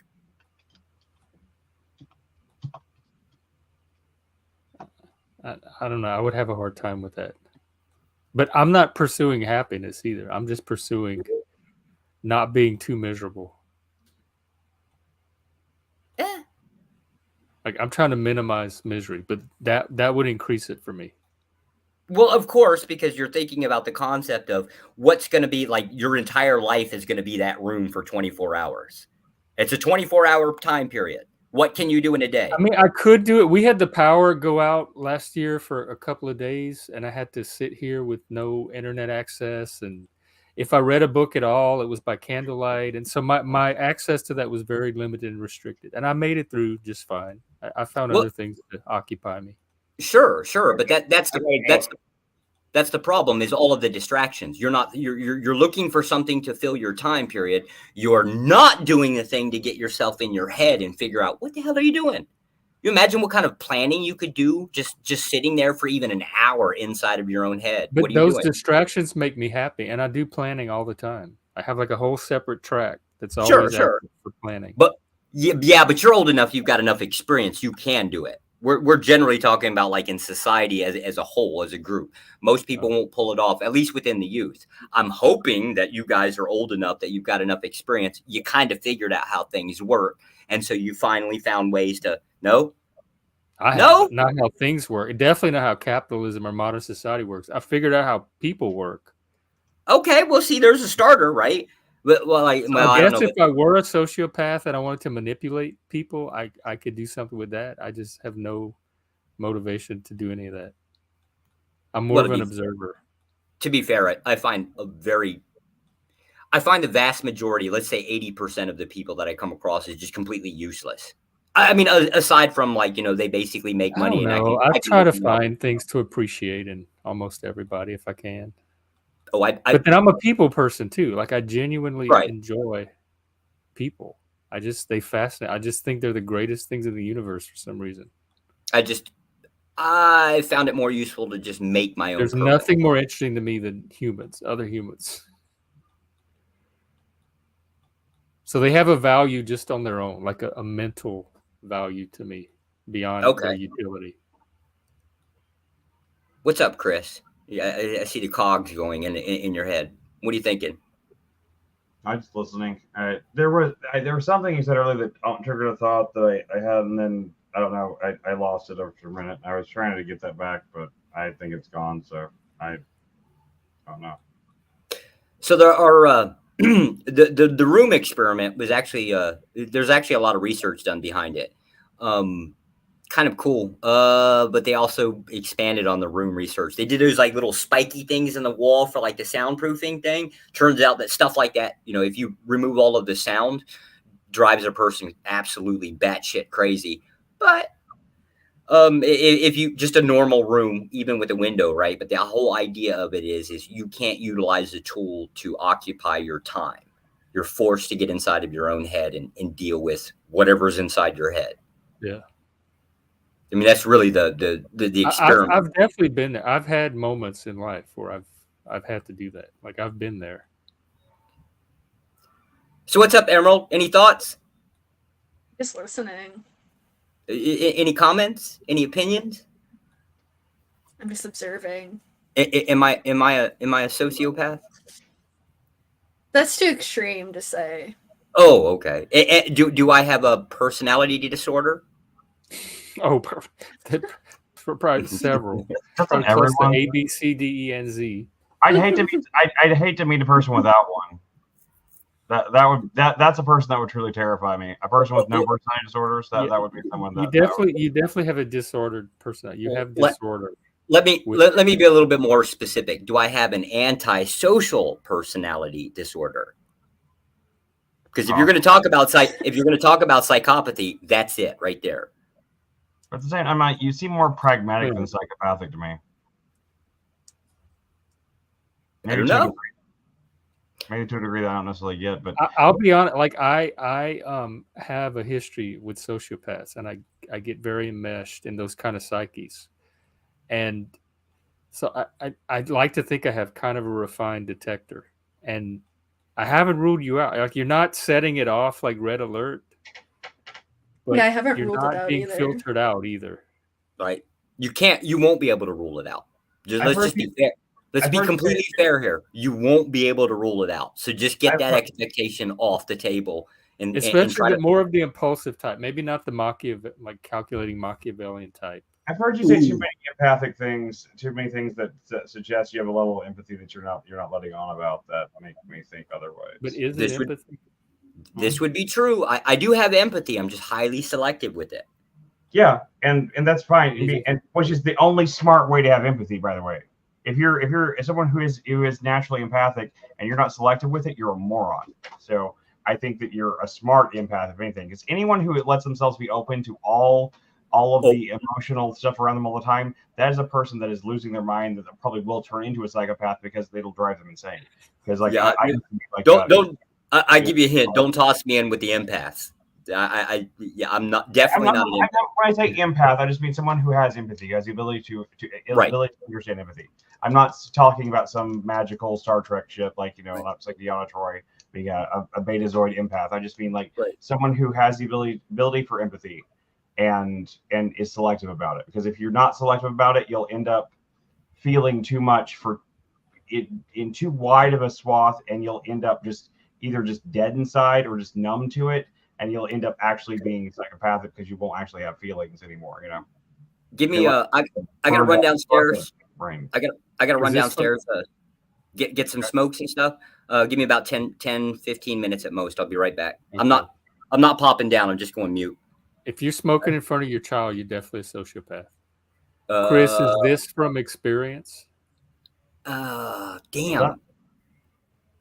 The I empathy smoke on thing, the like balcony. I smoke on the balcony. I suppose the kid can see me.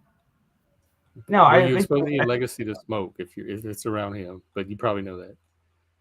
I mean, but kids are going to see smoking on television and stuff. I don't know. I don't think that if they just see you smoking cigarette, I don't think that's that bad. I think if you're smoking where the baby can breathe, that's different. No, he's absolutely not wrong. I'm trying to leave no stone unturned. Yeah, no, it's absolutely thorough and comprehensive analysis.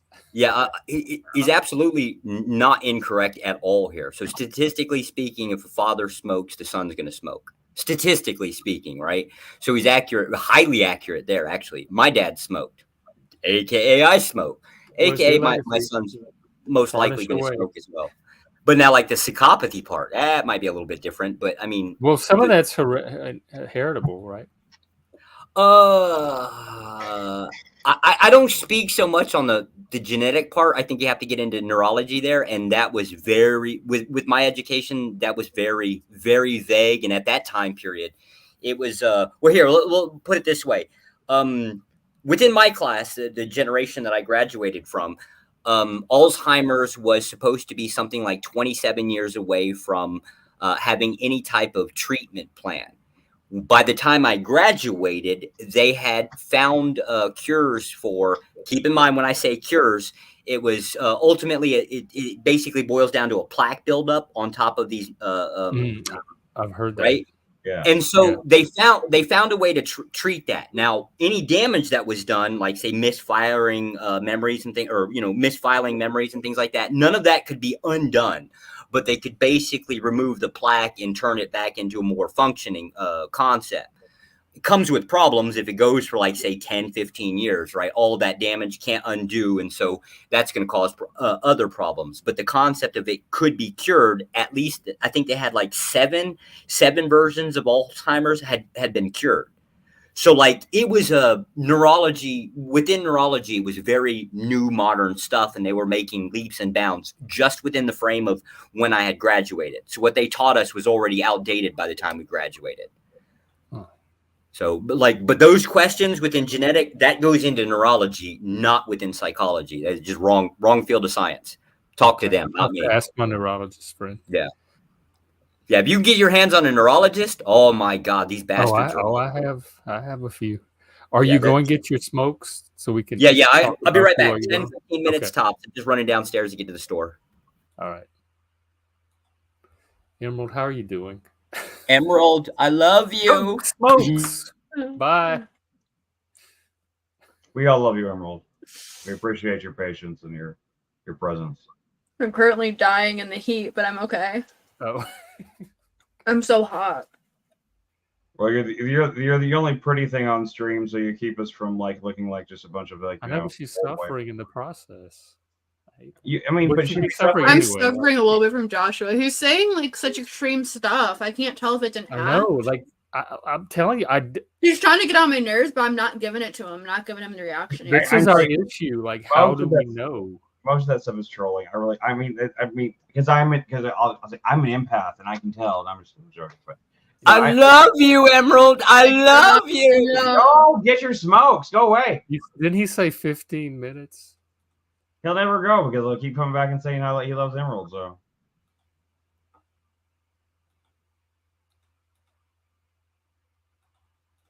Anyway, this movie that I put up here in the private chat thing here, this is another really oddball movie.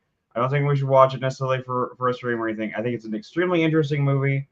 I would like Jeff, if you'd watch like the first 10-15 minutes of it to Is see. that the demon one?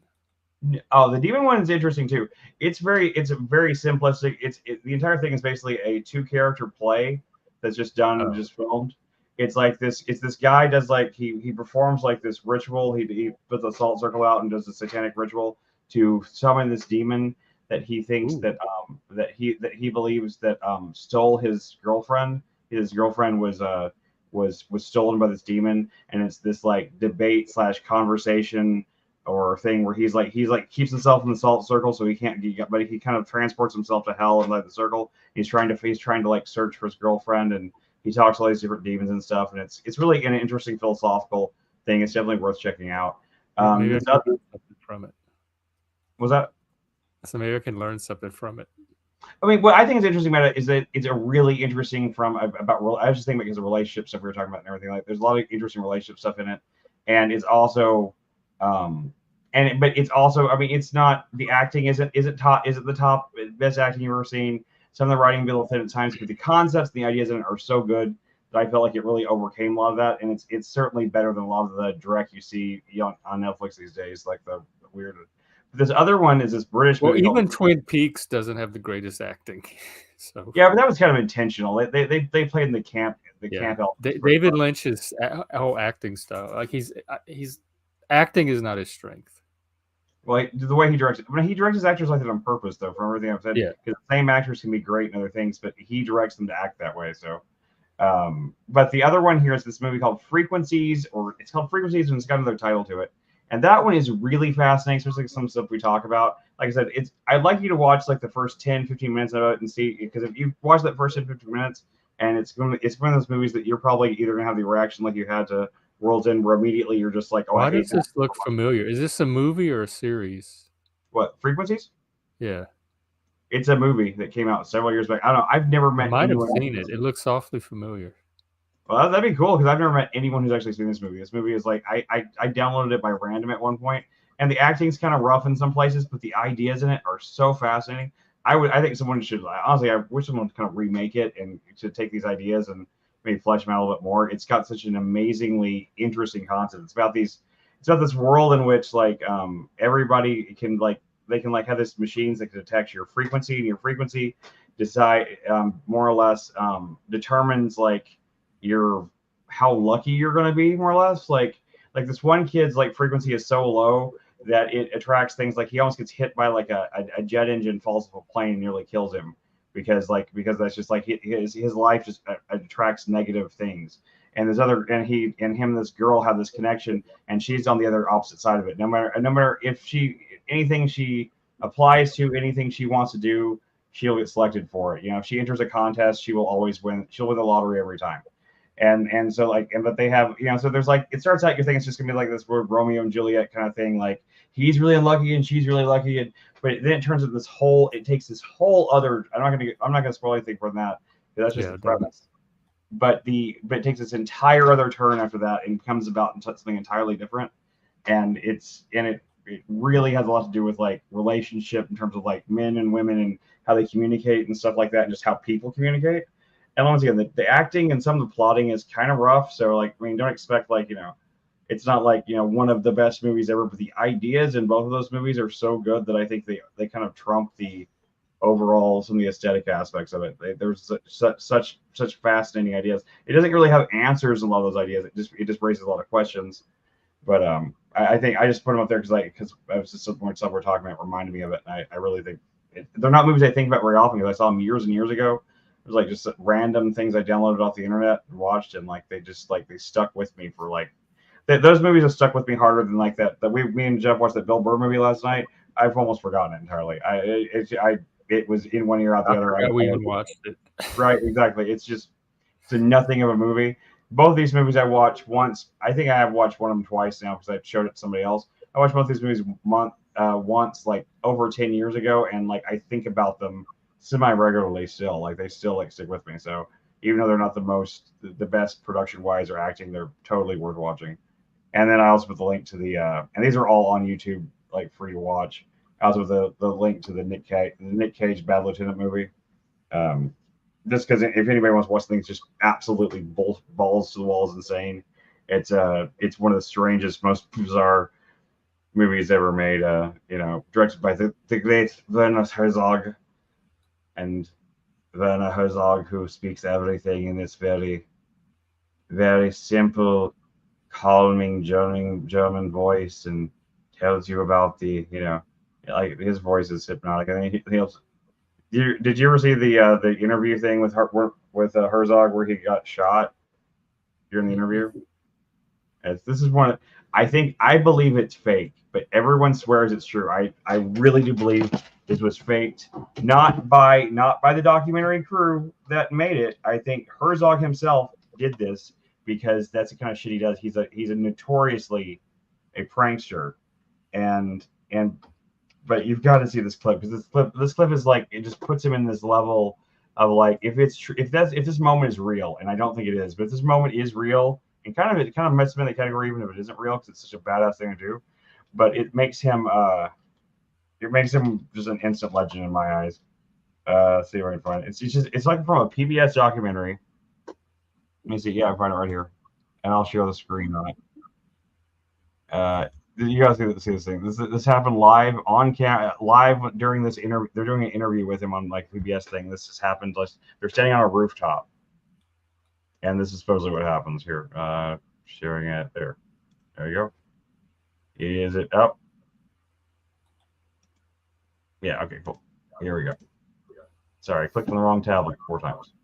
Sort of got previous to Herzog, haven't you? Because there was a bit of a story about him being shot when he was with you, and I think he's been talking it up in the press. What's happened is when I interviewed Herzog for the Culture Show a while ago about his film Grizzly Man, I was interviewing him in Los Angeles. This is not the clip I was looking for, but it does show the shot though. He now has been telling that story and dining out, and every time he tells the story, he becomes more courageous, which I have to say was. And we, the BBC, become more and more cowardly. It's like, oh yes, they were ducking and running away, but I was just standing there. To me, it is an insignificant bullet. Well, I think in the mood of fairness and transparency that the BBC is embracing at the moment, we can all relive that as it actually happened right now.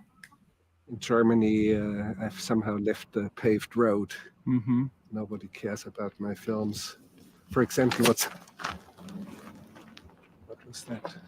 I think when people are shooting we quickly realised that was a shot. Jacko had taken a pot shot at us with an air rifle, and Herzog had been hit. So this literally just happened when we were standing outside there, camera. And there was a noise, and it was a whiz, and you just said, "I've been shot." Look, you're bleeding. I think yes. That doesn't look fake. I mean, that's oh my god! Shot at you and created a wound in your abdomen. It's not significant. The scariest thing about that is that that looked like a real gunshot wound to me. I know, and it's just so random. But the reason I doubt it is just because like Herzog has like this. He has a really long history of making fake documentary stuff and passing off as real. So I don't know. It looks real as hell. I know, but that's kind of his whole thing. Is that just your conspiracy brain? No, it's not conspiracy brain. Okay, look, dude. That is definitely conspiracy brain. If there's no reason to think it's not real, there's a reason I think it's real. Okay, like for a long time ago, he did a series of short documentary features he made about these different subjects. That this is according to Roger Ebert. Roger Ebert said that Herzog showed them to him privately because he wasn't going to release them, and he showed him these 3 documentaries. And Ebert said they were 3 most brilliant documentaries he's ever seen. And after they were done, he was like, the funny thing about these documentaries, the reason I can never release them is that they're completely made up. I made up every bit of it. And like, I mean, and Ebert was 100%. He couldn't believe that. He was like, you're lying. Like this is not. He's like, no, completely fictional. All actors, everything. Herzog spent years and years and years perfecting the art of faking a documentary. And I'm not saying that shot saying isn't real. It is. And I think the fact that his reaction was like, it's not a significant bullet is one of the funniest things I've ever heard a human being say. Most badass and like funniest things. He's kind of gonna get shot, and then he's like, oh, it was an insignificant bullet. That's fucking badass. I love Herzog. He's one of my heroes. But I seriously wonder if the movie Grizzly Man is real too. So I mean, it's something about that movie makes me laugh, and it shouldn't because it's really tragic and everything. But something about it just seems absurd to me.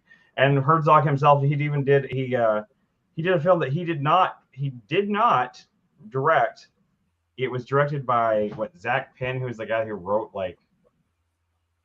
he wrote some bad movies at some point. But like he directed this another documentary that was supposed to be about the search for Loch Ness that they claim is an absolutely real documentary. But there is, if you watch it, you're like, this is obviously a parody. There's no way this is real because it's like everything about it is obviously fake and it's all a bunch of jokes and stuff like that. And so, like, I don't know.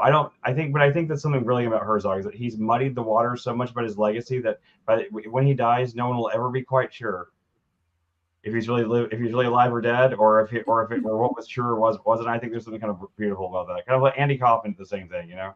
Andy Kaufman played so many pranks, so many things that even after people this day still wonder if he, you know, every time the anniversary of his death comes around, like there's people that think that he's finally going to reveal himself, and Andy Kaufman's been alive the whole time, you know.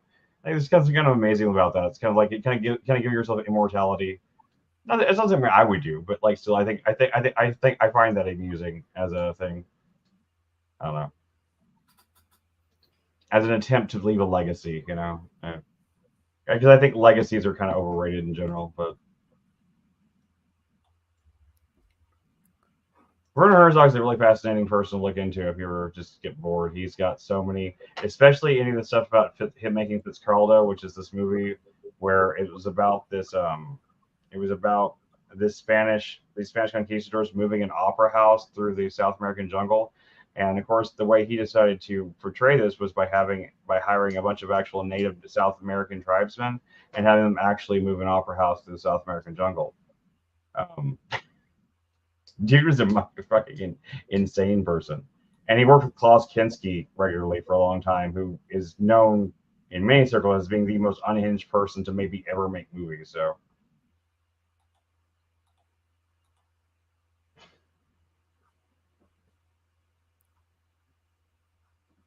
There's a great documentary about the making of Fitzcarraldo called Burden of Dreams. It's definitely worth checking out.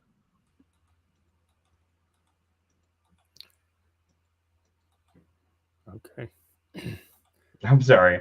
I'm sorry. I know I'm getting backlog. I got like 4 movies tonight just to. Oh yeah, these aren't like movies you got to watch right away or anything. Just stuff I'm just mentioning is stuff we got reminded of. Like I just got reminded while we're talking. Fitzcarraldo is an amazing accomplishment, but it's also not a very easy movie to watch. I don't know if I'd even recommend it. It's intense, but it's also kind of boring in time. So I wouldn't necessarily say you need to watch Fitzcarraldo. The documentary Burden of Dreams, probably the better side of that. Just like the documentary about Terry Gilliam trying to make Man from La Mancha. It's called Lost in La Mancha. That documentary is better than the movie turned out to be. There's a very few cases of that happening, but yeah, that happens every now and then.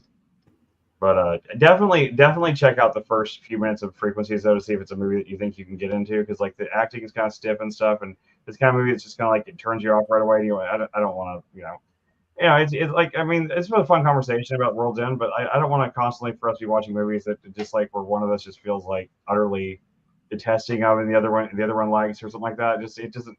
There's not much discussion to be had there. We can't really go into the nuances of it. Well, I mean, that's gonna happen. That just happens in movies. There's no way to avoid it, really. I'd like to find some things that we can kind of like, even if like one of us likes them more than the other, we can have some, it gives us more place to have discussion on. The only way to avoid it is to watch movies we've already seen that we know we both like. That's what we've been doing up to this point so far. Right. I guess I feel guilty. I feel guilty because I feel like I subjected you to a movie that you hated. So you had nothing. No, you have no control over how I experience a movie. I know. Like, what could you have done? I know that's true, but there's nothing to feel guilty about. It's a movie you like. You want to share it with us. I didn't get the same experience out of it, but it's no one's fault. Like those things happen. I've shown movies to friends that they hated too. Yeah. I love you, Jeff. I'm just saying this to make Emerald jealous. Oh, well, I got to pee, so. I'm back, by the way. Yeah. And you reminded me that I have to pee. I'll be back. What are you drinking? I heard you open something. Sting. It's kind of like a Red Bull. Mm. It's kind of like a world music artist. He just does it kind of like a lot of stuff now. You're Yeah, the song, you know, if I don't ever drink. I don't drink beer. I don't drink knew alcohol. I don't do you. any of that. I drink coffee and Coke is mostly my two vices. And heroin, right? Oh yeah, I'm a real big fan of, well, not heroin. It would be cocaine. I like the extra energy boost that it gives you. 3 days of operation with no sleep. That to me just sounds appealing. I never really understood the appeal of cocaine. If you're gonna go to cocaine, just get meth. It lasts longer. It has less of a calm down. I don't know. I just think that if you're gonna go that far, you're gonna hurt your body that much. You might as well hurt it all the way. I feel like Coke is the half measure. I really do. Really? Because destroys your teeth. I mean, you That's really a not lot of for- negative. That is a falsehood. The thing, the reason that the people that on meth usually destroy their teeth is because meth for some people makes them crave sugar, and it also makes them tend to not brush their teeth at all. So they eat tons and tons of candy and they don't brush their teeth, and it creates what they call meth mouth. Meth mouth. Okay, that's what it's called. Okay, maybe fair point. I don't know. But, I'm never. now, on the other hand, your brain, other parts of your body, yeah, it destroys the fuck out of those, but your teeth are fine. Yeah, the only drug I've ever done my entire life was I think I took about 3 tokes off of a joint when I was 17. That was it. No other narcotics, no over the. I don't do any drugs other than that. That's a shame. It's a shame. Why? Should I be out shrooming right now, high off my ass? Hey, shrooms, I recommend. I recommend that any adult person with their faculties, at least if you can find good ones. I mean, don't just either go get them straight from a cow patty somewhere and wash them off, or get them from somebody you trust, and don't just eat them straight away. Grind them up, make a little bit of tea out of it, sip it a little bit, and it won't trip you. It won't make you trip balls, but you can have a nice mellow experience that will kind of give you a more of a mind-opening experience type thing. I do not recommend DMT. DMT is bullshit, but I like acid too. So, Emerald, how do you feel about people prescribing psilocybin in society? You can't go off of Chris's brain chemistry either. 'Cause it's very. I don't know if it's the norm. It may not be the norm, but I know that I'm not the only person that feels that way with DMT. DMT gets all hyped up by Rogan and other people like that, and I myself and several other people I know that have tried it have both felt the same way. It was just like, this is it. 30% of the population solemnly prescribe narcotics. If you include alcohol in there as a self-medication tool, you're hitting 80, 85, 90% of society. Yeah. So at the end of the day, all of this shit's being prescribed one way or the other. They're just being selective and biased toward one versus the other. No, I wouldn't recommend acid, LSD to just anybody. But I would say that shrooms, if you know where they came Shrooms from, were way stronger than LSD. Yeah, if you eat a bunch of them, I'm just talking about just grinding it up and making a little bit of tea out of it and just sipping it. I think shrooms can be a very mellow, very cool experience, especially if you don't. But just avoid mirrors. Mirrors Emerald failed to answer the question. Horrible. It's just what I mean. You can avoid it if you want. Well, she's not a prescriber anyway, so it's not anything she's gonna. I'm not a psychiatrist. You will be soon, won't you? Nothing I say should ever be taken as medical advice because I'm an idiot. So nothing on You're this not an channel idiot. ever Don't should be downplay taken as yourself. medical advice. that's true. Even if I wasn't an idiot, that would still be true. But I am an idiot, so please, disregard. You're not an idiot. I want to point this out here. I will give a prescription. I absolutely will. So You will? I'm anti-abortion pre-birth. Oh my gosh. I'm pro-abortion post-birth up to the age of 24. Oh my god. See, you say the most extreme stuff. But it's a stance. Are you a stand-up comedian, Joshua? No, ma'am. No, ma'am. Calls him. My wife doesn't even laugh I at think me. he was possessed by the spirit of a mid-90s. Yeah. This might be true. This very well might be true. I don't even know what he looks like. Possessed by Has his anyone spirit. seen his appearance? Hold on. I will post. I'll post a masked screenshot on my or on Jeff's Discord. Just turn your camera on. That's her camera for like 2 seconds. Because I don't have a mask on. I can't put my face on here. Well, wait, Why? post the thing, and then I'll let you know I if will you should get- turn your camera on or not. I will get. Here. We'll take this because this is the second group that's decided to push me off of this. I will go get Tell you a what, mask. We will that go back covers- and we will. No, Okay, you get don't your have to get a mask. mask. We'll clip it out of the show. Just Post the thing you were gonna post, and then we'll decide from there. Okay, here. One Because second. I have one to look second. out for my audience. You're right. Let me see here. Where's my photos at? Damn it. What if he's got like a weird Cthulhu, like face made of snakes or something? We don't know. I'm a dude. I don't take like a lot of selfies. I thought that was a girl thing. So I'll just give you.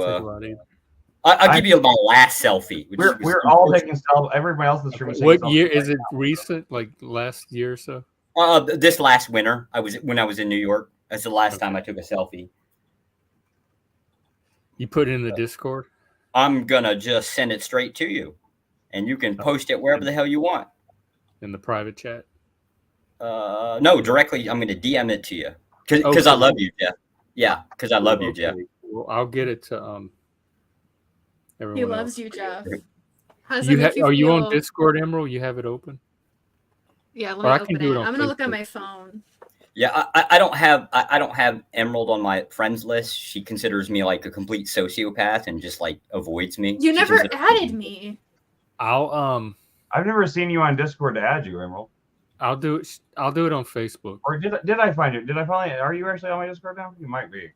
Because I think for the longest time I never saw you on Discord to actually try to I add you. hardly ever see her on Discord. I don't think she uses it.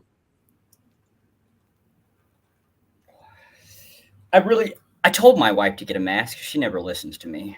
I want one with like a little flag on it though, because like I'm a whole like American I have flag. a Here we go. Satan flag This is badge. what you get. All right. What's what you get? I'm doing. Okay, that's all we get. You can put it up on screen. You can like I don't know, Wait, put it up there. Where is it? No, I don't want to. If you don't want the public to see, I don't want. No, you can put it up here. I've got a mask on. You can't. Judging from this picture, I don't see any reason you couldn't turn your camera on. I don't think it's gonna Where's the traumatize picture? the viewers. Oh yeah. I'm gonna send you on Facebook. And I'm then not Chris, an ugly person. I just can't put my face on the internet. Is it like for work reasons? Yeah, it's mostly that. Oh, yeah, then don't. No, No, you can put but that photo you can put up there. Go ahead, put that photo up there. It's not gonna hurt anything. On the No stream? facial recognition gonna You pull have that blue shit. eyes. Yes, ma'am. I see that. No, I don't And want. that's your house? Yes, ma'am. I'm I a am little nice concerned about house. the color of that hat. Are you I like am- a highway worker or something? No, that You're so a beanie. construction worker Is that your house? with that Yeah, hat. that's a pain in the ass house. I don't care what everybody says they like log cabins. They're bullshit. It looks The cozy. log stack, there's this like grout stuff that goes in between it. It takes 25 years to cure. So every winter, these nasty winters, they come through, those logs, they basically warp up and down. So it's constantly breaking that grout. So every year you have to go through there and like take like some kind of weird caulking stuff and put it in there every year. And then you have to stain over the top of that shit. Whoever says log homes are like nice to have are assholes. If it ain't 100 years old, don't get it. That was the worst purchase of my life. Was that? That was a You still horrible have house. it? Yes. Oh. It's really the only when I go like every time I go back to New York, that's where I stay. Oh, okay. I prefer the farmhouse, but it's too small. Actually, it is kind of a problem. It has to get remodeled. I really haven't gotten Well, around now to you it. can have a trailer you can stay in. Oh yeah, I can stay in a trailer. That would be an awesome idea. No, that and as for the beanie, that's actually my dad's. He was road department, and so See, I knew there was no reason for a normal person to have that color hat on. I knew it had to be related to something professional. I can show you photos of what my mother did to my basement while I was gone. To your what? to my basement. Well, actually, to most of the house. I only took pictures of the basement. Yeah, we 'cause didn't. it's- I don't think we talked about your mother nearly enough. Yeah, my mother's a hoarder. Do you have a Horrible. rocking chair in the attic for her? No, they're on the. Well, I've got rocking chairs on the porch. Didn't they show up in the photo? Oh. I think there's one in there. Yeah, there's like 2 or 3 rocking chairs up there. Crap. I guess it doesn't show. Got a nice porch swing. That the damn cable breaks all the damn time. That's because of winter. Winter's horrible. Horrible. This is why I kind of feel a little sympathy for Emerald. Right? Like that Chicago winter, that's not particularly nice. He loves you, and he has a little sympathy for you. Yeah, Just a little bit of sympathy. just a little bit. And why you go after my eyes first, like the blue eyes? What does that matter? I was just The asking blue a eye. question. Are you Those are insulted? those are devil eyes. They don't look like devil I know eyes. devil eyes. Oh, They're tho- not tho- blue those- though. Yeah, those are They're a definitely bit devil crazy. You're kind of staring Yeah, into they the are devil camera, eyes. like angry. They're kind of sexy. I like. Oh, see, that- I would totally go for eyes like this. Oh That- my that- god, That's why I end up with that's the people all I you do. love. eyes. I told you, Jeff. I love you. Are you jealous, Emerald? Are you jealous?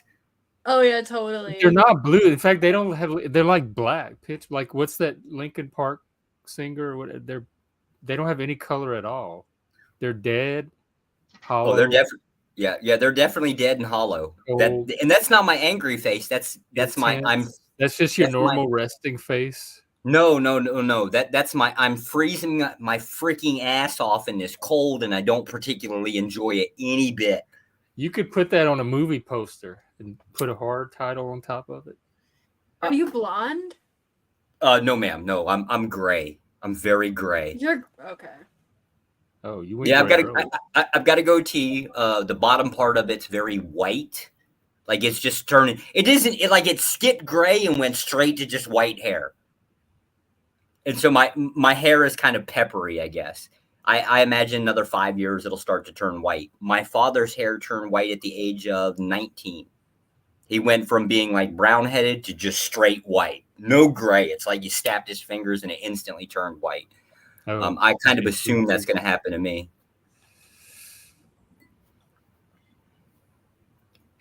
So the only thing that carries on like my decent genetics will be the Germans and the Italian side. Whatever dad brought in, and he's from West Virginia. He's a hillbilly, by the way. So that's where like I get that extra rednecky from.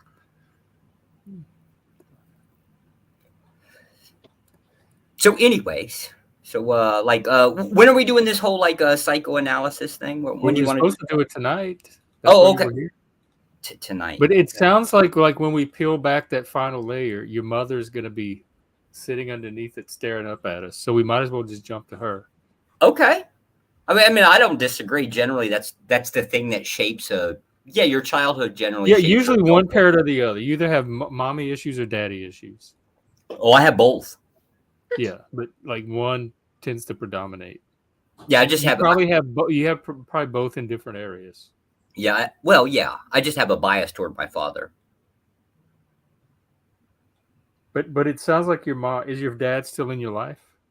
Well, he died a long time ago. Oh, He was old. He was born in So 1926. it sounds like your mom has a big influence on your current life, even as an adult. Yes. Yes. It's called fear.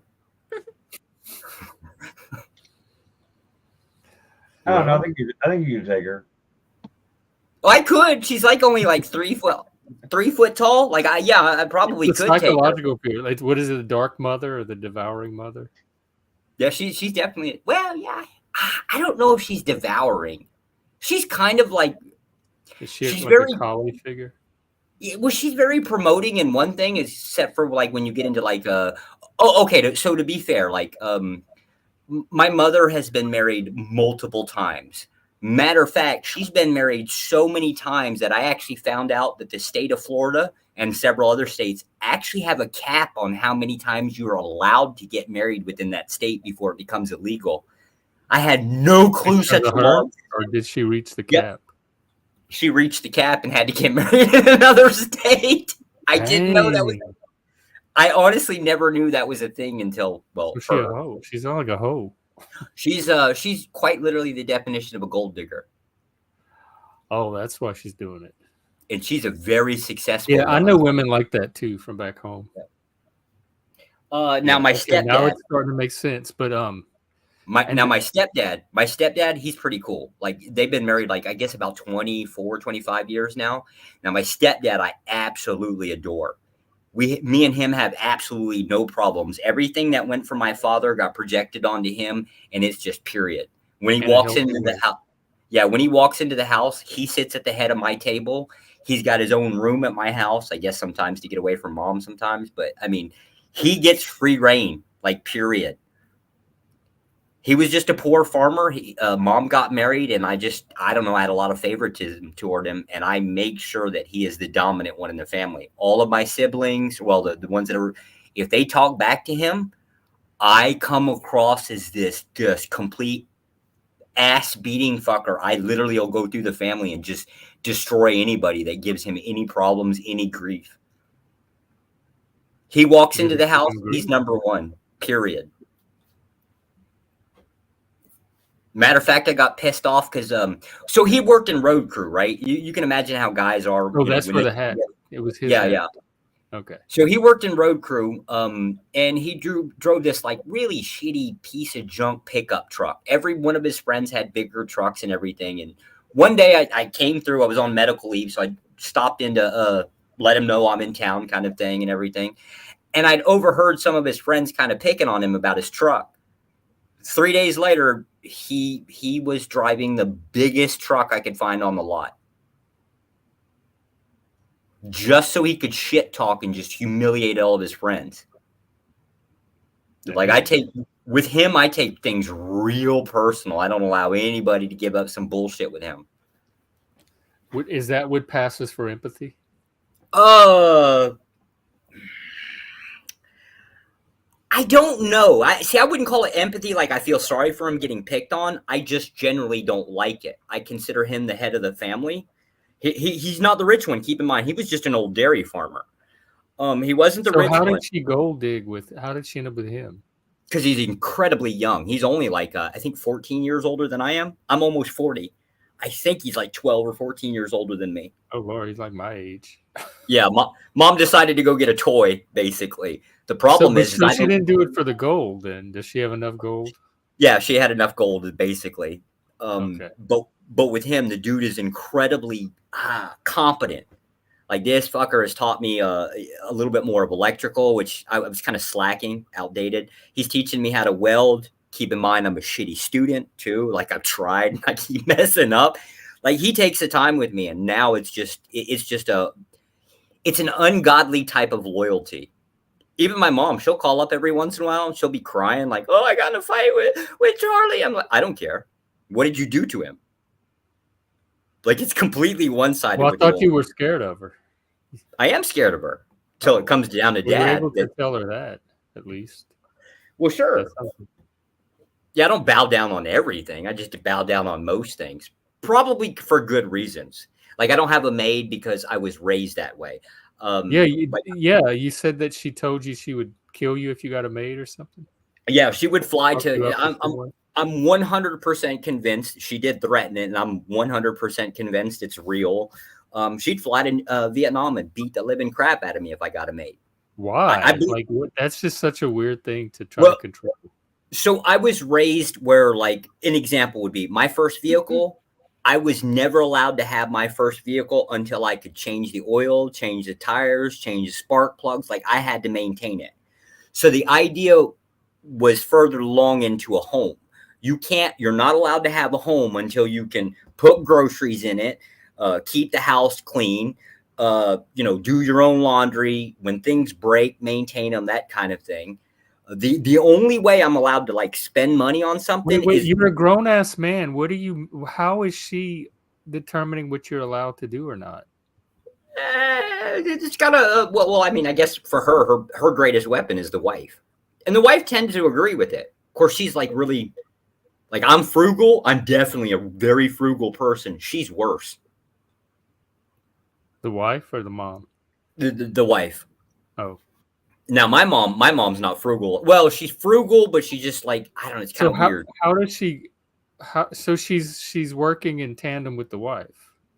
Yeah, usually. That's how And it the works. wife doesn't. Oh, right. You told me she doesn't want a maid. Well, y'all can Yeah. get a male maid, couldn't you? We could, but I mean, I don't even know how she feels about a male maid. Once the idea of a maid broached, it was like, why would you spend money on something you can do yourself? You can wash your own dishes. You're a grown man. She's not wrong. Your mom said this. Well, my mom has always said this. My father was the one that laid down that So your law. wife said this Yeah. as well. Yeah. So it was like I was raised as a child under a specific status or not a status, an operational procedure system.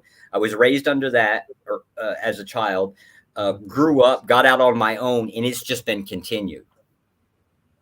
So do you have any like autonomy as an adult? The biggest red flag to me is that you can't do what you want in your own home, or you feel like you can't. Depends. Like as long as if it's something that doesn't affect anybody, but now there's a problem with that. Everything you But do, in the getting home- a maid should not affect your mom. That should be one of those things. Sure, it is. It robs the idea. Okay, for an example, She has very poor boundaries. If you getting a maid affects her. No, what type of? So here would be I would consider a viable concept. What would it teach the child if you can pay somebody to do your duty? But, watch but the dishes. that's different than what you told me.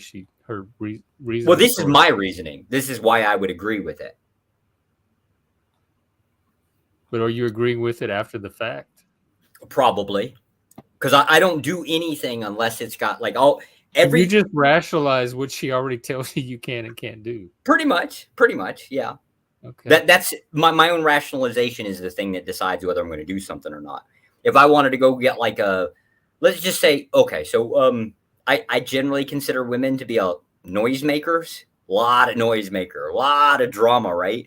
And so if it was the case that I really wanted like a lot of peace, I could just basically rent the apartment that's next to this one and just basically reside there. Where my wife and the kid would have this apartment and I would have the apartment right next door to it. Like if that was the case of something I wanted to do, I therefore could do it. I just wouldn't.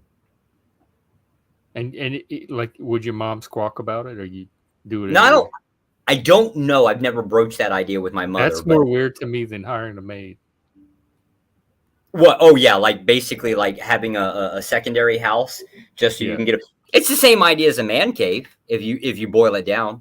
It's really still the same idea as a man cave. It's just there's an appeal to it, but it seems like that's more. It would be more easy to object to that than getting a maid.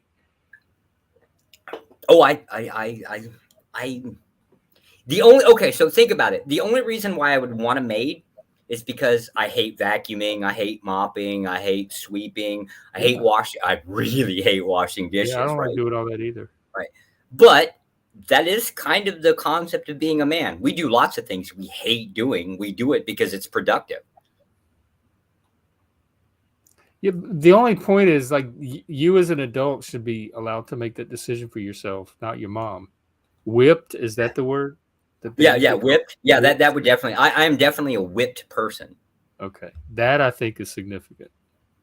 Yeah, because it restricts your freedom as an adult and as a man. I'm economically stable enough that if I wanted to, like if I absolutely just decided, fuck this, I want to get on an airplane and go, I could. Next airplane that leaves Saigon, I absolutely could just buy a ticket and go. You could do it financially, but could you do it emotionally or psychologically?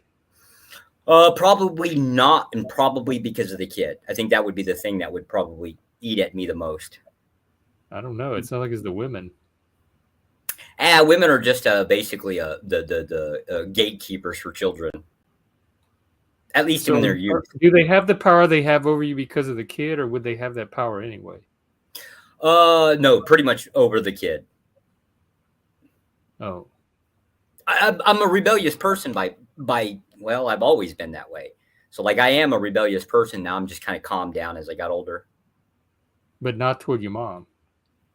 No, I would actually never really go against my mother too hard. It'd have to be something very specific, and it'd have to be something that I spent enough time basically trying to justify why I would do a thing versus, you know, what she's basically saying.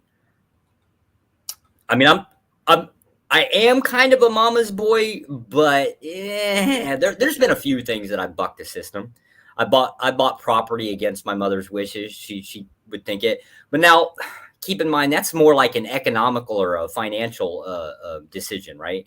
She's unfortunately used to be a banker too. Like before I was born, she worked for some company called Fleet Finance. Now it's basically the loan department of Bank of America. Somehow they merged into that long time ago.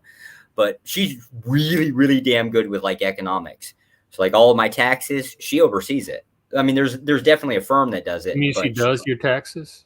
No. The firm does it. She sits on top of that. Like whatever they spit out, she'll double check them. So Yeah. you're expected to clean your own house, but not do your own taxes. Well, that's because I'm a damn fool when it comes down to taxes. If you sit me down at a desk with like stacks of papers with numbers But on that's them, not something a man's expected to do. Like that doesn't fall into the same it is justification that she uses for the other it stuff. could be, except for it's a thing that I'm very bad at doing. You set me down at a desk with stacks of paper with numbers on them. 5 minutes in, I'm throwing these papers all over the house because I just don't care. It bothers me. It's an annoyance, something I'm incapable of doing. It's like I have like a ADHD when it comes down to doing finances or doing the paperwork with it. I hate it. My signature is like an alliance of convenience for both. Well, now if I had to do it, a lot of other things would be neglected. I'm a lot slower at it. My mom's tried to teach me how to deal with the taxes, and it doesn't register so much. Like it's just like And she recognizes that, and then so that's why she probably Okay. Probably. My mom always kind of like wanted me to marry some kind of like financial guru, some woman that was really good with numbers, which might be like the Asian thing. I just don't trust my wife when it comes down to finances. She's a hoarder. Her income doesn't pay the house bills. Her income gets like converted into gold and then put in a safe somewhere. Used to be in the house. I don't know where it's at now. That's 100% her money. I don't touch it. I don't even know how much is there. Never seen it. I actually don't even know what her salary is. I heard it was pretty good, but I actually don't no clue how much money she makes. Do you have curiosity around it? Not particularly, no. Okay. Emerald, you want to crack at him? I love you, Emerald. Oh, she's not there. Yeah, I think she went to the bathroom or something. That's where I just remember. I love her pillow. What is that? The Nightmare Before Christmas? I don't know. I can't tell. Or some kind of little weird grasshopper creature. Looks alien? like maybe a monkey, maybe. Yeah, it looks like that thing Hakuna Matata off like the Lion King. What was that, Meerkat or whatever it is? That's what it looks like to me. Yeah, I guess also a meerkat. I get the. Yeah. Looks like an alien. Yeah, Could right. be. Meerkat's a little bit like aliens, though. Fair. Yeah. Oh, I found out what I found the film Alien. I actually found out what that animal is designed after. It's called a Therum, something like that. It's this weird looking, spooky looking, tiny looking like crab that lives in the ocean. It's a really deep sea creature, and it's fine. It has some parasitic relationship with some kind of like it's like a sea cucumber, but it's like Jello based. It's real clear looking, like it's translucent. I have to give you the name. That thing is creepy looking. I was 99% certain you were going to say female. Damn, no. Females are generally dangerous, just not like that. That's just why they have like the queen version. Right? Well, you made that you went fit like twice, like you start the F sound twice, and I was like, oh, I see where it's. How is it spelled, Jeff? How is it spelled? PHRONIMA. I'll share pictures of it. Cool. Yeah. I watch videos like about disturbing undersea creatures, stuff like that all the time. Those things are I mean, I don't know. I've always said that I never want to go deep space, but I really don't want to go deep ocean. Like, look how creepy this damn thing is. I know they're all translucent and shit too. Yeah, I can see the resemblance, especially here. He looks harmless and innocent as a creature. I love the like the bioluminescent creatures that live but not those evil-looking deep-sea creatures. To me, this thing is evil looking, but then again, it's Kinda entirely. is. Like I don't feel threatened by him, but I could see if you were like a little shrimp or something that you would. If it was Yes, bigger, that looks very alien.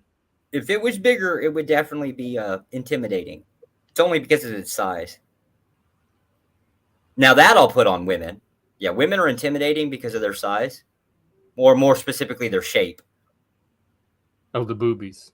Yeah, it kind of like draws you in.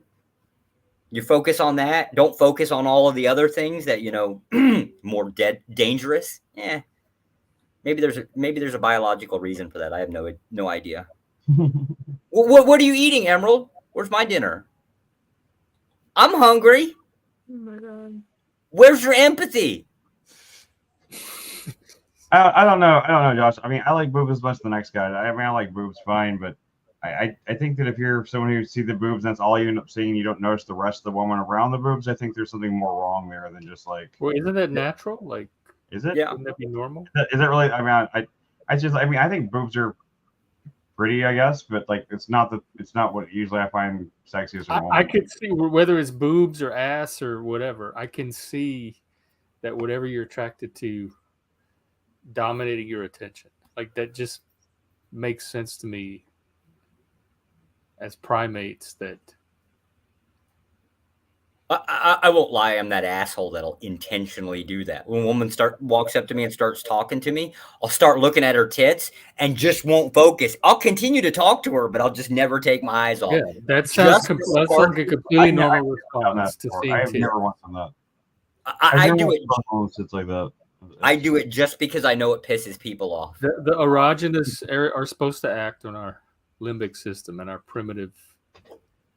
I thought the perfect reply, if you ever get in one of those situations where it's, you got like a trans woman who's like trying to shame someone for genital preference type thing, you'd be like, well, the problem is I'm only attracted to uteruses. My reply is no. Leave me alone. I would do that. I think the perfect reply is the thing I find most attractive. My sexual thing is uteruses, and it's just not something you can give me. It doesn't matter if you have Uterus, like a uteri. I'm only attracted to uteri, ma'am. I mean, what can they say at that point? They can't shame you for what you're attracted to, and they can. It's transphobic. Like we encounter this in the gay world. If you're gay and you're not attracted to a trans woman, you're transphobic. I know, but it's like, but that's because of the fact that they have the same part and this and that or whatever. But I mean, like, what? They don't have the same parts. Oh, that's right. That's right. I thought you were transphobic if lesbians didn't want to suck dick. I forgot about that. Sorry. Not by a long shot. No, if gay men are not into the vagina of a trans man, they are transphobic. They're hateful bigots. I'm personally a big fan of the affirming thing, right? So I think we ought to walk up to him with a hatchet and just help him out. Hey, look, I'm going to save you so much money on healthcare. Whip it right out. I got this hatchet. We'll fix the problem right here, right now. Plus, the hospitals can't turn you down if you're in catastrophic needs. It's technically true.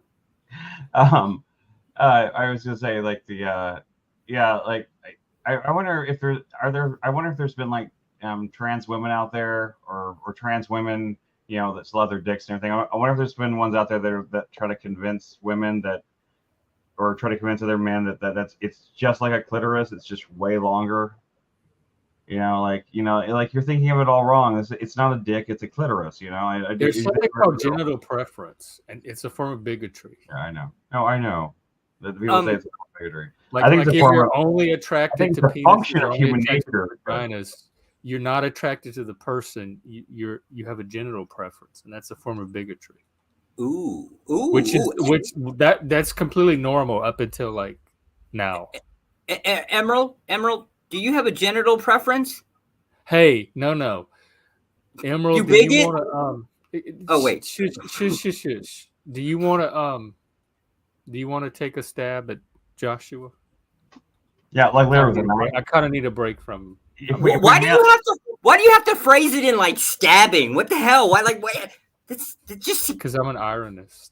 so it's loaded language. It will take a couple of days, but we can mail you the knife, right? And then we got to figure a way. That way, there's no connection to you. Yeah. Not only did you put her to sleep, you made her completely uninterested and apathetic to you.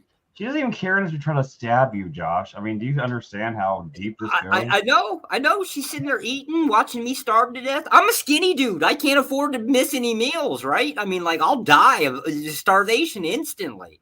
Just one meal. And you don't feel any empathy to me whatsoever. Yeah. You can clean your house, but you can't feed yourself. Yeah, I'm pretty sure I don't have any empathy because you could do that yourself, man. That's a requirement. It's that boiling hot water. Like, I can't figure out how to get that scientific function. I can't figure it out. I'm too stupid. Learn to drink it hot, man. Just drink it.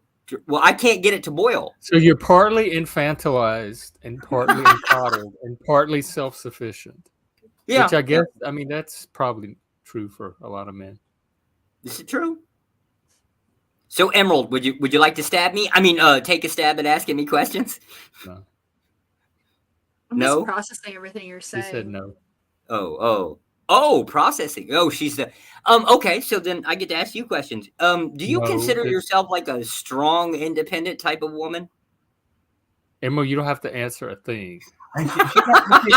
Yeah, to be fair, she already knows that. She is perfect. She's been sitting in silence on every one of his questions for like the last 2 hours. So I think we can trust Emerald to properly ignore Joshua. He's just trying to bait me. I'm aware of I his mean, game. I have the instinctual like I want to protect her in somewhat too from like the predator, but at the same time, I think she's actually got this under control. I don't think she's in any danger. Emerald, do you consider me to be like predatory? Yeah. Oh, smart woman. Smart woman. No There was hesitation. No hesitation. That was instantaneous. That's Damn. it's not looking good for you, Mhm. Joshua.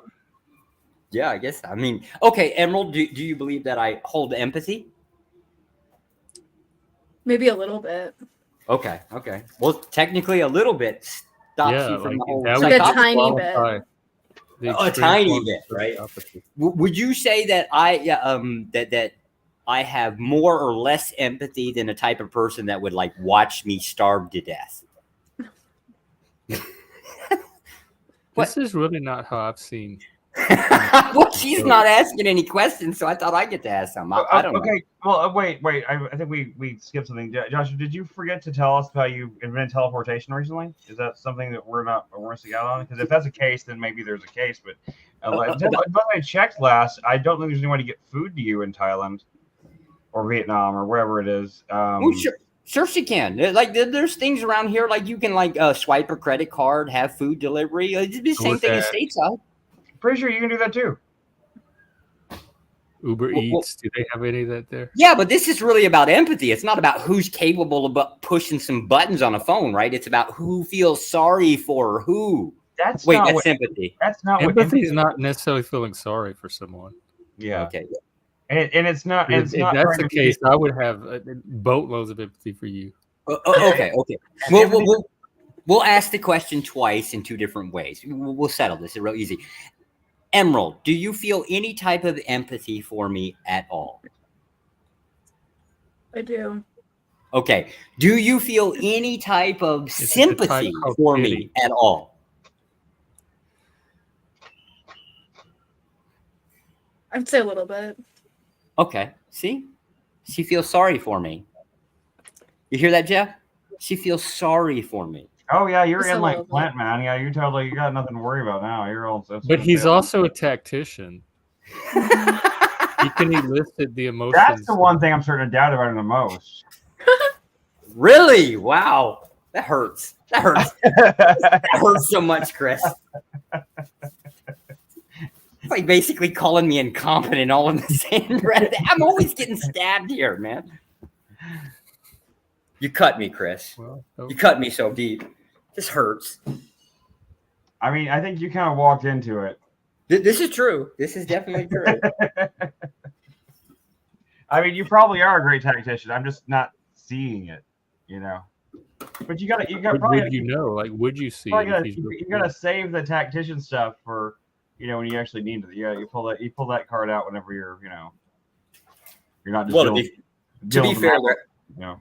To be fair, it only really functions really well if, or actually it only operates if you have a clear, clearly defined goal with it. Yeah. With you guys, I'm just that I believe. Well, I'm sure you know how to define a goal. Yeah, but now you have to figure out what's my goal with you guys. Ooh. Amusement, entertainment. He loves us. He loves us dearly. He can't stay away. Ennui. Yes. Boredom, killing He the loves time. us. Mental stimulation. Yes. Challenge. I love all of you. Not equally though. You just got to put that out there, right? Like there's no equal treatment here. I love some more than others, for I sure. feel like you love me the most, obviously. Oh, Yes. Well, he's got kids, right? So he kind of like appeals to me a little bit more here. Right. Yeah. Just put that out there, right? I feel like he's a little bit more on, you know, my side of the fence than anybody else. Like Emerald here, I just like, you know, what are you doing? What do you mean? What am I doing? I don't know. What are you doing with your life? Where's the kids? Where's the I don't have productivity? any. Where's the productivity? What's holding you back here? Trying to avoid sociopaths. Yeah. Well, do you need some help? You need help finding a man? I can hook you up with some. No, I don't. Whatever happened with the guy we talked I'm about last scared time? to ask. I need a little help, but I'm scared to take it from I- my track record already. Did you go back out with dude for drinks again? Oh yeah. Yeah, and it went pretty bad. What? That second date? Yeah, so basically we went to this arcade. So the first red flag was he was trying to get me to go back to his house, like before we even went out. Like, and that was really like trashy to me. Okay. And then we went to this arcade and it was really weird. It was like he was trying to like force me to cuddle him. So what he did is, so he was standing here, I'm like sitting here, and there's like space in between us. And This he was is like, in public at the yeah. arcade? He was like, "Oh, give me your hand." So I gave him my hand and he jerked me halfway across the room. I fell on the ground. And then he didn't apologize. He was laughing.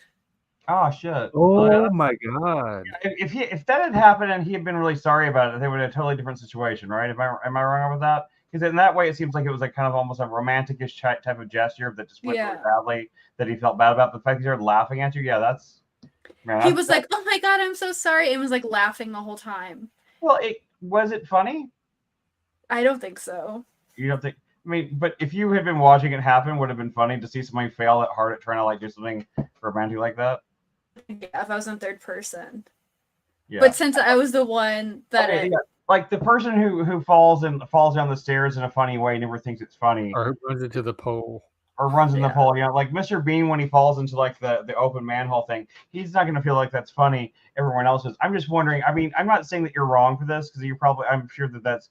But I feel like, you know, I feel like I'm just saying I can kind of see myself in a situation where I try to do something so stupid like that, right?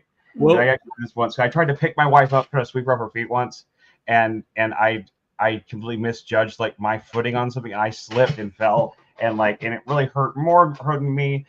I didn't know that at first. I mean, she was fine. We were both fine. Nobody went to the hospital. No one was really injured. But at the same time, she kind of got a little bruised, and I did too. But I was laughing the whole time because it was just I did something so stupid. I wasn't laughing at her. I was laughing at me for being so stupid, you know. So I mean, I could see, not knowing the guy anything more than that, I could see how that situation could not necessarily mean prime asshole territory, but it sounds like it on the surface certainly. But let's hear more, because that's probably not the end of it. Yeah, let's hear more. Yeah, so that happened, and then I kind of let it go, but it also kind of affected the rest of the night because I was like, okay, this is kind of. It was off-putting to say the least. Like I kind of forgave it, but then I was like, this is really weird because then he wanted to cuddle on a second date, in the arcade, and I was like, I'm really not open to physical intimacy that quickly. Was You he told him possibly was he possibly drunk when the date started? Had he had a couple of drinks maybe before you guys started? It sounds like someone who's actually Maybe. a little inebriated. It just sounds like someone who maybe they were nervous. They had a couple of drinks to try to like loosen themselves up, and so they start acting a little bit too, just like a little bit too loose. It just sounds because it sounds like from the guy you tried last time to this guy, it sounds like it sounds a little inebriated to me. But it don't necessarily that. Once again, not saying that you should give another chance to that. I'm just curious. So Because Emerald, that was. Wait, I'm not done, Joshua. Go ahead. So, then after that, then we were like sitting by these games, right? And there was like this lady, I guess, but like when I'm in public, like I don't care like what people think or what they're doing. But this guy was like ultra paranoid. Like I started picking up on paranoia that freaked me out because he was like sitting like with me and he's like looking around and he's like, why are all these people staring at us? And I'm like looking around, like trying to enjoy my one drink, like I don't know. And he's like, this one lady's like staring at you. And I'm like, okay. And then my alarm system just started going bzz, bzz, like completely crazy. Like, get out. And I like didn't listen to it at first because I picked up on the paranoia. And then so then we went to like this other game and I'm like trying to forgive that incident. Sounds like 2 incidents, right? In one night. So then we're by this game and there's like this group of people like talking and he's like eavesdropping on them and like replying to them while standing next to them, but not to them. He's replying to me. Oh, I do that. Yeah. But it was paranoia. Because then he was paranoid about he thought something. they were talking about him. I'm a little Oh, okay. Yeah, he made Like me feel clinical paranoia, you think? That's what I couldn't tell if he was drunk or what. I'm a little. My wife used to do that whenever she was in psychosis. That's what I was afraid of. I was like, is this dude in psychosis? Like I felt so bad because I heard the group of people talking too, and they were like talking about the games and like stuff, and they started like laughing about something. I don't know what they were laughing about. It wasn't him though. And he was like, these people are like laughing. And then, so then I'm like, what is this dude okay? So then we went to another section in this like arcade/bar place. And he's like, I just really feel like you're super bored with me and I can't get this thought out of my head. And like, mind you, I was laughing, like playing the games, like trying to talk to him. He's like, I know you're bored of me. Like, you know what? Like you can leave. It's fine. I'll be okay. And I'm just standing there. Like, I didn't know what to do because I couldn't convince him that I was having a good time. I couldn't convince him of anything. And well, I'm a little confused here. What? Okay, so so your first red flag was the whole struggle cuddle thing, but you only described it as a red flag, right? But then you get to the paranoia part, and that's the part where you internally think to run. What about the struggle cuddle? Like, why wouldn't you want to run had from those that? red flags too, but I was like, I kind of had the interpretation like Chris had, where I was like, maybe it was just like a romantic gesture that he planned out poorly, Oh, that was the red flag, though. Don't get me wrong. Okay. Like, oh yeah, it was the way you described it as being just a red flag. Well, that was me, like, benefit of the doubt. Like, I was like, he probably is nervous. It's second date. But when the paranoia set in, I was like internally freaking out because now, like, we're in a public place. I didn't want to leave him there, and then leave. He's a grown man, right? Yeah, but if he said that's like, is that not a strong sense of paranoia the way I'm describing it? Like he thought this group of people were talking about him. He could have just been a narcissist, though. I mean, that's what I thought too. This might be psychosis. I mean, although either that or he thought he was being cute. He probably could be a narcissist, maybe. I don't know. Everything he was could be about both. him. My narcissist was very paranoid. That's the thing I noticed. Everything was about him. Like that's like when he said at the end, like, I know you're bored of me, you can leave. That's when I was like, I never told him I was bored or I wasn't acting bored. He's not going off of any like your communication. He's narrating. Yeah, I couldn't communicate this narrative onto you. You're just he projected it, and then he took it out on me because he clearly thought he was trying to create some physical intimacy boundaries and you weren't really like reciprocating. I'm not saying you should have. I'm saying that you weren't like leaning into it and being cool with it. So that's probably the reason he said that you're bored. It was probably just another way of saying like you're clearly not Right, into but me. he's not taking her input into account. He's deciding agree. for her. That was the what- weird part. Because Yeah, I And that's told what them, narcissists do. They use you as a prop and they project this whole little play onto you and that's going on in their heads. And they don't take your end of it into account at all because it doesn't matter. the ending was you're the just there to weirdest. be a prop. Yeah. The ending was the weirdest part is where so the first thing was I decided like because after the whole conversation of I'm bored and I couldn't convince him otherwise and all this other weird stuff, I was like, okay, I'm probably just gonna like leave. And then but I was nice about it. Like I was like, oh, you know, like had a good time. Like, you know, like I was just like saying because I did have a good time, but it was just really weird. And then I explained how like I'm kind of slow with physical intimacy, but I enjoyed like getting to know him. Like I tried all these things.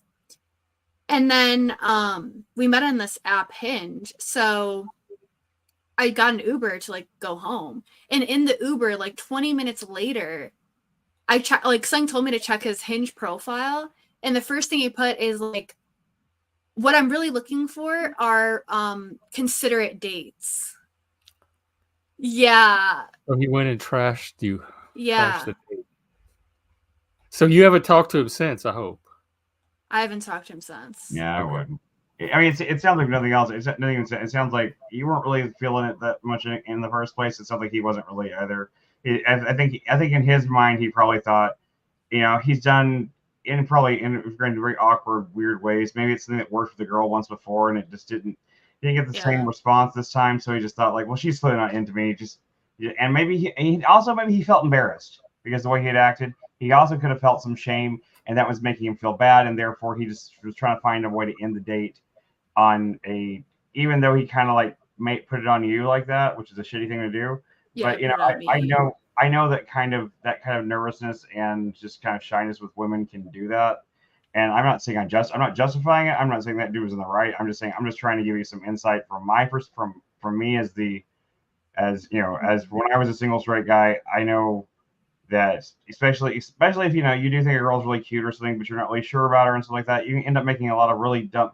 You end up trying things. You're trying to because you hear all these things, but being bold, and you're supposed to be confident and all this stuff like that. If you're actually not bold and confident naturally, trying to fake that can come across and all like just being a creep, you know. Yeah. He very well might be a narcissist. I'm trying to give the most charitable interpretation I can. Yeah, I think you're doing the right. Really good at that. What's that? I said you're really good at that. So why are we not addressing the solution? I thought I was usually a super negative one, but I was saying with this one guy, I think she made the right decision. I don't think she should go hang out with him again. I was just trying to come up with the most charitable possible in my mind, like what could have happened there. That's all. But I do agree that I think once I put up that boundary, like my own personal boundary of not going super quickly like physical intimacy, because now like with the struggle cuddle, like Joshua called it, which is a great name by the way. It's awesome. He also kept talking about like how much he wanted to kiss me, and this was after the conversation of like being slow to physical intimacy, and then he wasn't willing to hear me out on that. So it was really there was like no communication, and that was really off-putting. And then also the paranoia really got to me because I get like people having social anxiety but it's like he literally thought like he was like the center of the world. And then that's the thing I wanted to say. So he does like stand-up comedy on the side, and he told me like he's one of the most like funniest people in the world or something, like this really like big egotistical statement in my opinion.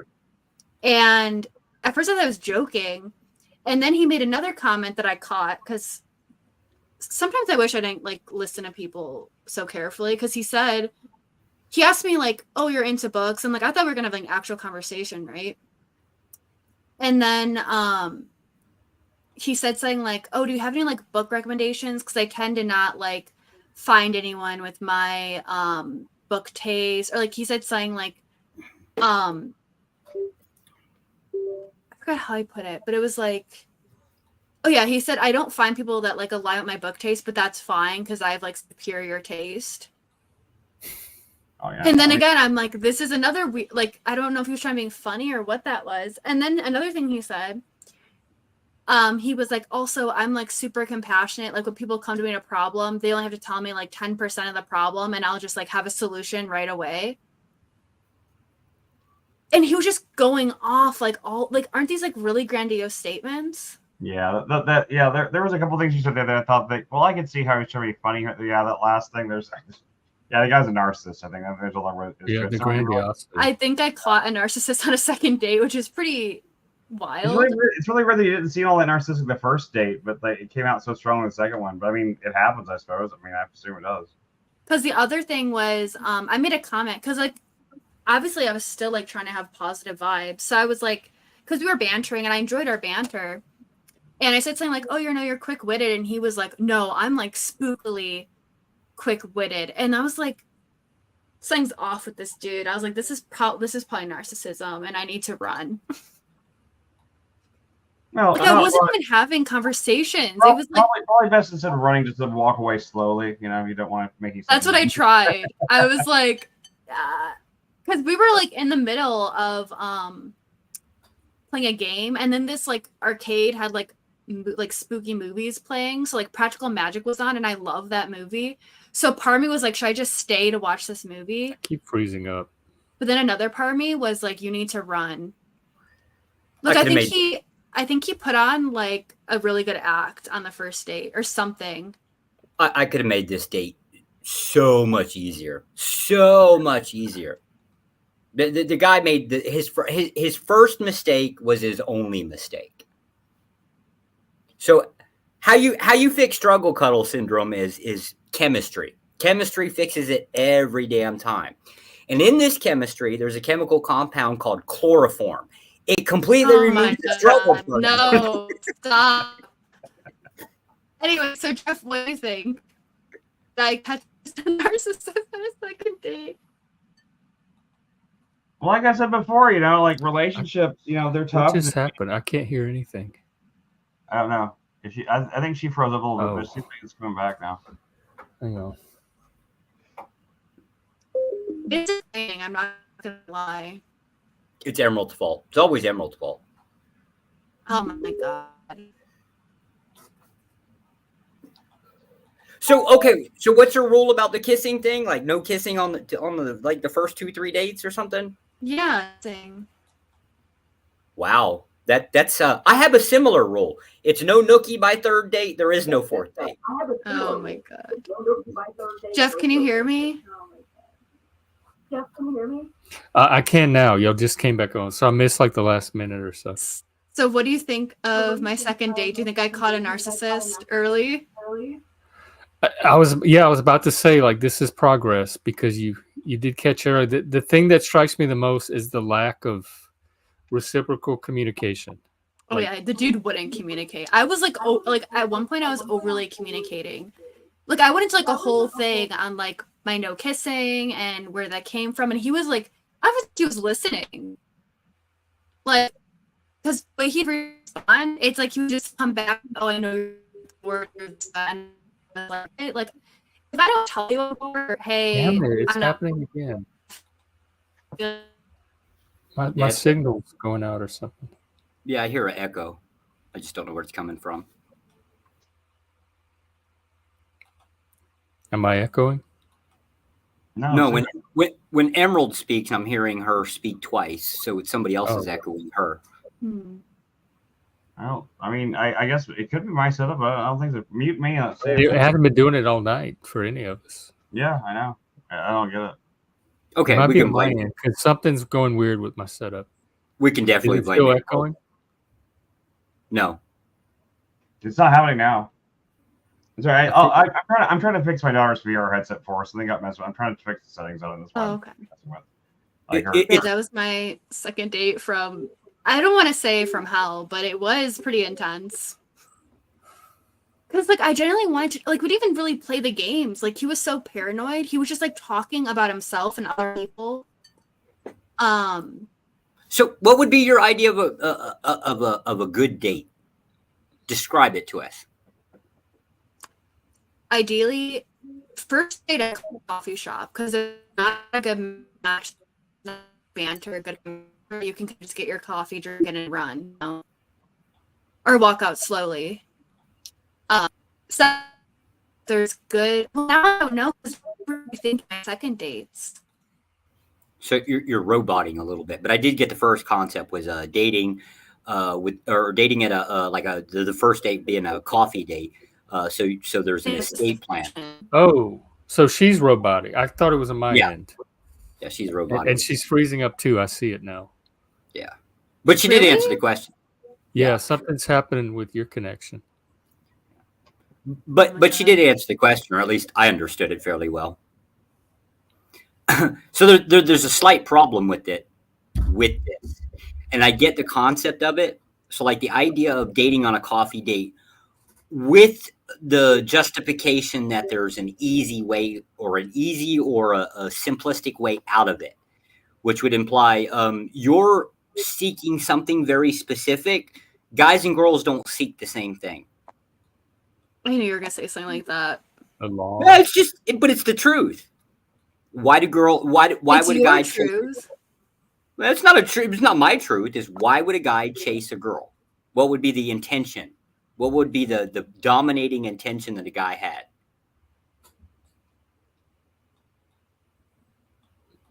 The lawn. The lawn. Yes, the can. I mean, that's generally what a guy's going to be after. Okay. Especially if he's like pulling you toward you. Yeah, if he's got the struggle cut if he's being handsy and physical, he has something on his mind. That's why I knew that. And then he also brought up because I brought up how I haven't seen Haunted Mansion 2, and he was like, oh well, my apartment's like down the street, and I was like, yep, no. Could you imagine if he got me into his apartment? Oh, yeah, chloroform. Like the Haunted Man. Chloroform, baby. That'd be terrifying. Well, and he kept bringing it up. Yeah, like, you probably did avoid a chloroform. Chloroform solves the terrifying part too. You're not conscious enough, so you don't have to be afraid. That was the other thing. That was the other thing. Jeff just reminded me. So he tried doing this whole thing like him and I were super alike, and that's something a narcissist does. They try to mirror you. So when we were playing this game, he did this thing. It was really creepy in retrospect, but he was like I was just like playing the game, whatever, and like he knows that like I tend to think deeply and like I analyze things, whatever, right? So he was like, oh, don't worry, like I totally get you, we're on the same wavelength. Whatever your brain is feeling right now, my brain is also feeling. And like was trying to like do this whole thing like he gets me, and there was like no evidence for this, right? But this was not as part of a conversation. This was him just like me playing a video game and saying it to you. Yeah, like when there's like silences between us, he would try to like interpret them, and he'd be like, oh, I know exactly what you're thinking, which isn't humanly possible. But he literally was like, I think maybe he's a really weird person. I don't know. Yeah, that is definitely that is definitely. He had like this whole thing, and then he also asked me. He was like, "Do you ever feel like you're in the wrong place at the right time?" And I was just like, "What?" And he's like, "Sometimes I just like sit in my car and I just think about how like I'm somehow always in the wrong place at the right time." And then he was like, but don't try to analyze that because I don't think you should understand the underlying meaning of that. I would like my alarm system was like, what is this dude talking about? Like the stuff he started bringing up on the second date was like wild. The questions he would ask me. Like, what does that even mean? My ex would do the same thing. He was always narrating what was in my head without even asking me about. That's what that guy was doing. No, that's not what I'm thinking. Yeah, like I literally. It just seems weird that they wouldn't start a dialogue about it. They would just insist that this is what's going on with you. Yeah. Oh, and then another time, God, it's all coming back to me now because I kind of blocked it out this whole week. So I was like, that was just a weird. Because I got out safely, like nothing bad happened, thankfully. But besides the struggle, but the other thing was he was narrating. And like I wanted to tell him like he was off, or like he wasn't even like interacting with me. He was interacting with the idea of me in his head and projecting that onto me. So I couldn't say that, right? Because I'm like, I'm gonna obviously not go out with this guy again, so I just need to be polite or whatever.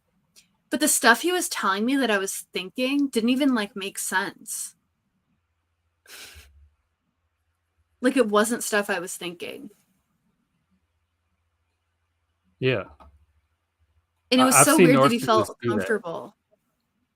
Yeah, like, and it was so weird because like It's not a collaborate. It's not a collaboration. no. It's And he kept doing it. He was like, oh, like I know you're thinking this, but don't worry, I'm thinking. And it wasn't like bad things that he thought I was thinking, but it was just like stuff that didn't really like. yeah. He's thinking and talking for you. Yeah, like there was one moment where he was like, oh, don't worry about like coming off as socially awkward or something. And I was like, what? That's socially awkward. It sounds like he was externalizing a lot of things he was feeling about himself and thinking to himself about himself, and he was just trying to like express them, and it came off as being like, "Don't worry if you're socially awkward," because he felt socially awkward. You know, people do that a lot of Yeah, times. that's what it felt like. Just projecting. I don't know. It doesn't sound like. I don't think the guy sounds dangerous, but yeah, I am for the kind of person you're looking for. It's probably you did the right thing, you know, ending it then. But it just kind of sounds like a weird guy that just had a lot of like that took a lot of bad chances. It almost sounds like things started out bad, so he just like he didn't really feel like he had a chance at that point, so he might as well just try anything. You know, That's what it kind of felt like. Like after that, like I think he really thought I was gonna cuddle him right then and there. I went. It wasn't really a date, but I went out with a girl I was interested in once, as you know, kind of as friends, kind of thing. And I remember had a similar, not to that level, but there were some similar type situations up there. But like I can't remember what happened at first. Like I tried to give her a hug, and the hug kind of missed, and that started this chain of events where everything like every time and things were awkward, and every time I tried to bridge the awkwardness, I tried to make jokes, and the jokes that came out made me sound creepy, and it was just one of those things where like no matter what I did, I felt I was digging the hole more and more. So, I mean, I'm not saying, oh, he's probably a nice guy, give him a chance. I'm just saying, like, I can kind of see how he could be it kind of come off that way without actually being a creep. But then again, he also might have been a creep. So either way, he did the right thing, you know. Yeah, I mean, I felt bad because like I had such a good first date, in my opinion. I mean, it was promising, but then it was like this whole second date was just, and then also at the end, like he wanted to give me a hug. And I'm not really like a hug person in general. Like unless I really know you and have like a strong emotional connection, I don't really like you in my personal space. That's probably why I didn't like the forced cuddle, struggle cuddle. So how do you feel about dancing? I like dancing. See now this is where the guy, I'm telling you, the guy fucked up. Like if it was his intention to touch her, have some type of physical contact, he should have took her dancing.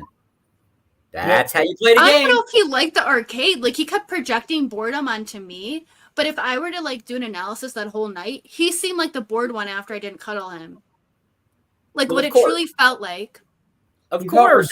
He felt rejected. So yeah. Yeah. He got rejected. Yes, he got rejected. He felt rejected. Even though I gave an explanation, like, you know, it wasn't a personal thing. You know, that's the thing I will say. Like, and this is not your fault.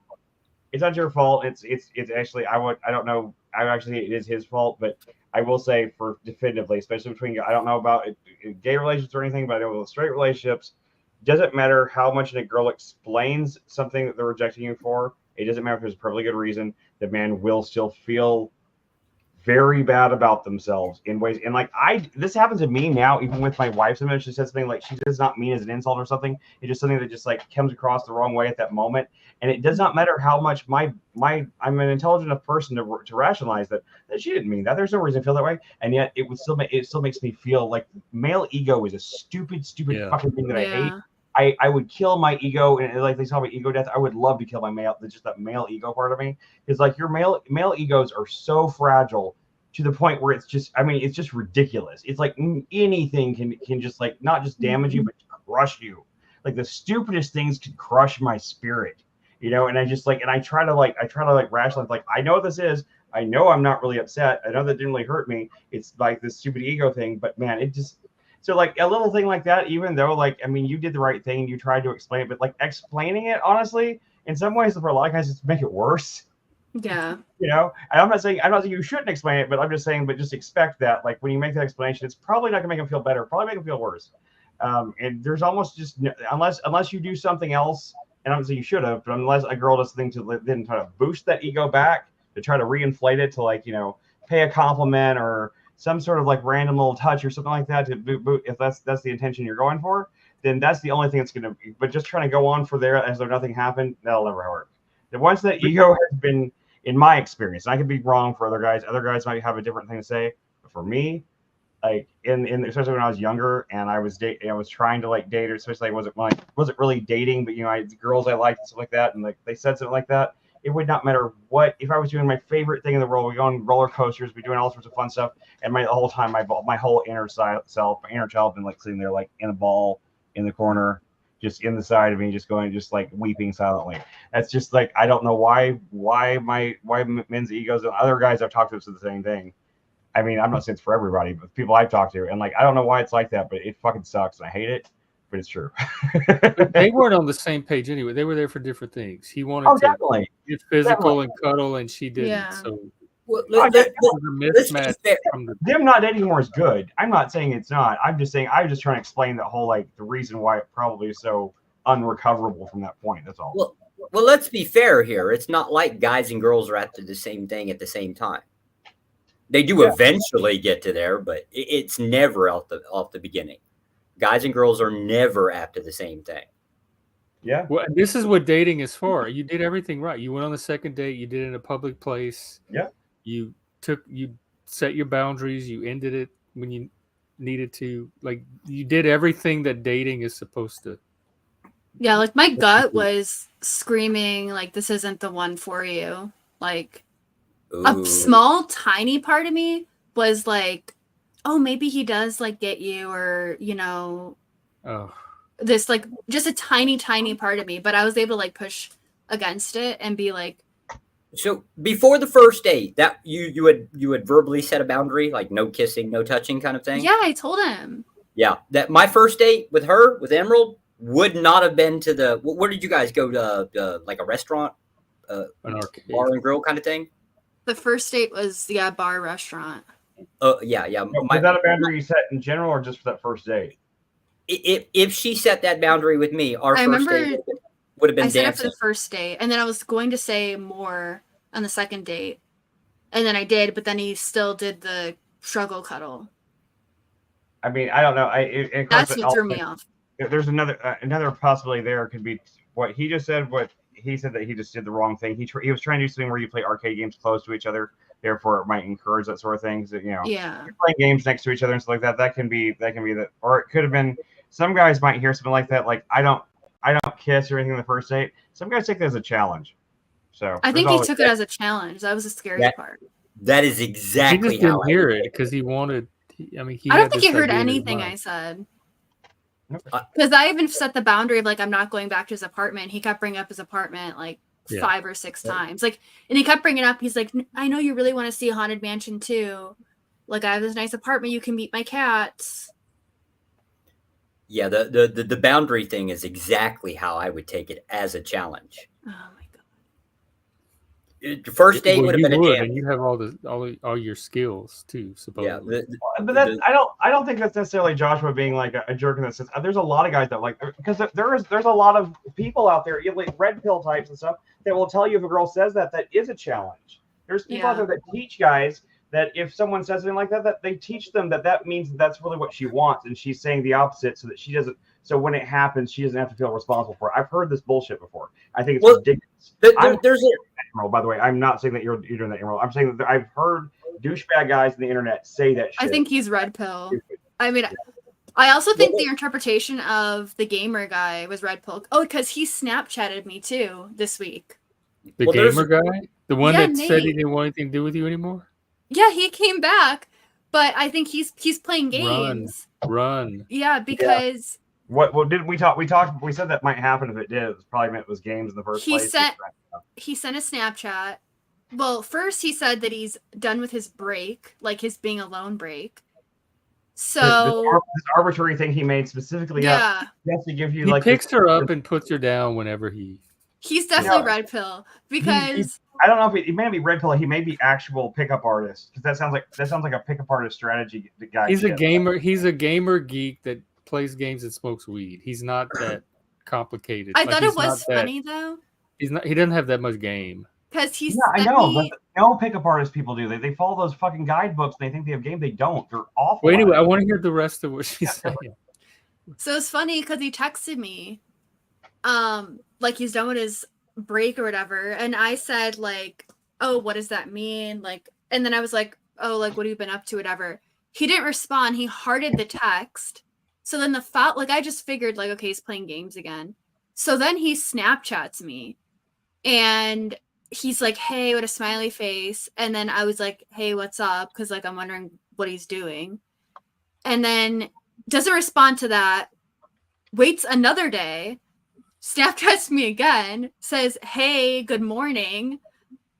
I respond to that, and then disappears again. So that's why I'm wondering, like, if it's a game. That's too gamey to me. I would have That just he hasn't. quit engaging. Yeah. Because I was like, oh, maybe he could be a friend of like a distant friend that comes and goes. But now I think he's actually doing pickup type stuff, maybe. No, that's it. No, there's no reason unless you have something that really in common that you get along really well, and I don't see any reason you should try to make him into a friend. Because I think he's just playing games. Like he just wants attention and he's trying to get me to chase him. I can tell. That's what my gut was telling me. And I was like, I'm not going to do it. Because Damn he's it. waiting like 24 hours specifically on the dot. I mean, it's not like he's on some old school 90s like swingers shit. I mean, the movie Swingers. You know the movie Swingers? You see the movie? Yeah. You know, where they actually talk about like, you know, if you get a number, you have to wait this many days and that shit like that. That's like proto pickup artist shit. Wait, what's wrong with these? What's wrong with playing games? I don't like it. You don't want to play a game, Clarice? I mean, like you just know. Speaking of 90s. Not when he's been doing this for 6 months. And then your example for playing a game is like being eaten by a serial killer. I don't understand what you're going for here. Come on, Well, Buffalo Bill was She did want to awesome. get chased with an axe. Buffalo Bill was awesome. I mean, if he would have showed up, like if he really wanted to play a good game, he could have showed up this like Halloween weekend, like in a costume. That would have got my like he would have my attention there. But he's not doing that. He's doing weird like psychological, like not even like well defined like psychological games, but I can tell he's trying to see if he can get me to chase him. And I'm not gonna do it, so like why would I do that? We don't care about women chasing men. That's easy. That's what he wants. It's overrated though. That seems like something a girl would do. Try to get the guy to show interest. Guys are usually more the aggressive one and straightforward. Kind of have to be. To be honest with you, you kind of have to be. Let's put it down here. Like example, we'll take Emerald's like standard of like no physical contact for I don't know, say the first 2 or 3 dates, right? Yeah, that's a challenge. You have to be aggressive. Otherwise, if you can't push boundaries, you're not going to read anything. How do you know she's going to? Why would you have to push boundaries if she's setting the pace? Because it generally going to tell you where your position is in the relationship.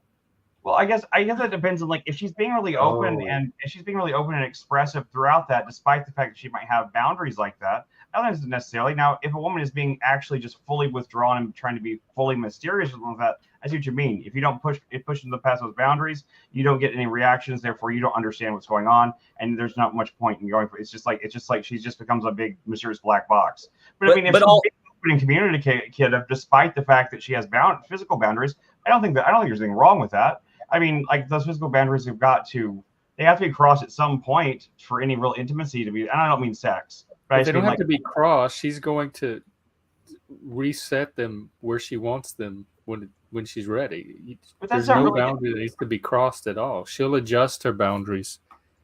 Yep. But how will he know when those boundaries are adjusted? Usually, She'll communicate it. Yeah, she'll say something. She'll do something to indicate it. It's like up to you as a guy to figure that shit out. But what if she doesn't want to be the one that has to initiate everything? I mean, a lot of women. But don't. Emerald, if we're talking about Emerald herself, she has been communicating her boundaries. Oh no.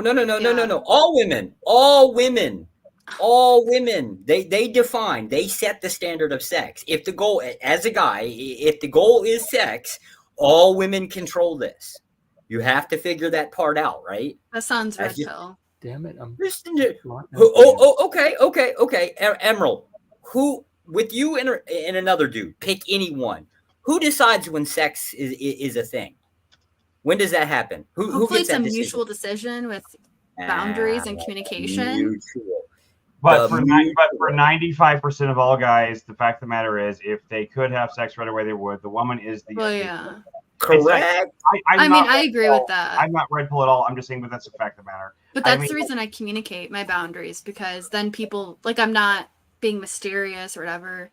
And that's the whole concept of that's a big reason. I wasn't accusing you of being that, by the way. I was just saying I'm saying if women do that. I'm just saying that some women do that and use it as a way to keep distance. That's not what I was saying you were doing. Here. Let's see if we can iron this down a little bit. Emerald, what is the thing that a guy would have to kind of, I'll describe it in a way that is kind of a little old school. What is the thing that a guy would have to do to sweep you off your feet? At this point, probably a lot, because I've had such a by bad definition history of relationships. By definition, that is pushing boundaries. I do think that's true. That is true. And the fact of the matter is, no one knows what is going to sweep them off their feet until they get swept off their feet. It's one of those things, like, you can think that this kind of thing would, but it probably wouldn't. But then when you actually get that thing, it's not going to. The person that sweeps you off your feet, if that happens, it's going to be something that's going to be from chemistry. It's going to be a chemistry you feel. Chaser with an axe. Maybe. Yeah, like chaser with an axe, exactly. Like Jeff, leave it to Jeff to bring it all back. Because, and I'm only being partly humor. The guys that tend to sweep us off our feet are the sociopaths and narcissists, because that's what we're imprinted on. So being swept off your feet is not necessarily a healthy indicator. That's why I have to be mindful of it. That's why I have so many boundaries, because if I love you, kiss Emerald. a psychopath or a sociopath, then I'm like attached, and it's a bad thing, because now you don't know the person. My wife it's happened to me in the past. My wife says I swept her off her feet. She'd be lying. She probably is, but it's trying to just make me feel better. But she says I swept her off her feet, and I'm not. I don't think I'm particularly. I probably am though. But just the fact that I don't think I am probably means I'm one of those things, right? No, but it may not apply in your situation. I'm saying Emerald and I in particular, because I know our histories are vulnerable to that. Good point. That's why I'm extra mindful. Oh, I'm going after those vulnerabilities. I'm going to exploit every damn one of them. That's skills right there. But that's what a sociopath would do. Yeah. Of course. Well, technically speaking, that's what anybody that would do that is trying to achieve a goal. You're trying to take full advantage of the situation as much as possible to be to function within your intention. That's So what maybe it's how you achieve that the is goal. what a sociopath would do, but that's what a psychopath would say. So Yeah. That would also be 95% of what guys would do but not say. Right, yeah. You're right about that. I'm just saying it. But if you recognize vulnerability and your first thought is, how can I take advantage of this? Well, that's here, not something 99% of non-psychopaths would do. Well, that now, to be fair, it's because most guys don't have enough experience to figure it out. An example: take a girl with low self-esteem. The best way to get attention from a girl with low self-esteem is to ignore her.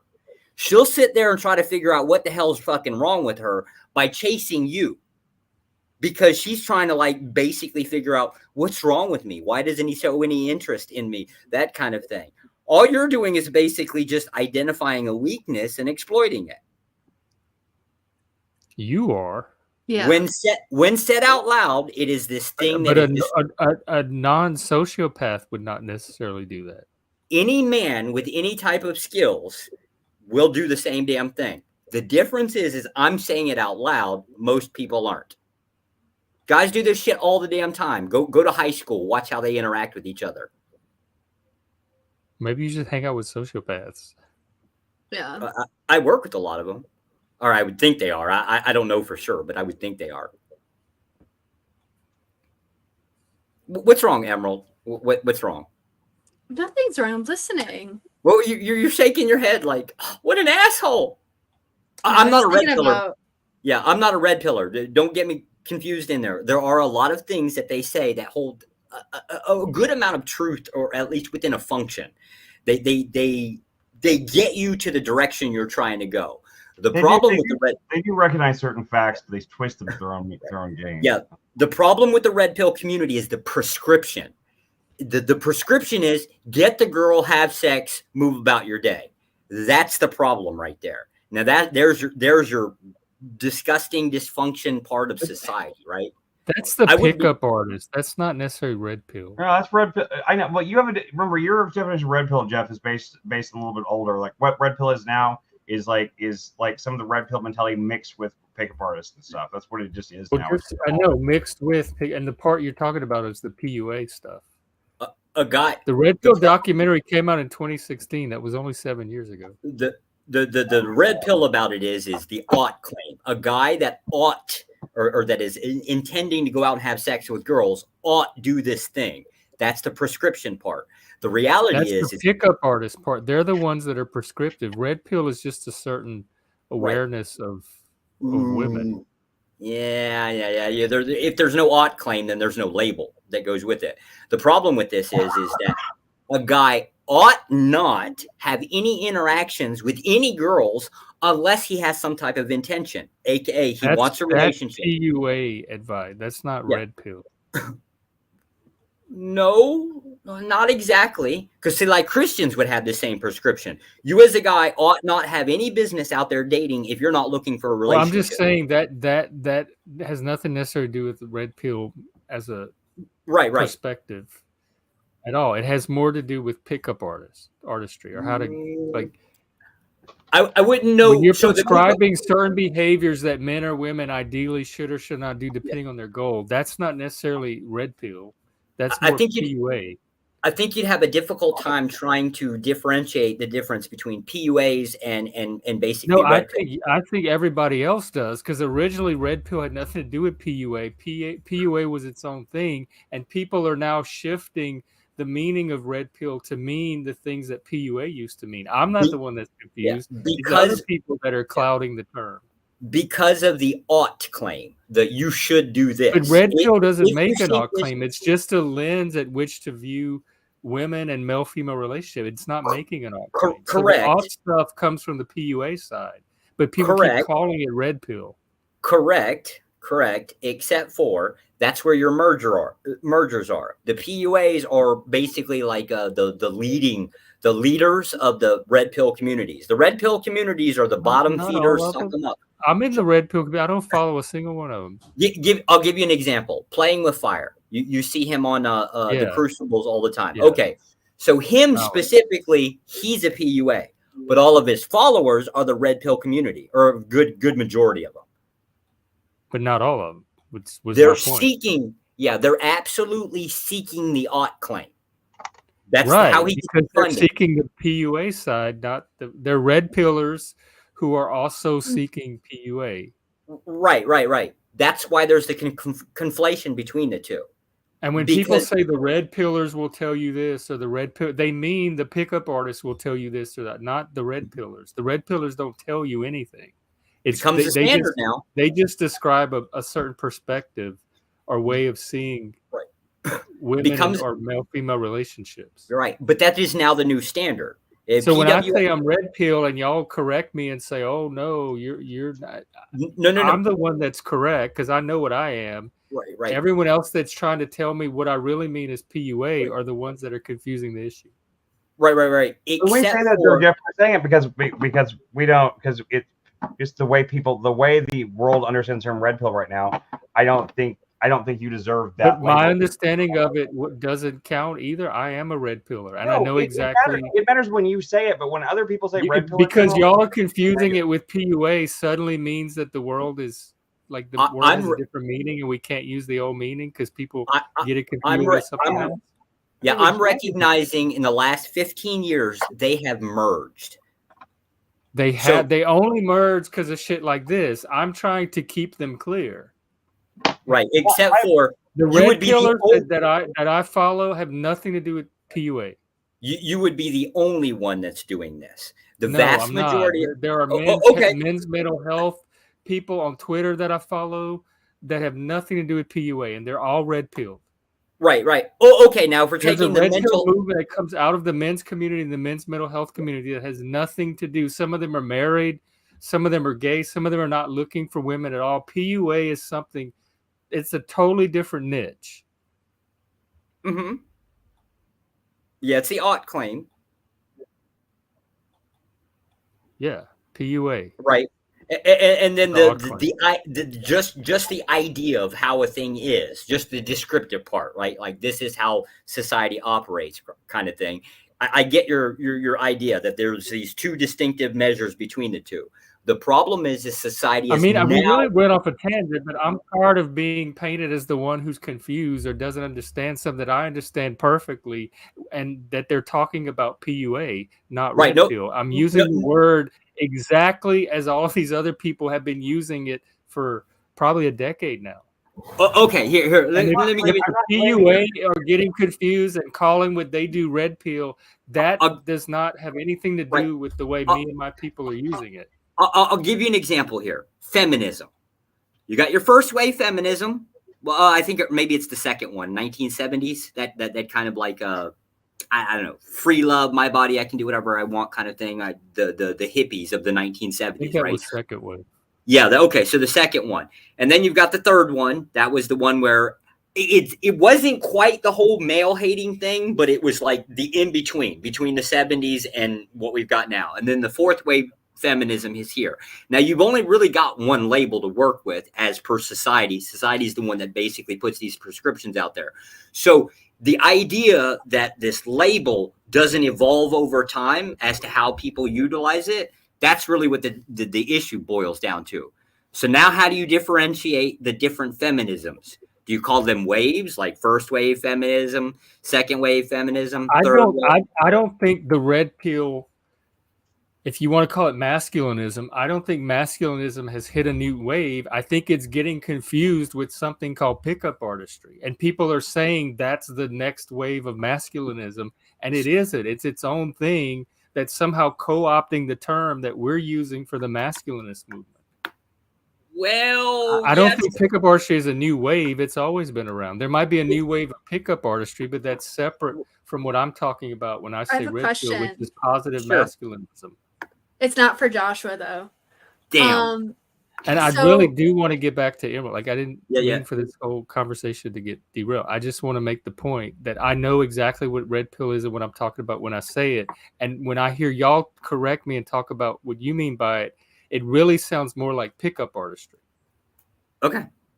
Whether you want to call that a new wave of red pill, fine. But I'm using the old wave. So is dating like a Losing the wave. pickup artist game? That would be my question. For What I Emerald? was gonna say is like, so obviously I've now categorized Nate as play someone playing games. But what I was thinking is like, obviously people have busy lives and can't text all the time or whatever. So now it's like his behavior and this other guy's behavior is now like influencing my mindset to be like either jump to a guy's playing games like Nate. Because at first I was very forgiving. Like 6 months ago, Jeff knows, like he would do this thing where he would like snap and text and then make plans and then drop the plans, or like having like some kind of excuse like, oh, I had to go to a concert. And I was like very forgiving. But now that I'm like reorganizing that as like probably like games this entire time, now it's like, what's the difference between like a guy playing games or like being genuinely busy and stuff like that? There isn't one. Joshua, I said this isn't for you. When you find the right guy, it's not going to even matter. Because you know how you can easily pick up on the pattern of like it's a game. Okay. I mean, he is a This gamer. This is real simple. I know you don't want to hear this, but this is real simple. Dating. You got a guy, you got a girl, or you got a guy and a guy, doesn't really much matter. Both people, both of those entities are trying to project what they want the other person to see. There is always a game. Now it's played But I differently. mean like Go ahead. pickup artist games. Because there's a lot They're of context you're missing. Like this dude bought a new car, a new wardrobe. Yes. He never said specifically it was for me or to impress me, but obviously one can conclude that it was either to impress me or the next person, whatever. They're all pickup games. They're all the intention to get the other person. Well, yeah. We'll sleep with them. Well, it depends. That's one tool. That's one tool. There's a whole shitload of tools out there, right? That's why the whole pickup thing has like different tools, different prescriptions for different situations that also evolve over time. But make no mistake, there is always a game. The question really boils down to is, do the two people agree on the rules of the game? And they'll never say it out loud. And what is your goal? Like, what is your goal? Mine Because specifically, if you're in the game too, you should be as clear on your goal as they are on theirs. right. I completely agree. The question is do those two people ever verbally speak this out loud? And if they are, you still have to differentiate, or you still have to decide whether they're being actually honest and truthful. Because That's the hard deception is part. part of the tool too. Yeah, of course it's difficult. We can't just assume everyone's deceptive, though. That's why I'm trying to like be more nuanced about it. I 100%. Because I think that's a Starting- dangerous slippery slope, especially someone for me like that has dated narcissists and psychopaths. Yeah. Like Jeff knows what I mean. Yeah, I personally We can't go into the 100 dating world like all negative, thinking everyone's out to get us. That's going to be like that's going to create paranoia. You know what I mean? You should. It's the whole point of No. it. I mean, you Oh, have okay. to your boundaries. You can't Emerald. trust freely, but you can't just Emerald. go to the dating world like everyone's deceptive. Emerald, I don't agree with that. I don't know. take You have me to go in cautious though. But yeah, take me as an example. Let's pretend I'm not married for a moment. Okay. I'm going to approach you. Hey, Emerald, what do you think about a date? You can take all of the information you know about me, but throw the marriage out. You got no game. Yeah, which There is is no game. what in no game. I'm trying to like paint a picture here. You know, Okay. girl, you want to date me now? Yeah. So take everything you know about me, with the exception of marriage, throw marriage off. I'm single, dude, right? Do you have a kid? Would you absolutely consider a date? No. Why? We would not get along. How would you know It this? would be no Well, match there. He knows You're a not lot, getting a a lot rose. about you. Yeah. How would More you than know? you would know about a stranger.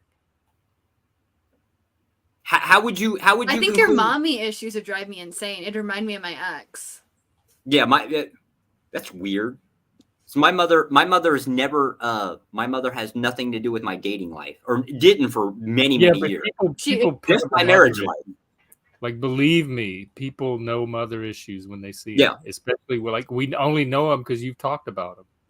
I mean, are we even sure that this is Joshua's real voice? For all we know, is the character he's playing. Yeah, now like I'm we just thinking can't he might trust not- anything he Joshua might not have says, mommy and he's issues. here with a goal. We got to remember he's here. Yes, to I'm exploit definitely our ju- vulnerabilities. Just like every other male has a goal within the dating concept. You would I mean, never yeah, be able to. Everyone has you- goals. yeah, I mean, you I would- hope you're not just. yeah, I you mean, would- You some would people never do be go able into to. dating blindly though. Are you looking for something long term? Are you looking eventually to have a family? Are you looking for children? Just those kind of things are useful That's to keep the- in mind because you want to find somebody that's going to eventually match that. Yeah. That is the first question should be I'm still approached. exploring. That's the thing that I say also. Yeah, that Well, is With the the even first. that could be a possibility. goal, but as you're exploring, start to like refine it and narrow it down to some of those things because Yeah. that's kind of what you are exploring are those things. Right. That is the first question that should have been asked. But I think ever. that's the thing that I was trying to get to also is like in this current dating era, like everyone tends to play games, like ghosting is a real thing, breadcrumbing, like Wait, all what- these things that people do just because. What is breadcrumbing? I'm not familiar with Breadcrumbing that is term. what the gamer dude is doing. Breadcrumbing is where you text with a lot of enthusiasm, like he was like, I'm done with my break, whatever that meant. He's like, smiley faces, like, oh my God, like I want to talk to you again. And I'm thinking, oh, sure. You know, Oh God. Give me her and- Discord. Give me her Discord. I want to start texting her Why? so I can train her. Train me into what? I'm not giving you a Discord. Training you to be a more dominating person to get your way. Okay, so you want to train me to manipulate people? He's trying to teach you the pickup The artist, dark like the side. female He's trying to version. turn me into of- like Anakin Skywalker. I'll tell you this. Everybody that you've ever met your entire existence has manipulated people. Everybody does it. Okay, anyways, what I was I'm saying not. is I don't think I'm all that manipulative. I'm pretty direct. because everyone plays these games now, and it's like I have to be understanding of that, and also like understand it's kind of part of this So current dating generation. If you understand that everybody plays games, yet all of a sudden nobody manipulate or some people don't manipulate people, which one is it? I'm not saying everyone plays games. I'm saying in this dating era, it's like And it's easier to popular. play with the online technology. Like- Are you looking for like guys that don't play games? Yeah, and that's I guess rare is what I'm finding That's out. the helpful goal right there. Like Because that's at least a criteria. when I talk to like other like women, they kind of like the games, it seems. Like they'll be like, "Oh, like this dude's breadcrumbing me, but he'll come back to me." Like that kind of stuff. Like you know, couldn't even go to an old folks home and date or flirt with those old guys and not come up with some of these games. They exist everywhere and well, yeah. But I'm saying like if I want someone who doesn't play games, that's like a high standard possibly. But the best way I found around games is clear, open, direct communication.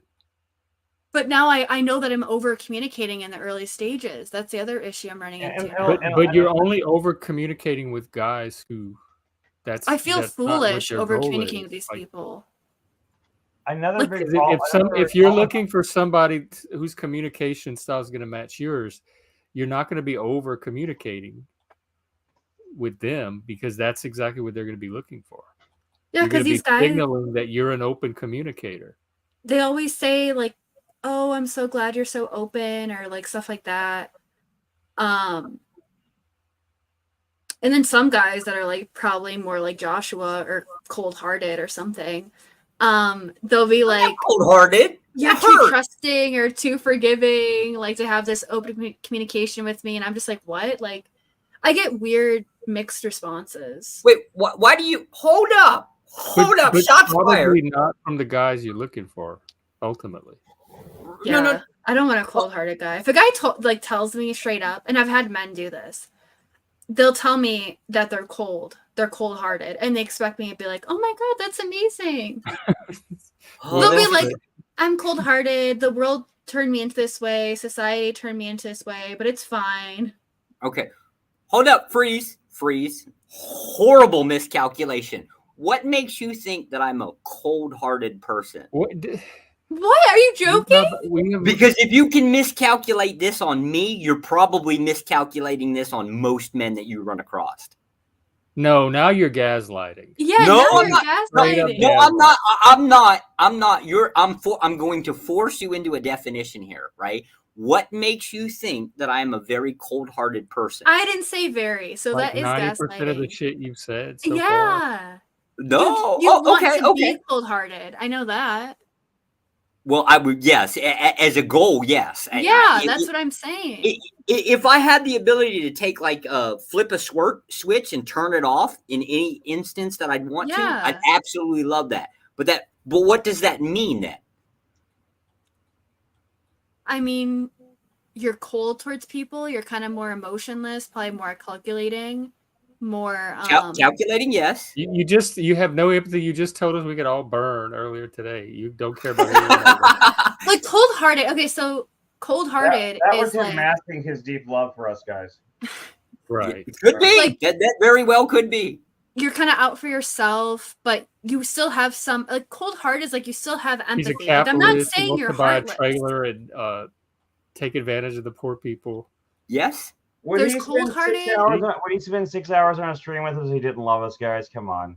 He This is loves true. us. That's what I'm saying. He has he's like the Grinch. That's how I picture him. He has like a tiny cold heart, but it's like there's ice on his heart. So when he Ouch. joins us, it like melts a little bit each time, but he hates When it. your heart is so big, it's harder to keep I don't warm. buy that Emerald, it's you know? I know. Ouch. Okay. Okay. All I right. didn't so- say you're heartless. You're You reacting asked, like they you said you're hijacked the whole heartless. conversation to find out that we told you. I gave you a compliment. I said that your Now heart we was can get so back big, to but it's Emerald. hard to keep warm. Yeah, Yeah, I have a soft spot for cold-hearted men. That's my issue. That's why I have boundaries. You've already Because said that. I see the cold-hearted men and I'm like, oh my god, I can change him because he's not heartless like the psychopath. Now I'm dealing with a narcissist. Yeah. Well, now I'm- you're the narcissist. It's like, yeah. so now- so I'm what they call Now an we're getting somewhere. I'm what they generally call an egoist. I'll give you this one. So I'm an egoist, which means pretty much like, and I mean the philosophical term, very self-centered, meaning that I don't really get involved with anything that doesn't So have you're like not a much. narcissist. Yeah. Well, I narcissism, think I consider maybe. what comes down to like a description of a narcissism. I would just see it as a tool or like a group of tools of how you get to it. Egoism is the core of it. It's me. The things that I want, the things that I desire, the goals that I'm trying to get to. And so now there's a set of tools in front of me that I can utilize to get the direction that I'm trying to go. Okay. Now the concept of heart, right? Obviously, well, it depends, right? So what that really is going to boil down to is a person that's going to try to utilize sympathy to get their way. I don't fall for those traps. That's why I come across as like a heartless person. Example. I some didn't say girl- heartless. Whoa, okay. She A said, I small, said have a heart, it cold-hearted. just has ice on it. She said. a small heart with a little bit of ice on top of it. No, that's Chris like- said you have a big heart. only to very selective people. But Like, these will like, be not people. including your wife. I said Yeah. cold-hearted because you And do have a maybe not heart for even your your kids. child. So that shows me you're not a psychopath. Do you think I'm heartless toward or don't have a heart toward my wife? You have a heart towards your wife, but it's more cold-hearted. That's what you Compared say. to- You just said if anything he says is true. Yeah, we have to put that disclaimer. Oh, too. I would. I'll say it again. I'm dead serious. If I came home one day and I The more found you out tell that me my how wife, dead serious it is, the less I believe you. no. If I came home one day and I Very found out that my wife was having an affair, she would be dead and I would be in prison. Yeah. So you're cold-hearted. Of course. Then that why are point- you disagreeing so with you me? were gaslighting, exactly like I Yeah, said. I was No. calculating. Your definition of cold-hearted, like how you're putting it out, is Now really you're saying associating. if it is the case that we don't have like the same moral stances of what we'll tolerate or what will not tolerate, that's how you're defining like this big heart versus left heart, or like big heart versus little heart. People, men and women, don't have the same goals at the same time periods in life. Okay. Like well, Like the if- concept of men having like seeking children, right? We kind of get to that phase later in life where women will kind of come across that concept that as a goal. They'll reach it a lot younger than men will. Like we're like 10, 15, 20 years behind on that. Only because it serves a purpose, or I would say it serves a functional purpose. Also, not that it really matters, but I think that to say that someone's cold hearted because they would like maybe if like I said, a guy walks in on his wife and she's cheating and he's so heartbroken he ends up he pulls a gun out and shoots. I don't think it's being cold hearted. I think that's being probably the opposite of that, like hot hearted, if you want to say hot headed, hot hearted. I think it's someone who's obviously too emotional and too passionate about the thing to think rationally. Whereas if they saw it happen and he smiled and acted like everything was fine, he was like, actually, it's okay, and then pretended like he was cold hearted and slightly plotted their deaths. That's cold hearted. I was thinking that'd be his reaction, so that's why I say cold hearted. It would absolutely, an affair would absolutely 100% destroy my goals. I mean, an example, but all of the effort. If a tactician like you planned it that well, I don't think you go to jail though. And you keep saying you're going to get hurt, you should be dead. You go. Oh no! I would absolutely not try to get away with it whatsoever. That's So, honorable. I okay. guess. Take this as an example with a child, right? The idea of everything I do, or the vast majority of what I do, is really revolves around the kid. It might not be like a benefit right here and now. It's designed to like basically carry on an empire to the next generation. And his job would be to make that empire bigger and bigger. So he didn't have to repeat it, right? Now the problem for this goal to be effective, right? He needs a mother and he needs a father. The moment that an affair steps in place, becomes a reality, right? That whole chain of planned goals, directions now breaks instantly. So this would be like somebody, whether it was me or whether it was her, would instantly destroy the whole thing. What if she was having an affair with another woman? I mostly probably wouldn't care, to be honest with you. I knew that. I knew it. I just going a mile away. I was like, I bet if it was a two mommy situation where now he had an extra woman around to like help you keep the. Well, I'm not gonna lie, right? Like, because now all of a sudden I might be able to squirm my way getting two women at once. That wouldn't actually. She can't get your wife pregnant, so you don't have to worry about anybody else's kids you're taking care of. And B, you can actually get her pregnant and have twice the number of kids. And 3, she can one of them can do the dishes, the other can do the laundry. Right? That's what we're going for here. We're going for it's just another tool in the toolbox. Yeah, technically. Now, another man I would conceive as a horrible threat. Because men are typically threats towards each other in those situations much more than women. You're right. I mean, there's like that's like in primates and shit. That's not which would be the same thing for a woman. Now, if there's 2 women in there, right? I now have to share my attention across 2 different women. So one of them's going to get neglected in some kind of concept. I'm going to have to share resources with a second woman, right? So not if you have a second dick put on. Yeah, I'm just kidding. Yeah. From a woman's perspective, right? That woman, another woman, should be a threat to her. Yeah. But women are more likely to get along in those situations, as proven by Mormons and the sister wife type thing. So some of those women seem really happy, and I think it's bizarre. Only if they're not the opposite way. Only if they're not living under the same roof. For some odd reason, women under the same roof, it gets ugly. I don't know why. It just gets ugly. I don't know. Well, you can't even like hire a maid or do your taxes. Yeah, but within this scenario, I'm not like employing a maid. Man, I have a goal, and everything I do is goal. You're so constrained. Like your ability to accomplish your goal and use your tools are so constrained. There's always rules. There's always rules. Whatever game. Yeah, but these are rules that don't have to be there. They're rules because of your mother complex. Ooh. Like most men are not going to have those rules. Like if they want to hire a maid, they're going to go hire a maid. Most men haven't built an empire that I have to the age of that I'm at. You don't think so? How much property do you think I own? Oh, I don't know. That's an empire to you. How much wealth do you think I've acquired? If you own like property, I'll take you at your word. If you want to describe it as an empire. All right. How much wealth? How would I know? A trailer house, a log cabin. His male ego is attacked. There's a lot more there than just a trailer. The trailer thing is a new concept. That was actually an identification of how property value has changed, right? And how you can basically diversify income, like say rentals. I don't do rentals because of state law. It doesn't work in my favor. It's way too risky. But in this concept, now we're moving from, well, technically it's right across the river into Pennsylvania.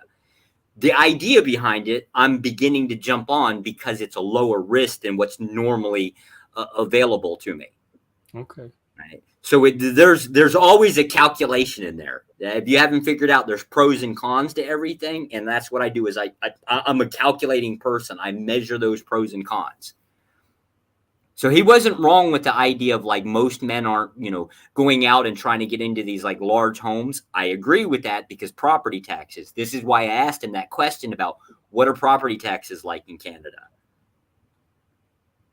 That's something I'm unfamiliar with. I am familiar with like property taxes in New York versus property taxes in, say, Florida versus property taxes in the Carolinas.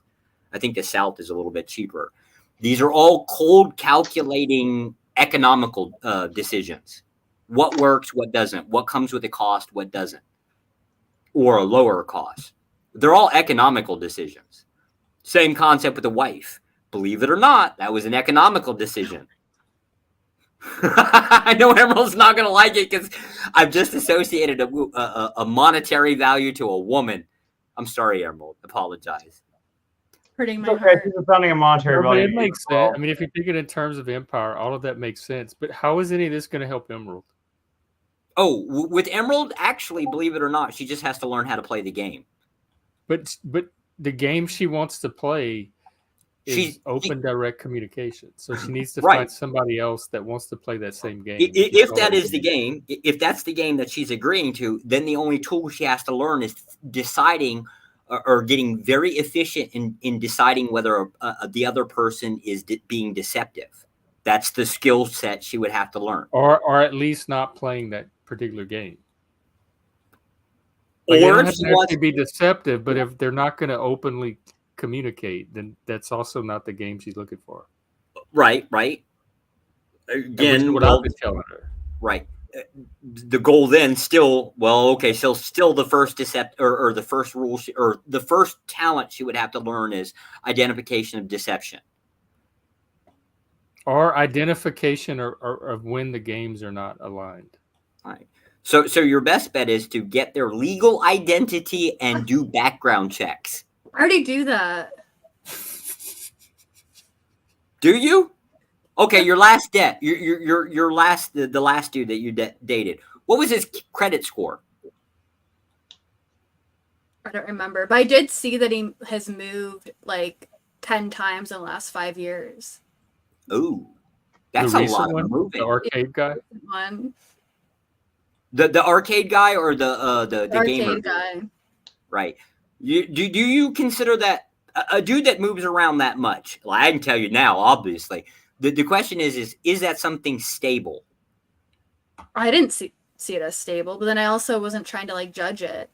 So the question is why are you dating somebody that's unstable? Why would you even I'm consider not it? dating him. Why were How you many? even interested in the first place? I guess is what he's trying to find out. Oh, okay. How many Because dates I'm did you go on? understanding. How many dates did you go on with the guy? 2. You don't consider that dating? I mean, that's kind of I don't know. dating. That's like very early. Oh, okay. I mean, it's dating in the sense of getting to know. Dating, It's just not like a dating. relationship. You had Like 2 I'm dating dates. someone. I guess she considers they're dating in between the first date and the second date, but as soon as there's not gonna be a third one, it's not dating anymore, right? Yeah. Like right now, it's like Right. I And- just and- didn't. and let's I don't be know honest what it here. is right now. Let's be honest here. You have other You don't? options. It's just me. I thought it was you were done. Kaput. Yeah. Well, I'm done, but like I didn't really say that before I left because of all the red flags. But he hasn't messaged you since. Yeah, so I'm hoping he's not dangerous. I have Just had a lot of ignore him. If stalkers. he contacts you, just ignore him. You don't owe him anything. Why have I had so many stalkers? I don't know. Because Maybe you it's- don't answer them. Just kidding. It's really creepy. Like I'm Because you scared. never Like answer do you my think calls, Emerald. That's why. It's a joke. do you think he'll stalk me? Like legitimately? I'm honestly probably most guys. If they were, that's probably the answer they would give because that's the only some sort of lizard brain thing I think that happens with guys where they're like, she won't answer, so what choice do I have but to go outside of her house? I mean, that's the kind of things I've heard from guys before. It's happened. I don't think that it's healthy, but I don't think it's necessarily malicious at the start anyway. I think they get these obsessive loops that like somebody a girl ghosts them or something. They know where they live and they're like, well, wait, maybe if I just wait out here long enough, maybe she'll come outside and I can pretend like, oh, if my partner in front of your house. I think they think all sorts of crazy shit, and it leads to, and that of course that crazy kind of thinking that makes your brain unravel more until you start thinking crazier things like. That's what I'm afraid of. Yeah, I mean, like you're probably. I mean, I'm not saying Jeff's not wrong by saying ignore him, but you could be like, oh, I'm sorry, I thought we were clear. I don't think this is working out, and just end it there. Yeah, he hasn't may- reached out. He reached out during the Uber ride. Like he was like, "Oh, how's your Uber ride going?" And I was like, "Fine." After he wrote that about the date or before? After. So he went and he trashed the date, and then he reaches out and says, "Oh, how's your Uber ride going?" I wouldn't. I think the guy thinks he's funny. I wouldn't have anything to do with this guy again. I wouldn't I know. respond to a single message. I'm completely confused as to why you were dating him in the first place. Maybe he, Well, maybe she he, didn't had, have a, this he had a information. huge cock, Joshua. You don't know. There's no telling. Yeah, I think you're. Now that's gonna. He also brought up like how many times he moved on the second date. He was like, "Yeah, that's like a mark of instability," and like I try not to like judge stuff like that. So I was like, "This is before Why the not? paranoia." Why not? Why I are don't you not know. judging these He's things? apparently insecure about it, so whatever. You He should brought be. it up. Everything is a judgment. You are completely entitled to judge everything, and you should. Oh my god. We do have to judge. That is true, but that's part of survival. We have to make judgments on people all the time, judgments and things. Yeah, it's good. It's good to give them a second thought. It's good to like try to think things through sometimes. But and a lot of the times, if you see if you're on the street, some guy, it's like looks like they haven't showered in a year, and like they're. Oh yeah, I definitely don't give them a chance. Yeah, you don't. Yeah, you follow your instincts. You follow that. You make a judgment, then that you should probably walk this away from them, whether or not some people would say it's bigoted or not or whatever. So you make judgments all the time. I agree with what he's saying there. I don't think you should judge people necessarily like necessarily morally condemn them or something necessarily, but you should just make judgments on whether or not they should be in your life. I disagree. I disagree with the moral judgments. I know you would judge them morally and condemn them, but yeah, I'm saying. I was trying not to do that because, like, I don't know. Now looking back, maybe there were more red flags on the first date. I don't know though. There It's like were a more bad red day. flags on the moment that you did the background check and found out that he had moved multiple. That is a red flag. Why are you dating a person that's unstable? Maybe he's an intelligence agent. You don't know. Yeah, I didn't know the background. I'm always thinking like there's a background story. This is how you end up with psychopaths.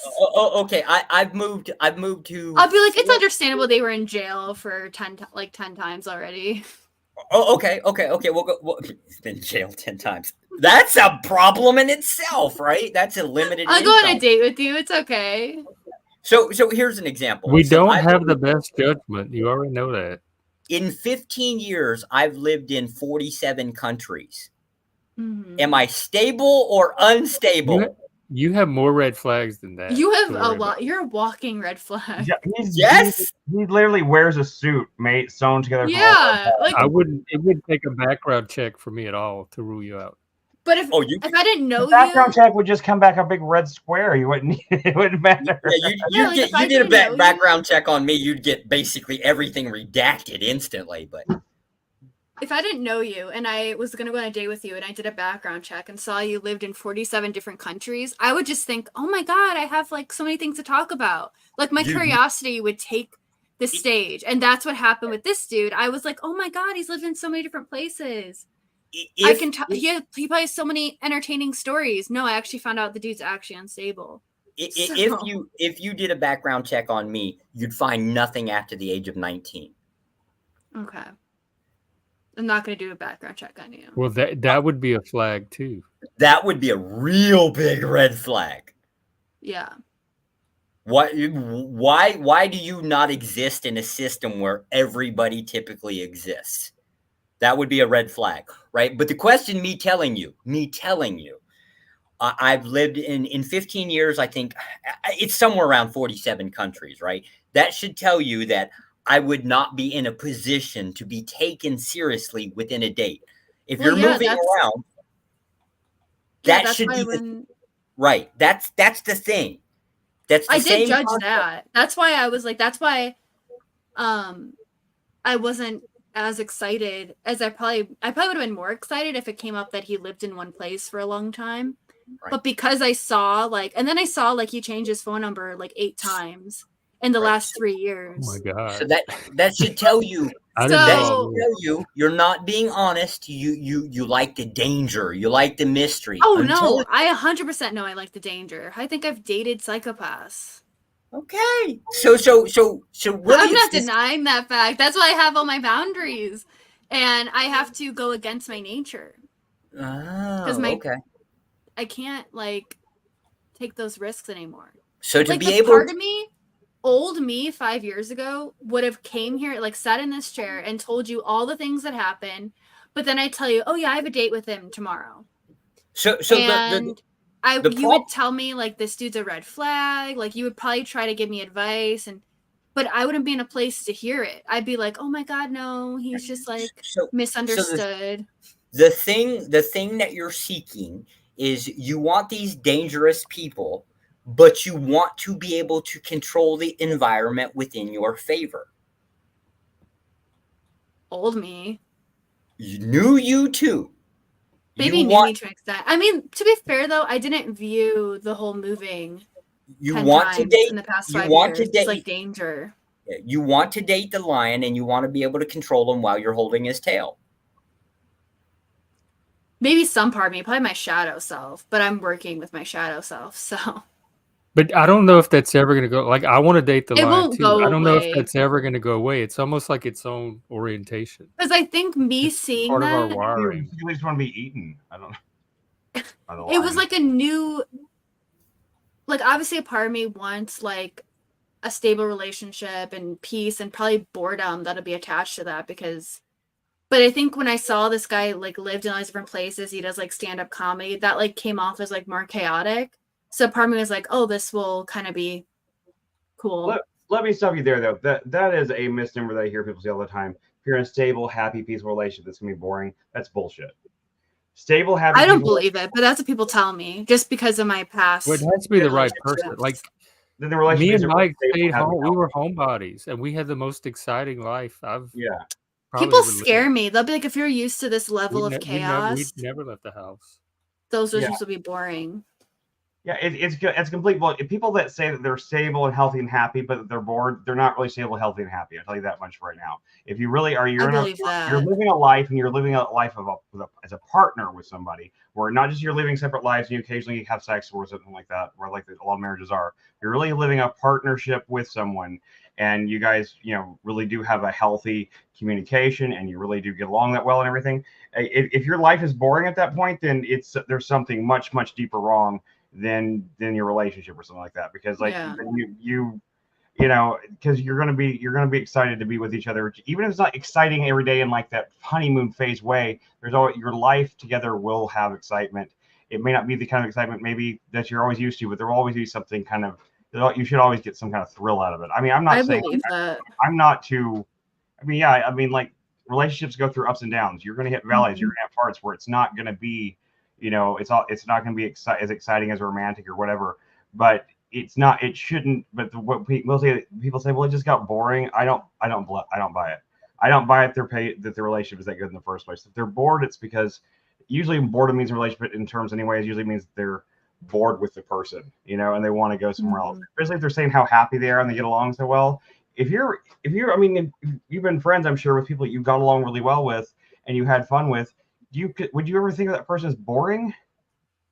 A person No, that's why I don't understand why people tell me that. A person you actually have conversations with that interest you and that you enjoy the same activities. How could you ever think that person was boring? That's the kind of thing you look for in a friendship. So if your relationship has those same elements, then if you're saying you're bored, that's just on some level you're looking for something else. On some level, you're just you think you can do better or whatever the case may be. So like I'm just saying, don't buy that bullshit from people about like that you think it's going to be boring if you find that. Like I don't think you don't need to find a dangerous person to have an exciting life. In fact, it's going to be the opposite thing, because those dangerous people, those people that are all flash and excitement and everything all the time, that just wears your shit out. At least it does with me. It just there is no surprise to it. It's like every day it's the most extreme thing. I mean, I've been with people who are like drug addicts. I've been people with like, and no matter how crazy you thought that shit was, wait till you see tomorrow. And then after like a week of that, you're like, okay, yeah, I think I get the pattern now. There's never any ups or downs with it that are at least interesting ones. The downs, it's just all extreme. It's all extreme and all like blackout. Yeah. It's blackout and then extreme this and that. And that in itself, I mean, it might seem fun for a week or so, maybe, if you're into that sort of thing. That's what it was for me. But if that's that might excite you for a week, but believe me, it'll wear out your adrenaline glands and your dopamine receptors and everything else. You'll feel way more bored like that. Chris, you're not a sadomasochist. It's different for us. Well, maybe you should look into changing that. I don't know. No, it's not something you change. I know. Any way you can change being gay. I know. I was a joke. It was a joke. Oh, are we gonna figure out if I'm one of those sadist or masochist? We can figure that one out. Well, it's the same. It's the same instinct. It can turn into each other. You said you're not. Like you I said I don't know. Well, last time we talked, you said you weren't because you didn't have any impulse. I said usually like just like from an early age, like once you start having fantasies. And you said you didn't have any urges or fantasies or impulse along those lines. I think everyone has some degree of sadism and masochism in them. I don't think I've ever met a single person that didn't have some sadist tendency and some masochistic tendencies. This is why seeking it out. Are your aggressive instincts and your erotic instincts fused together? Are you seeking it out? Are you looking for like that sense of hierarchy that neuroticism society has progressed beyond? Yeah, neuroticism would be a problem for me because it's basically self-destructive, aka it gets in the way of a goal. Well, what does it have to do with sadomasochism? That's where I'm at the I don't know phase, right? This is the problem, right? So sadism would just be to me, you would know. Like, well, sadism if you would know. Just like if somebody's gay, to me, they would know. Yeah. Wouldn't sadism be the derivative pleasure from I don't know, harming other people or causing harm? Erotic pleasure. It would be a sexual pleasure, not just like an emotional thrill you get. Oh, sexual pleasure? No. Yeah, that's why I said I don't think you are. Yeah, if it's just going to be boiled down to sexual, the answer is no. I'm kind of a little bit more vanilla in that department. Yeah. Whenever I said I think everyone has a little bit, I did not even know you meant sexual. Strictly, I was talking about. I think everyone has some sadist or masculine tendencies, life-wise and personality. Well, I mean, emotionally, yes, we can have sadomasochism, but when I'm talking about it as an orientation, I'm specifically talking erotically. We look for different things in relationships. We look for different types of relationships. The drive that pulls us toward other people is not the same drive that would pull a normal person to their partner. Although I have to admit, there's times where I've been so fucking angry while having sex that there might be these moments where. Why are you having sex while you're angry? Are you kidding? That's awesome fucking sex. What are you like? You talking about makeup sex? No.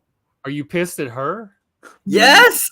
Are you just angry about your job or something and having sex? I could be angry about anything, to be honest with you, right? And then having sex to kind of like get through that like stressful moment of whatever. Dude, I'm as vanilla when it comes to sex as possible. Even I've had angry sex. I'm surprised. I've had makeup sex once in my life, and it honestly was some of the best sex ever.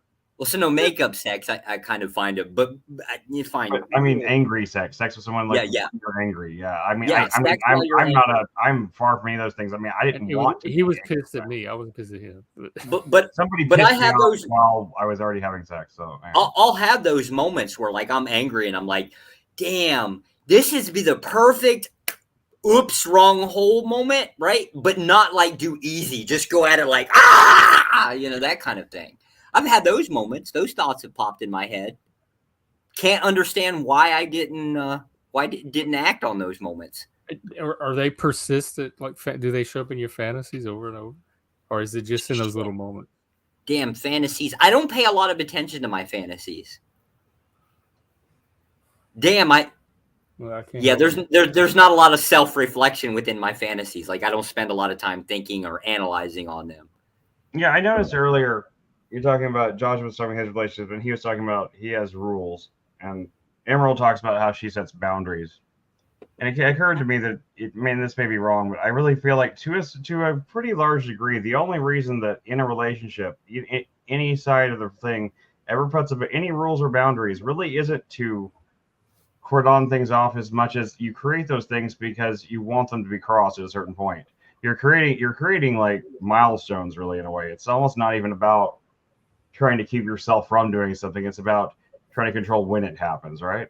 Am I Well, wrong about that? Yeah. maybe, but there's such things called limits too. Like I have hard limits that I'm not interested at all. It will never be crossed. It will end the relationship. It's deal breakers. So it depends. I guess there's are those things you have to those like kind of communicate? pacing milestones, and then there's also hard limits. I mean, is that the kind of things you like communicate to somebody though? Like Yeah. like you're talking about communicating your boundaries and stuff like Yeah, that. but I don't even know, saying I've never- something like and I don't kiss on or have sex on the third date is setting a boundary too. To me, that's a limit too. I think it is too, but I mean, I just am a little curious about like whenever you're saying setting, because like in the granted, not too extensive dating history, but in my relationship, I can't remember ever once going into it with either me or the girl ever like said like, oh, and by the way, these are my stuff, these are my limits, like giving you like a sheet of like what's on the table and what's not kind of thing. I never had a single moment like that, so I find that a little I guess a little confusing, a little fascinating to me that like of what that would even look like, because I feel like putting that kind of like weird preset Like boundary don't cheat. around That's a weird limit to have a relationship. If What's you that? want to end a relationship for me, cheat. That's one way to do it. Violence, No, like not hit ending. me. I'm That's talking about- another way to do it. That will not instantly those end the kind of things. relationship. I was talking about like Emerald's like third date thing. Like I didn't know if I was saying like is that something you like tell them like up front before the date starts, or is like this isn't a judgment type question. This is a curiosity question because I've never done this before. I'm just wondering how that works. That's all I'm doing. I'm asking a dumbass white boy question. So just I think one thing with my boundaries is like I used to not have these boundaries, and that's how I got into bad situations. So I don't think there's anything wrong with boundaries, but I'm asking like how do you communicate that though if it's not something that's coming up like naturally, like if you get to that point on the third date where you're like, oh no, I don't do that. It is or tough. It's something you tell them ahead of time. I'm just curious like how that works. Well, now I'm learning that I probably should do it ahead of time as opposed to during the first date. I only do it when it comes up too. Like I don't have this list. It's of awkward. boundaries Like ahead of time. That's what I was thinking because that's what I thought you guys were saying, and that's the reason why I was asking because I was thinking like in her situation, it came up. He tried to get frisky with her. It's like when they try to kiss you, and then it's like, because a part of me could be like, oh, just let nature take its course, and I could go against my boundaries, but then I'll be attached and all these other problems. Right.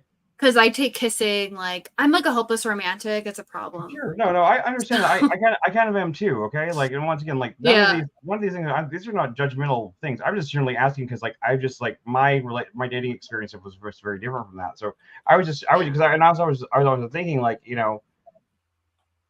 like I mean I don't know. I'm trying to put myself in your shoes there in that situation. Like it seems like once you put up like a signpost rule like that, it seems like that's going to change the entire context of the entire date to a degree, and it also kind of puts this thing up.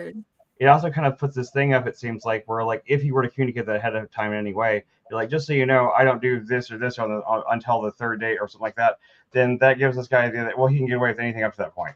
It's almost like like it's carte blanche to do anything of that, and then try to push past that. And I almost feel like I didn't even know if you were saying you're doing this. And now I still realize you weren't. I was thinking if someone were to actually do that in a relationship, go into the first date and give them like this list of things that this is how it's going to work, like a game plan like that. I was just thinking about how disastrous that would really be on every level. Because then on one hand, it creates a psychological idea in a guy's head that he can do anything but those things, which means even, without, and it just like, so it gives them like this impulse to kind of rush through that and then also try to push past that. And it also takes away any kind of it almost somehow takes away the agency to a degree, even though like it just gives him something that that a goal for him to push up against. So I'm just thinking that I don't think that's the scenario we were talking about. Like I know it wasn't now. I figured that out now. I was just explaining why I was asking those questions because I was confused. But although in the kink community that is more common because people have very specific fetishes and other people have things they will and will not do. So I will put it in my profile.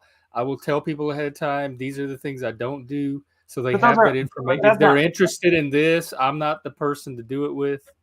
But is that like more like casual sex stuff or is that relationship sex stuff? No, just in general, dating or anything. Okay, I'm it's just curious. helpful to know when your those fetishes don't match ahead of time.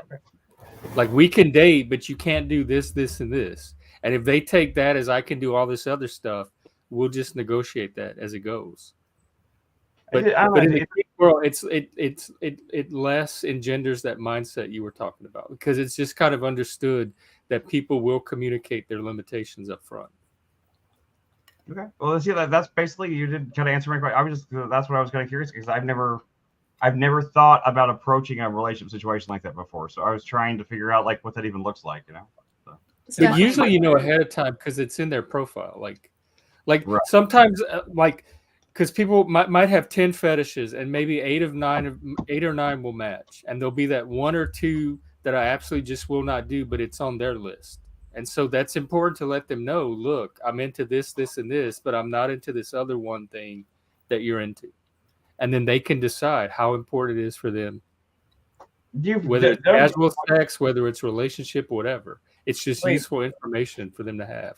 I mean, I understand that, like on a profile for like if it's like a casual sex, like a Tinder or a Grindr type app like that, where if that's the goal is just sex. But it would seem really weird to me going on a first date. I'm just saying for me, not for you. I'm saying for me, it would be really weird to go on a first date with someone who had listed all this fetish stuff. It would make me feel like that you know, things up to this point were almost expected to a degree. You know, like it was almost like it almost would make me feel like a certain kind of, you know, less like it just, I don't know, for like a serious first date on a relationship type thing. That would be really, for me, that would be psychologically torture to know. I don't think I probably wouldn't even go on that date, but just because I don't think I'd know how to act, you know. My wife and I, we have very, very polar opposites of fetishes. We're completely incompatible fetish wise. Yeah. So like my fetish is, you like breathing, you like choking, something like that, right? You know. Well, it's more like the thing that would most turn me on, just get me going crazy, is like have her in a maid's uniform, you know, like mopping, you know, cleaning, that kind of thing. Completely turn me on. Even your fancy are the mid '80s, dude. Right, but the problem is she has the same fetish, but it's me in a, I don't know, like a little weird whatever. So who's going to wear the maid outfit? Yeah, I'm wearing the maid outfit, you know, cooking, cleaning, doing the mopping, that kind of thing, and it's just incompatible because we're projecting the fetish on the other person that's just not really willing to comply. This is a problem. Well, can't you both just wear a maid outfit and just make, you know, just take turns? Only what. Well, we could take Who's turns. Who's going to give in first? Because that's a big power. Yeah, that's a problem, right? He's rich. He can afford to. He can't hire a maid. He has his no, just a uniform. He can buy the uniform. He can't hire a maid. Well, I could buy the uniform. She ain't gonna put it on. I'm damn sure not wearing the thing, right? So we got a problem here. What's wrong, Emerald? Why are you calling? Every time I say something, you shake your head. But what's the problem, Emerald? What is the problem? I was yawning. What? I was yawning. It is late. Like it's almost midnight here. That means it's like 7 hours. Am I boring? Am I boring you, Emerald? No. This is our longest stream yet. So why are you yawning? It's a long stream. Streaming. Maybe I don't understand. Like, you know, I'm starting to understand why the guy, the last date guy, like, you know, misunderstood a lot of your cues. Were you yawning with him too? What are you doing with her? I didn't do anything. I just asking questions. What's the problem here? That shit. Damn. I really honestly think this is Joshua's way of flirting. It's just like whenever you're in grade school and like he's the a boys, married man. The boys, bullies. Hold up, to be fair, it's not and misunderstanding. She just opened up to him about all her dating travails. That's nothing to. I flirt with everybody. I mean, that's the thing I do. Except for my wife, I don't really flirt with her. She's just as competitive as I am, so I can't flirt with her. She's the enemy. Oh my god. To be fair, she wins almost all the damn time. I mean, almost all the damn time. She's almost always winning. Well, good. They even won the war, right? So. Yeah, they even won the war, right? I mean, what the hell? Oh, you meant your wife. Yeah.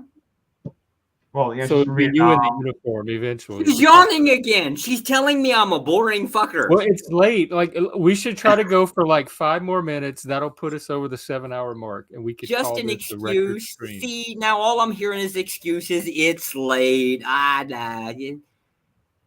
It is late. Like I need to eat. I've been sitting here for I 7 just hours. had an egg haven't had sandwich. anything. I just had an egg sandwich. I picked you guys Egg up, took you into McMuffin. the kitchen, made my sandwich. I more excuses, more excuses. That's all I'm hearing. See, she's shaking her head again, but she's claiming it's yawning. I didn't yawn that time. You know, it's Right. 2 in the morning where she is. Right. Yeah. But I wasn't calling you out originally for the yawning. I was calling you out for the shaking your head every time I say something. Do we just fundamentally disagree? Is that the problem, Emerald? At this point, it's kind of a reflex. Like we're just so used to shaking our head. Every time we talk. Yeah. It doesn't even matter what you say. It's just like that's the first reaction you get. It's just like Oh, Emerald, am I wrong? Answer that question. Am I wrong? Yeah. You're so wrong in so many ways. Oh, okay, You're so okay. wrong. What have I said that has been incorrect? I can't calculate that right now. Well, about you, mostly you've talked about yourself, and it's hard to tell Yeah, that's your lived experience. what we though. know. Like it's hard to tell what's correct and incorrect. Well, I 'cause did you're ask such the a big questions. bullshitter. Yeah, when she was talking about dating, right? Like the concept of struggle cuddle, like that's the first thing that she just basically I mean, that said. was correct and that was clever. I mean, it was not the struggle cuddle. That's what I'm just calling it, right? But That was my a good way to question- put it. My question is if that wasn't the first red flag that didn't like send you on your way, okay, you're justifying that one. It only you basically worded that in a way where it was kind of like, okay, well maybe I'm like getting things wrong. It wasn't until the paranoid part where it just popped up in your head, maybe I should be running. Yeah. I didn't make it all about myself. I asked her questions. That's right. You did. Do you remember earlier, Ron? Like I have this thing nagging me. Something I thought to say earlier, and I can't remember what it was. But I remember the thing you said right around the time I forgot it was. I thought about it. Is you were saying something about whenever Ron was on stream and he had a Ziploc bag, and you were saying like, "Why are you closing it up?" or something like that. What were you saying to him then? It fit within the point. The problem is most people, they'll basically going after a specific desire versus they set a goal and going after that. And it's almost in everything, right? Like, why do you put your shoes on and go outside? Yeah, Then when you ask the person, why did you put your shoes on? They're like, oh, I don't know. Just felt like it. Like, that's a weird thing. Who walks around barefoot? I'm in a country where everybody does or that. even the suburbs. Yeah, no, I'm in a country where that's actually very common. People walk barefoot. Because in America, it's like, why are you going out? Why are you not going barefoot? Would be a very weird. People will look at you Nobody funny would and really like take you out of stores and stuff out here. I'm very sure when I bring the old lady home, she's going to crucify everybody that wears shoes in the house. Oh no, I will never be at your house because I do not take my shoes off for that. Yeah, I don't either. I run around.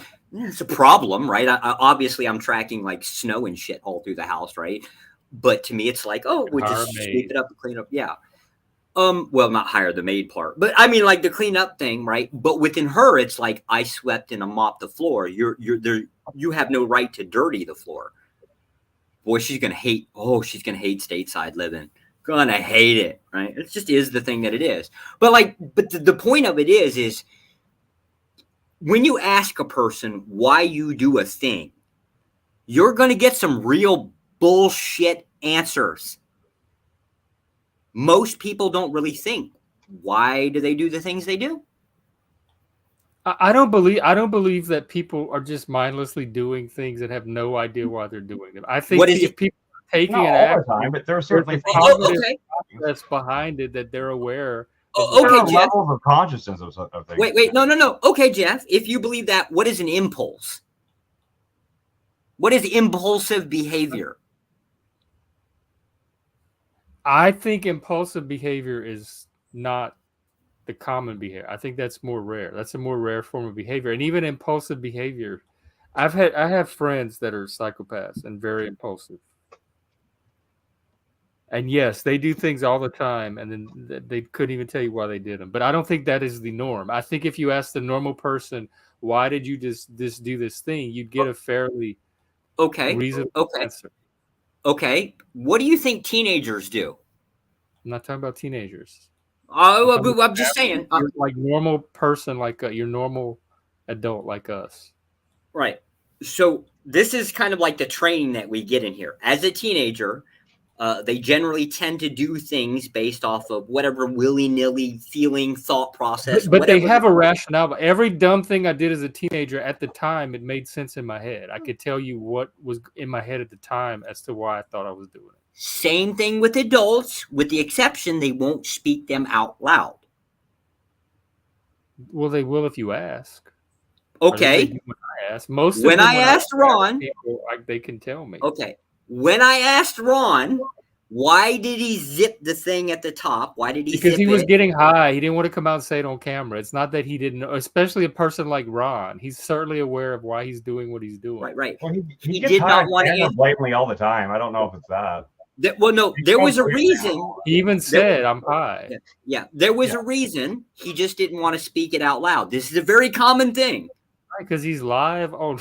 I don't blame him. It makes total sense. I'm saying this is actually the norm, and will become more the norm. But I think that's a bad example because I don't think Ron was unaware of why he was. Well, it was opening just the bag or whatever. Yeah, I'm not picking on Ron. I use that as an example because it fit right within the topic at the time period. Right? It was just an I example. saw that. I didn't think you were really criticizing Ron for that. I got you were using it to illustrate a point. Yeah, I get that. Impulse control is a very horrible problem that we have within society and getting worse.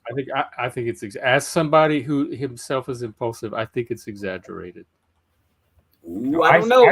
I see it. I go out in the world and if I see that impulse control seems to be getting less and less under control with a lot of people. I see a lot more people acting impulsively. I'm just going to the grocery store, and so I see people acting in a more erratic, more impulsive ways than I used to. It's kind of strange. They don't do that here. I was in Maybe the grocery store. maybe leftism is winning. Well, so within going to a grocery store, what is impulsive buying? I mean, it's more like I guess I'm okay. My statement's completely unscientific and it shouldn't be taken as anything, but just like there's a vibe. I guess is the best I can say. We have a huge economical or economy model based off of impulse buying. Right, but they can tell you why. I walked by, I saw this was on sale, or it looked good, or right. But does it change? One, and so I wanted one myself. There's gonna be. They can give you some kind of sketch of they're not just randomly taking something, so putting in their basket, paying for it, and going home and say, "Why do I have this?" But does it change the fact that it's does it a lot of times? Yeah, does it change the fact that it's an impulse buy? No, but your original example was if you ask people why they do something, they wouldn't be able to tell you. They mostly won't, and that's what I was pushing back against. Oh, okay. Not that people impulse buy. I know they impulse buy, but I think even impulse buying, there's a rational cognitive process behind it. At least when they tell themselves there is, because I do believe there's people that will impulse buy something and not really have any good reason, but they will justify it in their heads afterwards. I do believe that. Right. There's a cognitive process. They can't justify it if there's not. But it wasn't before they did. They did the thing impulsively and then came like they didn't notice they were doing it. They didn't notice that they put that bottle of wine or whatever in their cart. They might have noticed they get home and they see a bottle of wine in their. They might have physically noticed the fact they put the wine in there and stuff like that. But the actual conscious thinking about why they were doing it was more because I've done this before. Like picked up I don't know. I'm trying to think of the last time because there was just something the other day that I can't remember what that was. It was literally there was a grocery item, something that was really stupid that I didn't even really want or something. And I looked at it for a minute and for some reason I put it in the cart. Then I got all the way up the thing and then I ended up buying it. And then I got home and I kind of justified it. Like, well, I think I could use it for this. You know, I could do this and this with it. But honestly, I wasn't really thinking about that clearly. I just wasn't giving it enough thought. Period. It wasn't like it was a completely unconscious action. But it also wasn't a very conscious one. It was kind of somewhere in between. But there was a conscious component to it. You didn't just randomly grab an item off the shelf and throw it in your cart. No, I'm not saying that. Even compulsive gamblers, they know they're going to the casino to gamble and they know why they're doing it. Like You mean not, compulsive gamblers? Compulsive or impulsive people gamblers? make people out to be way more less aware than they actually are. I don't know how people cannot be aware of their inner. Well, I mean, the I think inner for workings most of their for mind. any major Like thing, something I'm as just talking basic as about their I'm just talking about motivations. ways that impulses like they can happen. But I don't think major in a lot of major ways. But sometimes with people, sometimes I have seen that. I have seen people in relationships that really did not know why they were in that relationship at that point. Like they just it was like it just kind of happened, and then but that may just be the story they tell themselves. They may actually erase some of the reasons they're in that relationship. They may dumb themselves down to believe that it's just that simple because they don't want to accept the fact that it's because they're scared or something like that. There's all sorts of complicated backwards thinking. I think at least that's what I see in from the people I've talked to and stuff. Well, we did make it over the 7-minute mark. We're at Oh, shit. 7:07 actually. 7:07. Wow. Well, that was. I mean, we kept getting to different interesting areas of conversation, so it just kept going like that. But I didn't realize it'd been there 3 hours. I noticed it'd been 4 hours earlier. I was like, damn, we gone 4 hours, all right. And then it was like 3 hours later. I can't believe We did 7, and I'll probably go check out machines after this too. Let me see who's on. Neurojack's on. Cecil's sleeping. Jack told me he's going on here, and I guess maybe he stopped in and saw us like going off about whatever and decided to go on the machine. Hank is around, but he's not on. And then there's 2 guys I don't recognize, and that Nanchada guy from Himalayas. I don't remember him right now. So I'm at least gonna watch a little bit of it. I don't know if I'll go on. If I go over there, I'll probably go on just for a minute, just say hi to everybody. But I know Hank's on there. I think we need to go through our friends list, find the biggest asshole we can, the most narcissistic bastard we can possibly think of, and then just offer him up to Emerald. What's wrong, Emerald? Why you're always thinking in your head no matter what idea I pop out there? We were trying to start a sociopath support group, not a dating service. Damn it, man. Damn it. See, I think there's a huge amount of benefits with this. I can hook you up with. I try to not keep them on my friends list. I said a narcissist. I didn't say a sociopath. Well, I don't want to kill her. Tetrad, whatever. It's that cluster. Oh, I'm sorry. I'm a sociopath. You wanted a narcissist? My bad. I don't want any of them. We're gonna be drawn to all of them. Keep the cluster bees away from me. Wait, hold up, Emerald. You just said you don't want any of them, but you date them. In the past, are you using that against me? But you date them because he's different starting right now. Just kidding. You date them because that is what you want. You just don't want that. I don't want maybe it's not that she wants those personalities. Maybe the kind of the guys that she's been attracted to physically, maybe they just happen to match up with that. It's possible. Have you dated any guys that don't fit that description ever? I've dated some, but I haven't gotten into a relationship with them. Okay, well, because the narcissists are charming, and they knew how to sweeten normal up people are beat. boring. There's nothing to keep us interested. I'm a normal person. I'm boring. I mean, but I'm still interesting. I'm not that normal either. I'm pretty weird anyway. So, am I a boring person? Oh yes, you're terribly boring. No, you're very boring. We're completely boring. You would get tedious quickly. Okay. So am I. Now who's gaslighting who? How am I gaslighting you? We're just okay. I was just asking. I just said who is gaslighting who. I wasn't. I wouldn't call you boring. I would not call you. I would not describe you as boring, but I would describe you as narcissistic. Go ahead. It's true. Tedious. I use the word tedious, but not that you start out tedious, but you have the ability or the tendency to get tedious over time. Yes. But that's not the same as boredom. Like, so if somebody came to me and said, do you find Joshua boring? I would say no, but I would say I do find him tedious after a while. Oh, okay. Okay. And they might say that that's close enough to boring. Oh, okay. I do think you should put on your best political pundit hat, and put your suit or whatever on it and go on Paul's show and explain to him what's actually going on over in Israel. Yeah, Paul But- desperately needs you an intervention, and Paul- you're Paul- only tedious I on really- certain stuff. Like when you start talking about like the real shit, you're not tedious at all. Paul is Bounce back right absolutely away. Paul is absolutely not going to change his mind on Israel. There is something else there that he's I know, latched on. that's what I've been saying, but I want to Yeah. test it. Like if you I wanna test it confront him too. with hard facts, I agree, but I don't know I still Paul want that to well, try. but I truly believe in his ability to adjust, like to facts. Well, the point is nobody, including myself, is going to say anything that's going to like change his mind until somebody can figure out what that thing is. And I have no He's idea really how to caught up on the religious, like he thinks that the fundamentalist, like the radical Zionists, have way more of an influence than they actually do. And there's like these one or two guys in the government that even the Israelis themselves don't even want there and are going to get rid of at the first opportunity. But he thinks somehow they have all the influence and like that's who you should be scared Well, of.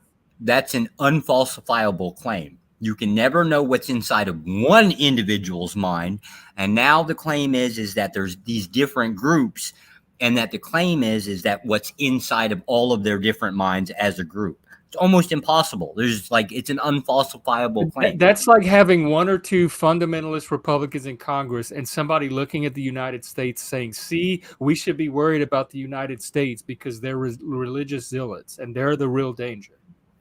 Right. Except with the problem, you're still talking about what's in their mind, and nobody has any way of proving that.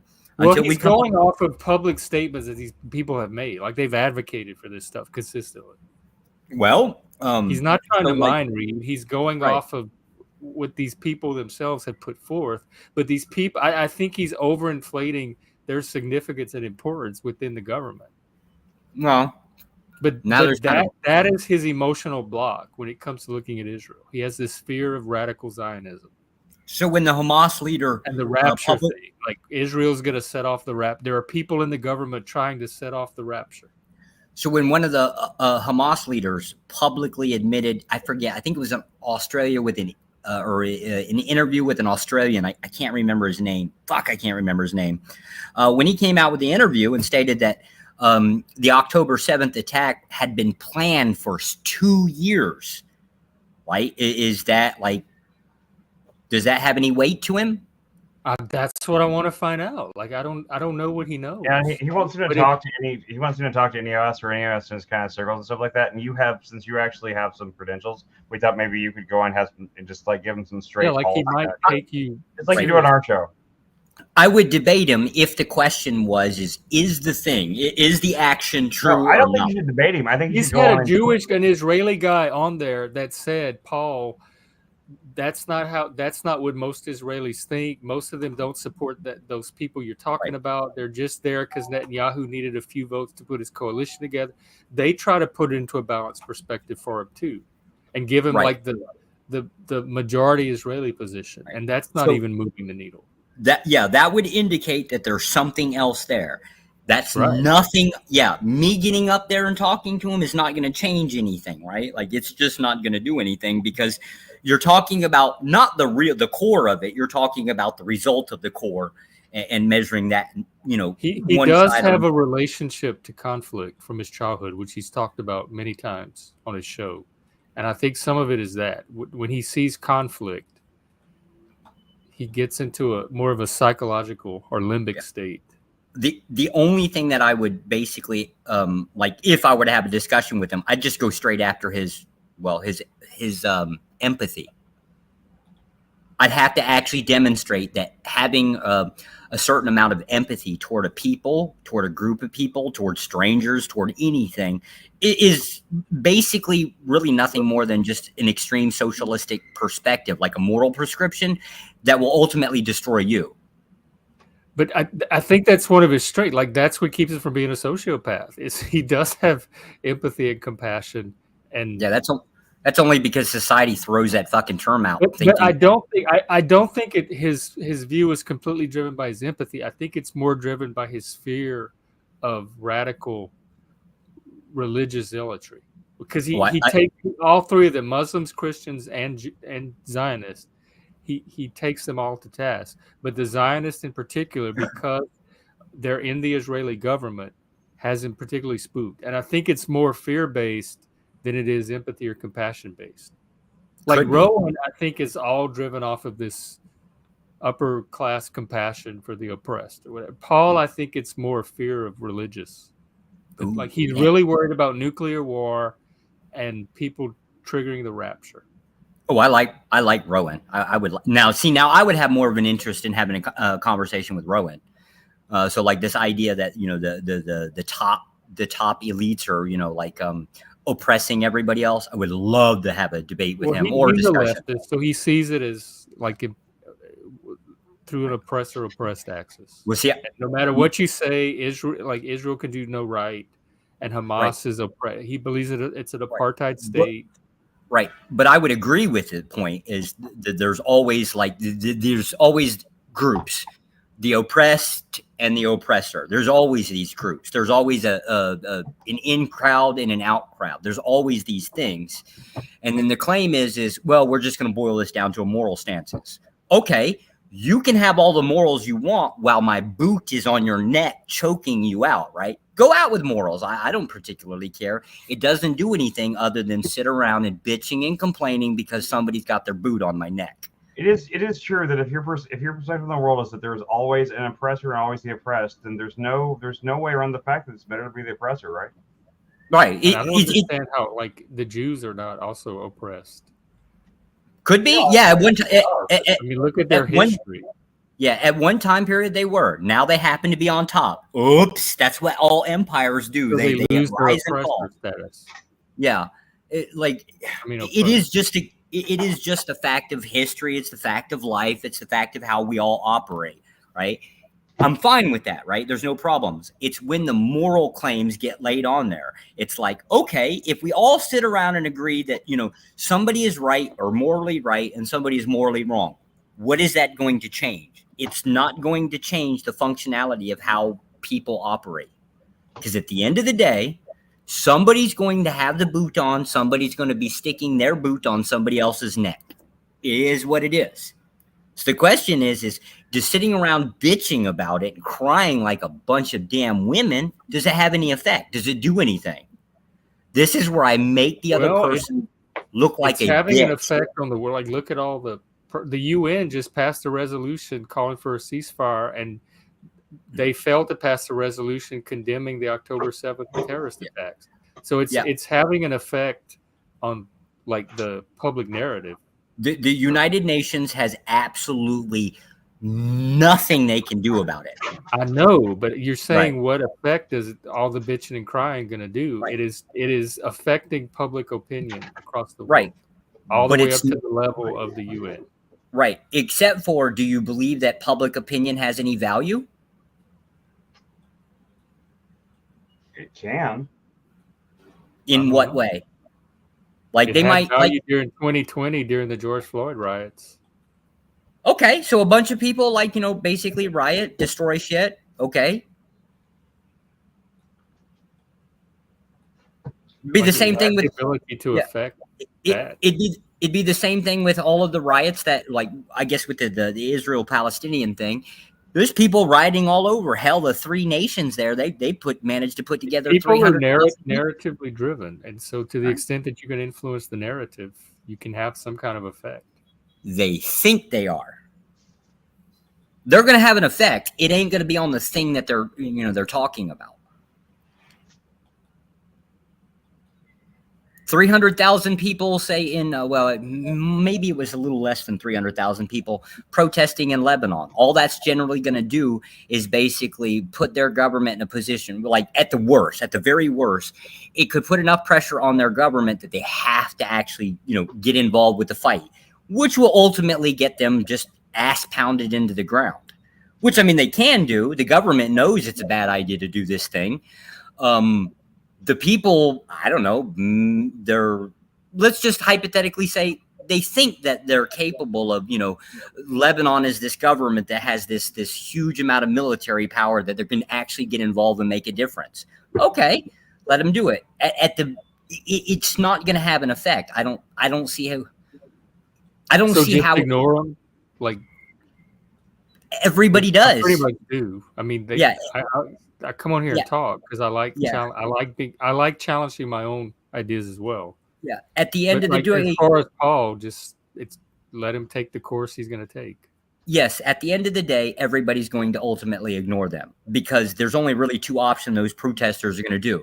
They're either going to try to like command their government to get involved and then get the shit bombed out of them for them. Well, we're not bombing assets. Now we're actually just bombing their government specifically. And then they'll change their tune after they've lost their airports, their economy, their all that shit, right? Then it's poor us kind of concept. But yeah, for the most part, yes, everybody's going to ignore them because there's That's pretty much what I'm doing. But Paul is somebody I really, really respect. And Rowan is like I knew his position. I've known his position. I like Rowan a lot. oh yeah, I'm not saying they're bad did not people. I like expect them. his positions to be anything other than what they are, and that's never been a barrier between us before, and it's not a barrier now. But Paul is somebody that I genuinely do respect and did feel aligned with on many, many things. So it kind of caught me by surprise, I guess. Okay. Well, no, and I'll agree with you. I consider Paul kind of like a decent guy. Like I don't know much about him, but from what little I know about him, seems like a decent guy. Same thing with Rowan. I think so too. Like right. If my read on people is at all correct, it's just this weird concept of hey, we can take a moral stance and think that moral stance is going to have like that much effect on the topic specifically that they're talking about. It'll have an effect for sure. In about 10 years, there'll be some type of like election process that'll get ultimately changed over to the concept, maybe balance out what they might want to consider to be fair, but it's going to have absolutely no influence on exactly what's going on right now. Maybe later. Yeah. But I would just say that's just how society gets, society kind of like adjust over time period. I still think it would be an interesting conversation, but I'm gonna worry less about it now. All right. I still think you should talk. I really do. I think it'd be interesting. I think you would listen to you just because you understand so much more policy stuff. Then I think you could. The one thing, because one of the things that really convinced Paul about the Ukraine thing was that guy. Did you see that clip of him talking about that? That guy talking about the whole thing about how that if they stop supporting Ukraine, it causes the Middle East and all sort of things, like back and forth kind of stuff, because they don't want Russia to be on China's side and all stuff like that. And like that was the was he originally not on Ukraine's side? No, he just wasn't. I think he wasn't super strong against the whole Ukraine thing. He wasn't super strong against the Ukraine thing, but like there was a guy in Bill Maher, and he's told this story a couple of times on the show. But it was just basically about the kind of the politics of the Middle East and like the policy stuff that's happening and how if this thing happens, how it causes this thing to happen, that sort of thing. And you seem to have a good grip on that, Josh. That's the reason why we thought it might be interesting for you to go on there and talk to him, because I think you could give him a perspective that I don't think he's gotten. I think all he's getting perspective-wise are people that are just like, yes, they deserve to defend themselves, bomb the shit out of them, yes, and yet though we feel sorry for the children, or we feel too sorry for the children. And I don't think anybody's given like a really like brass tacks kind of like this is the reality of what's happening kind of thing, which I know you don't know everything, but you know it better than any of us do. At least I certainly think I do. Hey Emerald, what's your take on men having getting involved with like moral positions, like the difference between right and wrong on anything, whether it had to do with like for another 8 hour? Yes, sir. I mean it like in the concept of it's 7.5. Yeah, it's just a serious question, but it's more like, and I mean it from like a wide range, like everything from like, they should be more, I don't know, empathetic toward children on some type of moral stance, all the way up to like political influence. Do you think that men should have like these like moral stances? Just men? Yeah, forget women, just men. I'm asking about that. What's your take on it? I'd have to think about it. I'm way too tired to think about it. Okay. It's almost 3 a.m. Just add it to a series of questions there. I'll ask you about it again later on. I'm not sure what you mean. You mean just we should have moral opinions on anything in any sense, any kind? That's a really broad, vague thing you're asking. That's a huge category. I don't mean it like in the moral sense. Well, okay. So all ought claims or moral claims. I mean it like on the concept of getting so hardcore on the right and wrong of the thing. Yeah, well, I mean, I do think there's utility in that in some situations to some people, but I think I know what you're getting at, because that seems like that's what's happening with the people like Paul and other things. Like they're getting so hung up on like the moral right, the moral weight of various things, the moral weight of the deaths of the children versus the moral weight of this, that sort of thing, and really, there is something uniquely masculine to the ability to look past that and look at what needs to be done and do it, right? I mean, maybe so much to say, but that's yeah. The utility function over the moral function. Because sometimes it's something that only men seem to be able to do, and I was thinking no woman can't. Well, no one can't, but on the whole, most of the time, if it's someone that has to look at a situation and make the hard call, and and have to make the call where they're going to kill 10 people to save 100 type of situation. And from a strictly pragmatic standpoint, it's usually going to be the masculine character to do that. Pretty much. Right. What's that? But I'm asking Emerald mostly because she's like trying to go through this dating phase thing, and it's actually a very useful function. Yeah, well, that's what she's doing. She's dating. She's looking for a guy, right? But it's also a really useful. It's a useful question when you're trying to measure out like the type of men you're looking for. Like measure them out like a measuring cup? What do you mean measure them out? like a soft man or a hard man? Oh, yeah, that would be one way of looking, or one way of like describing it. Yeah, sensitivity level of the yeah. guy. Hey, Emerald, do you want a pussy boy or like a real take charge kind of man? I don't know. Wait, what? Probably neither. Oh shit. Oh god, she's gonna describe moderation. Oh, this is gonna be painful. Well, we can end it. We don't have to sit through it. Yeah, it's your show. It's only 3:00 in the afternoon for me, so like I'm wide awake. I got my Coca-Cola. What the hell is wrong with moderating your ability to both be masculine and also have moral prescriptions? What's the? In fact, I don't. Why are those things mutually exclusive? I think you can have both of them in full measure.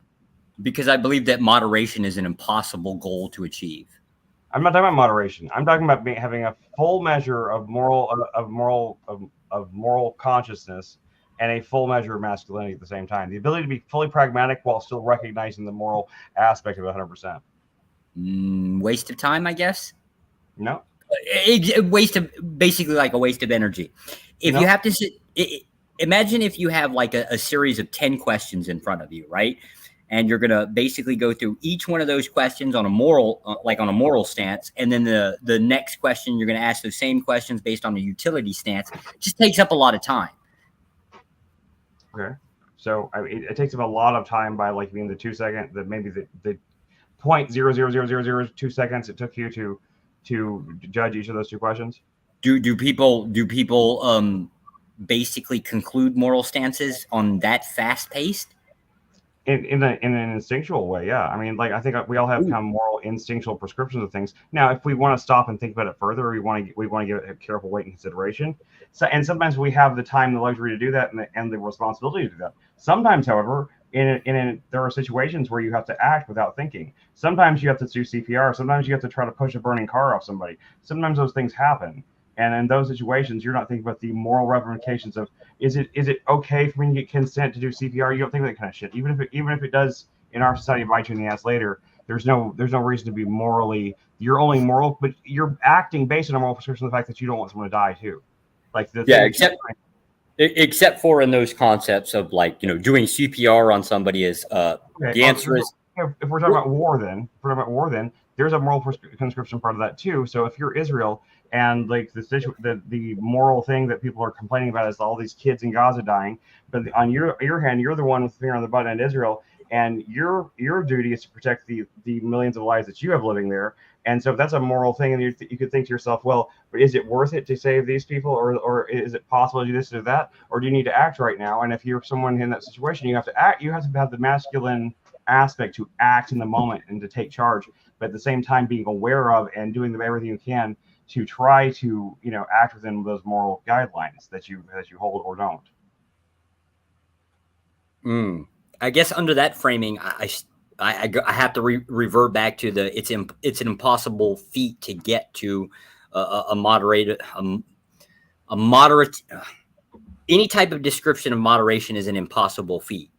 Unless I'm not about moderation though. I do not believe in moderation in that sense. Then why would you exercise both at the same time? Because both are separate things. Both are discrete parts of your psychological, moral, whatever not moral, but your psychological framework. They are not mutually exclusive things. One is not the opposite of the other, and both things can inform each other and help you make better and more.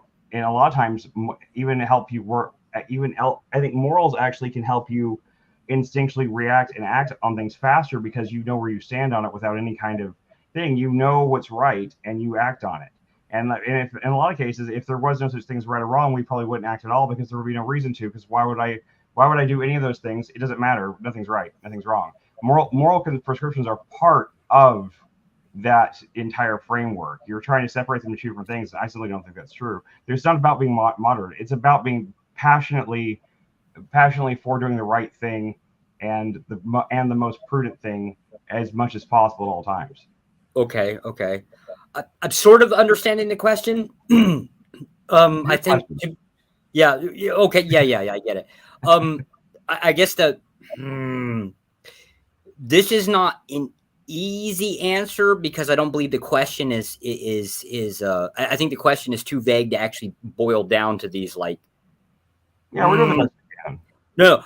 What? No. I actually because I don't want to let the question go. So on our next stream, we definitely need to have this conversation because I don't think this is like I don't think this is an easy Q&A. I actually think it's a mechanical question that needs to go through every component of it to actually even. Not even saying we're going to be able to come up with a decent answer, right? But just to understand the question enough to even come up with a functional answer. I completely agree. I mean, none of it, everything I just said, that was off the top of my head just now. That was just honestly how I felt about those things at the moment. Those aren't things I thought about. Right. And right. But I feel confident about them because my moral foundations tell me that's true. Because like in everything I ever do, like I do try to be a man in that sense, in the sense of the positive idea of the masculinity that we have. I try to be the person that's willing to take action, try to stand up and try to do the right thing. But at the same time, there's an inescapably moral part about that can't be untied from it. And I think if you do untie from it, I think that's where you get into psychopathy to a degree. I think your metric of measure is so added to a bunch of bullshit added on to like basically yourself. And the reason I say this is because, well, you're a dad. There's nothing, absolutely nothing that's going to drain masculinity from that. You're a dad, period. Whatever society decides, fuck them. You're a dad. You're going to do the best interest what comes in with your child. AKA, that's masculine, period. So nothing. You could run around with a fucking tutu, a pink tutu around the house, and you would still end up being this masculine person because you're a dad. At the end of the day, what that functionality is, that's it. Everything else society adds on to it is them fucking talking, being useless pieces of shit, and just gossiping. That's an interesting perspective on that. I mean, I have seen a couple of dads, unfortunately, that I did not feel oozed any kind of masculinity at all. But yeah, for the most part, I think you're right. Anyway, because they weren't being dads. They weren't being I'm the dad. No, that's not what I mean. I mean like the men that were not because they were doing stuff with their kids. I do silly stuff with my kids all the time. I don't feel the slightest emasculated. There are men that have been emasculated by their wives or just by life in general. They just don't seem to. They don't exude any energy that even shows like love towards the children or anything like that. I've seen a lot of that too. I'm just saying it's not. Oh, yeah, okay. Yeah, but again, that's still the whole concept of masculinity.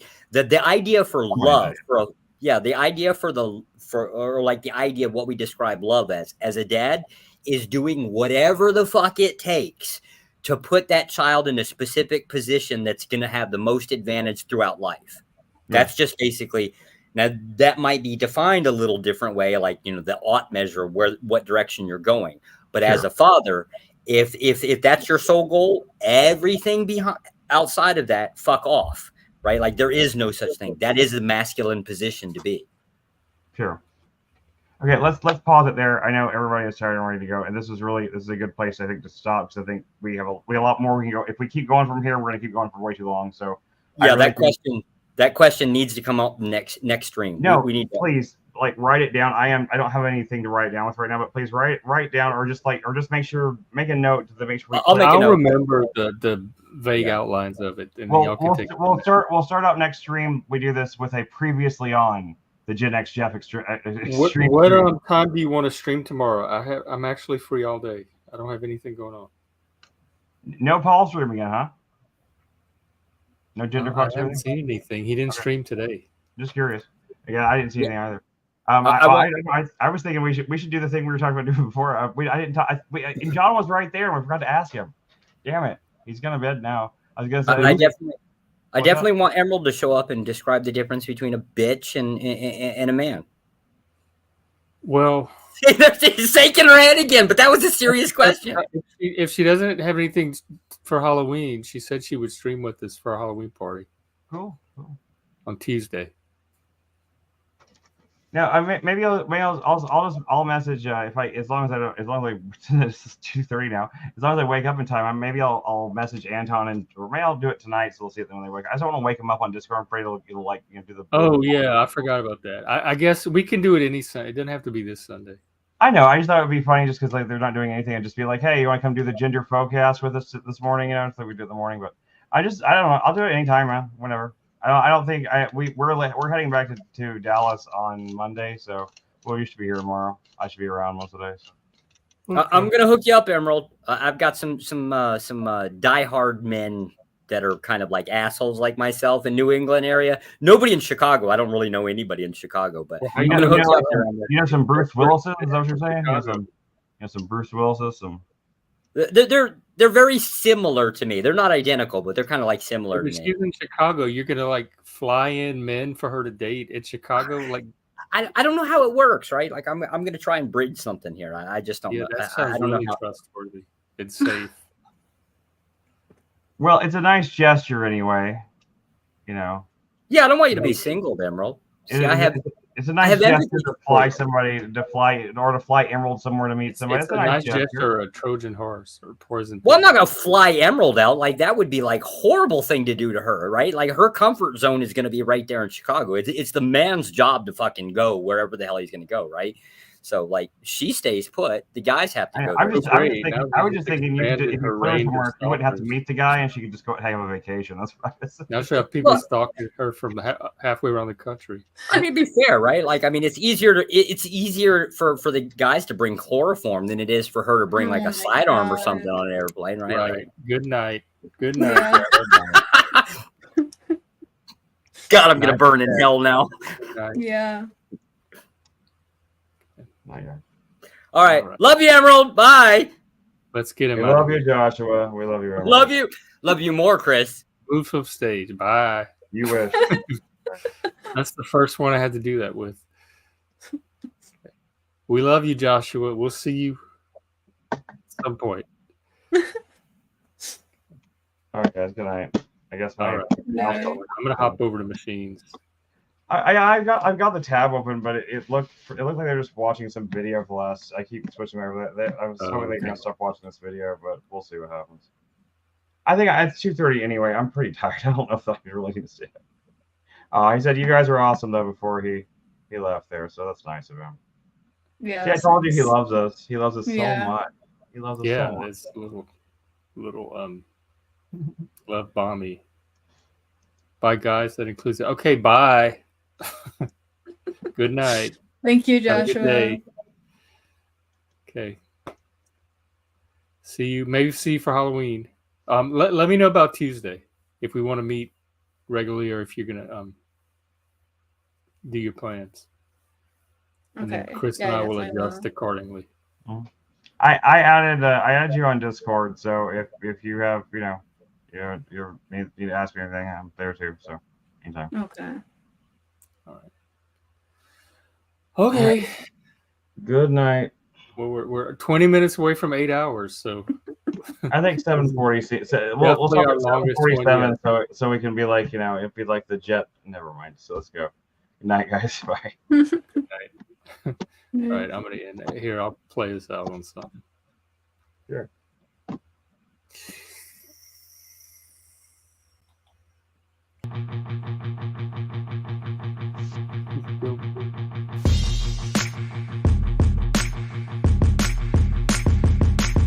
Give the fuck back before you're torn apart. You're packed with the devil ain't stronger than the holy arts. And don't be Yeah, trying to me, bring right? that shit in here where we operate. The knowledge that inspires your darkest fears. You sit there bragging, where it's a That's role you for me. singing? What you gonna Yeah. do? You for Yeah. some pagans Oh, who wow, wear it me doesn't for sound shame. like you. Before I come to cunt Yeah, I you did. down I in did silence. like a weird As rap. an in, the His wife spiritual was rap. science you see robe is to bath is to water. So if water is to wine, is how fucking I drunk made are the you? track. Just a wannabe wizard looking for a fight, but your wand is just a Okay, stick good that night, you found everyone. outside. See you You can't tomorrow. cast spells, you can't spell it, don't even start. Got my Although name in it, it the you next think it part. makes you look magic smart, but Where I you took don't. And I my shouldn't even have name to from. say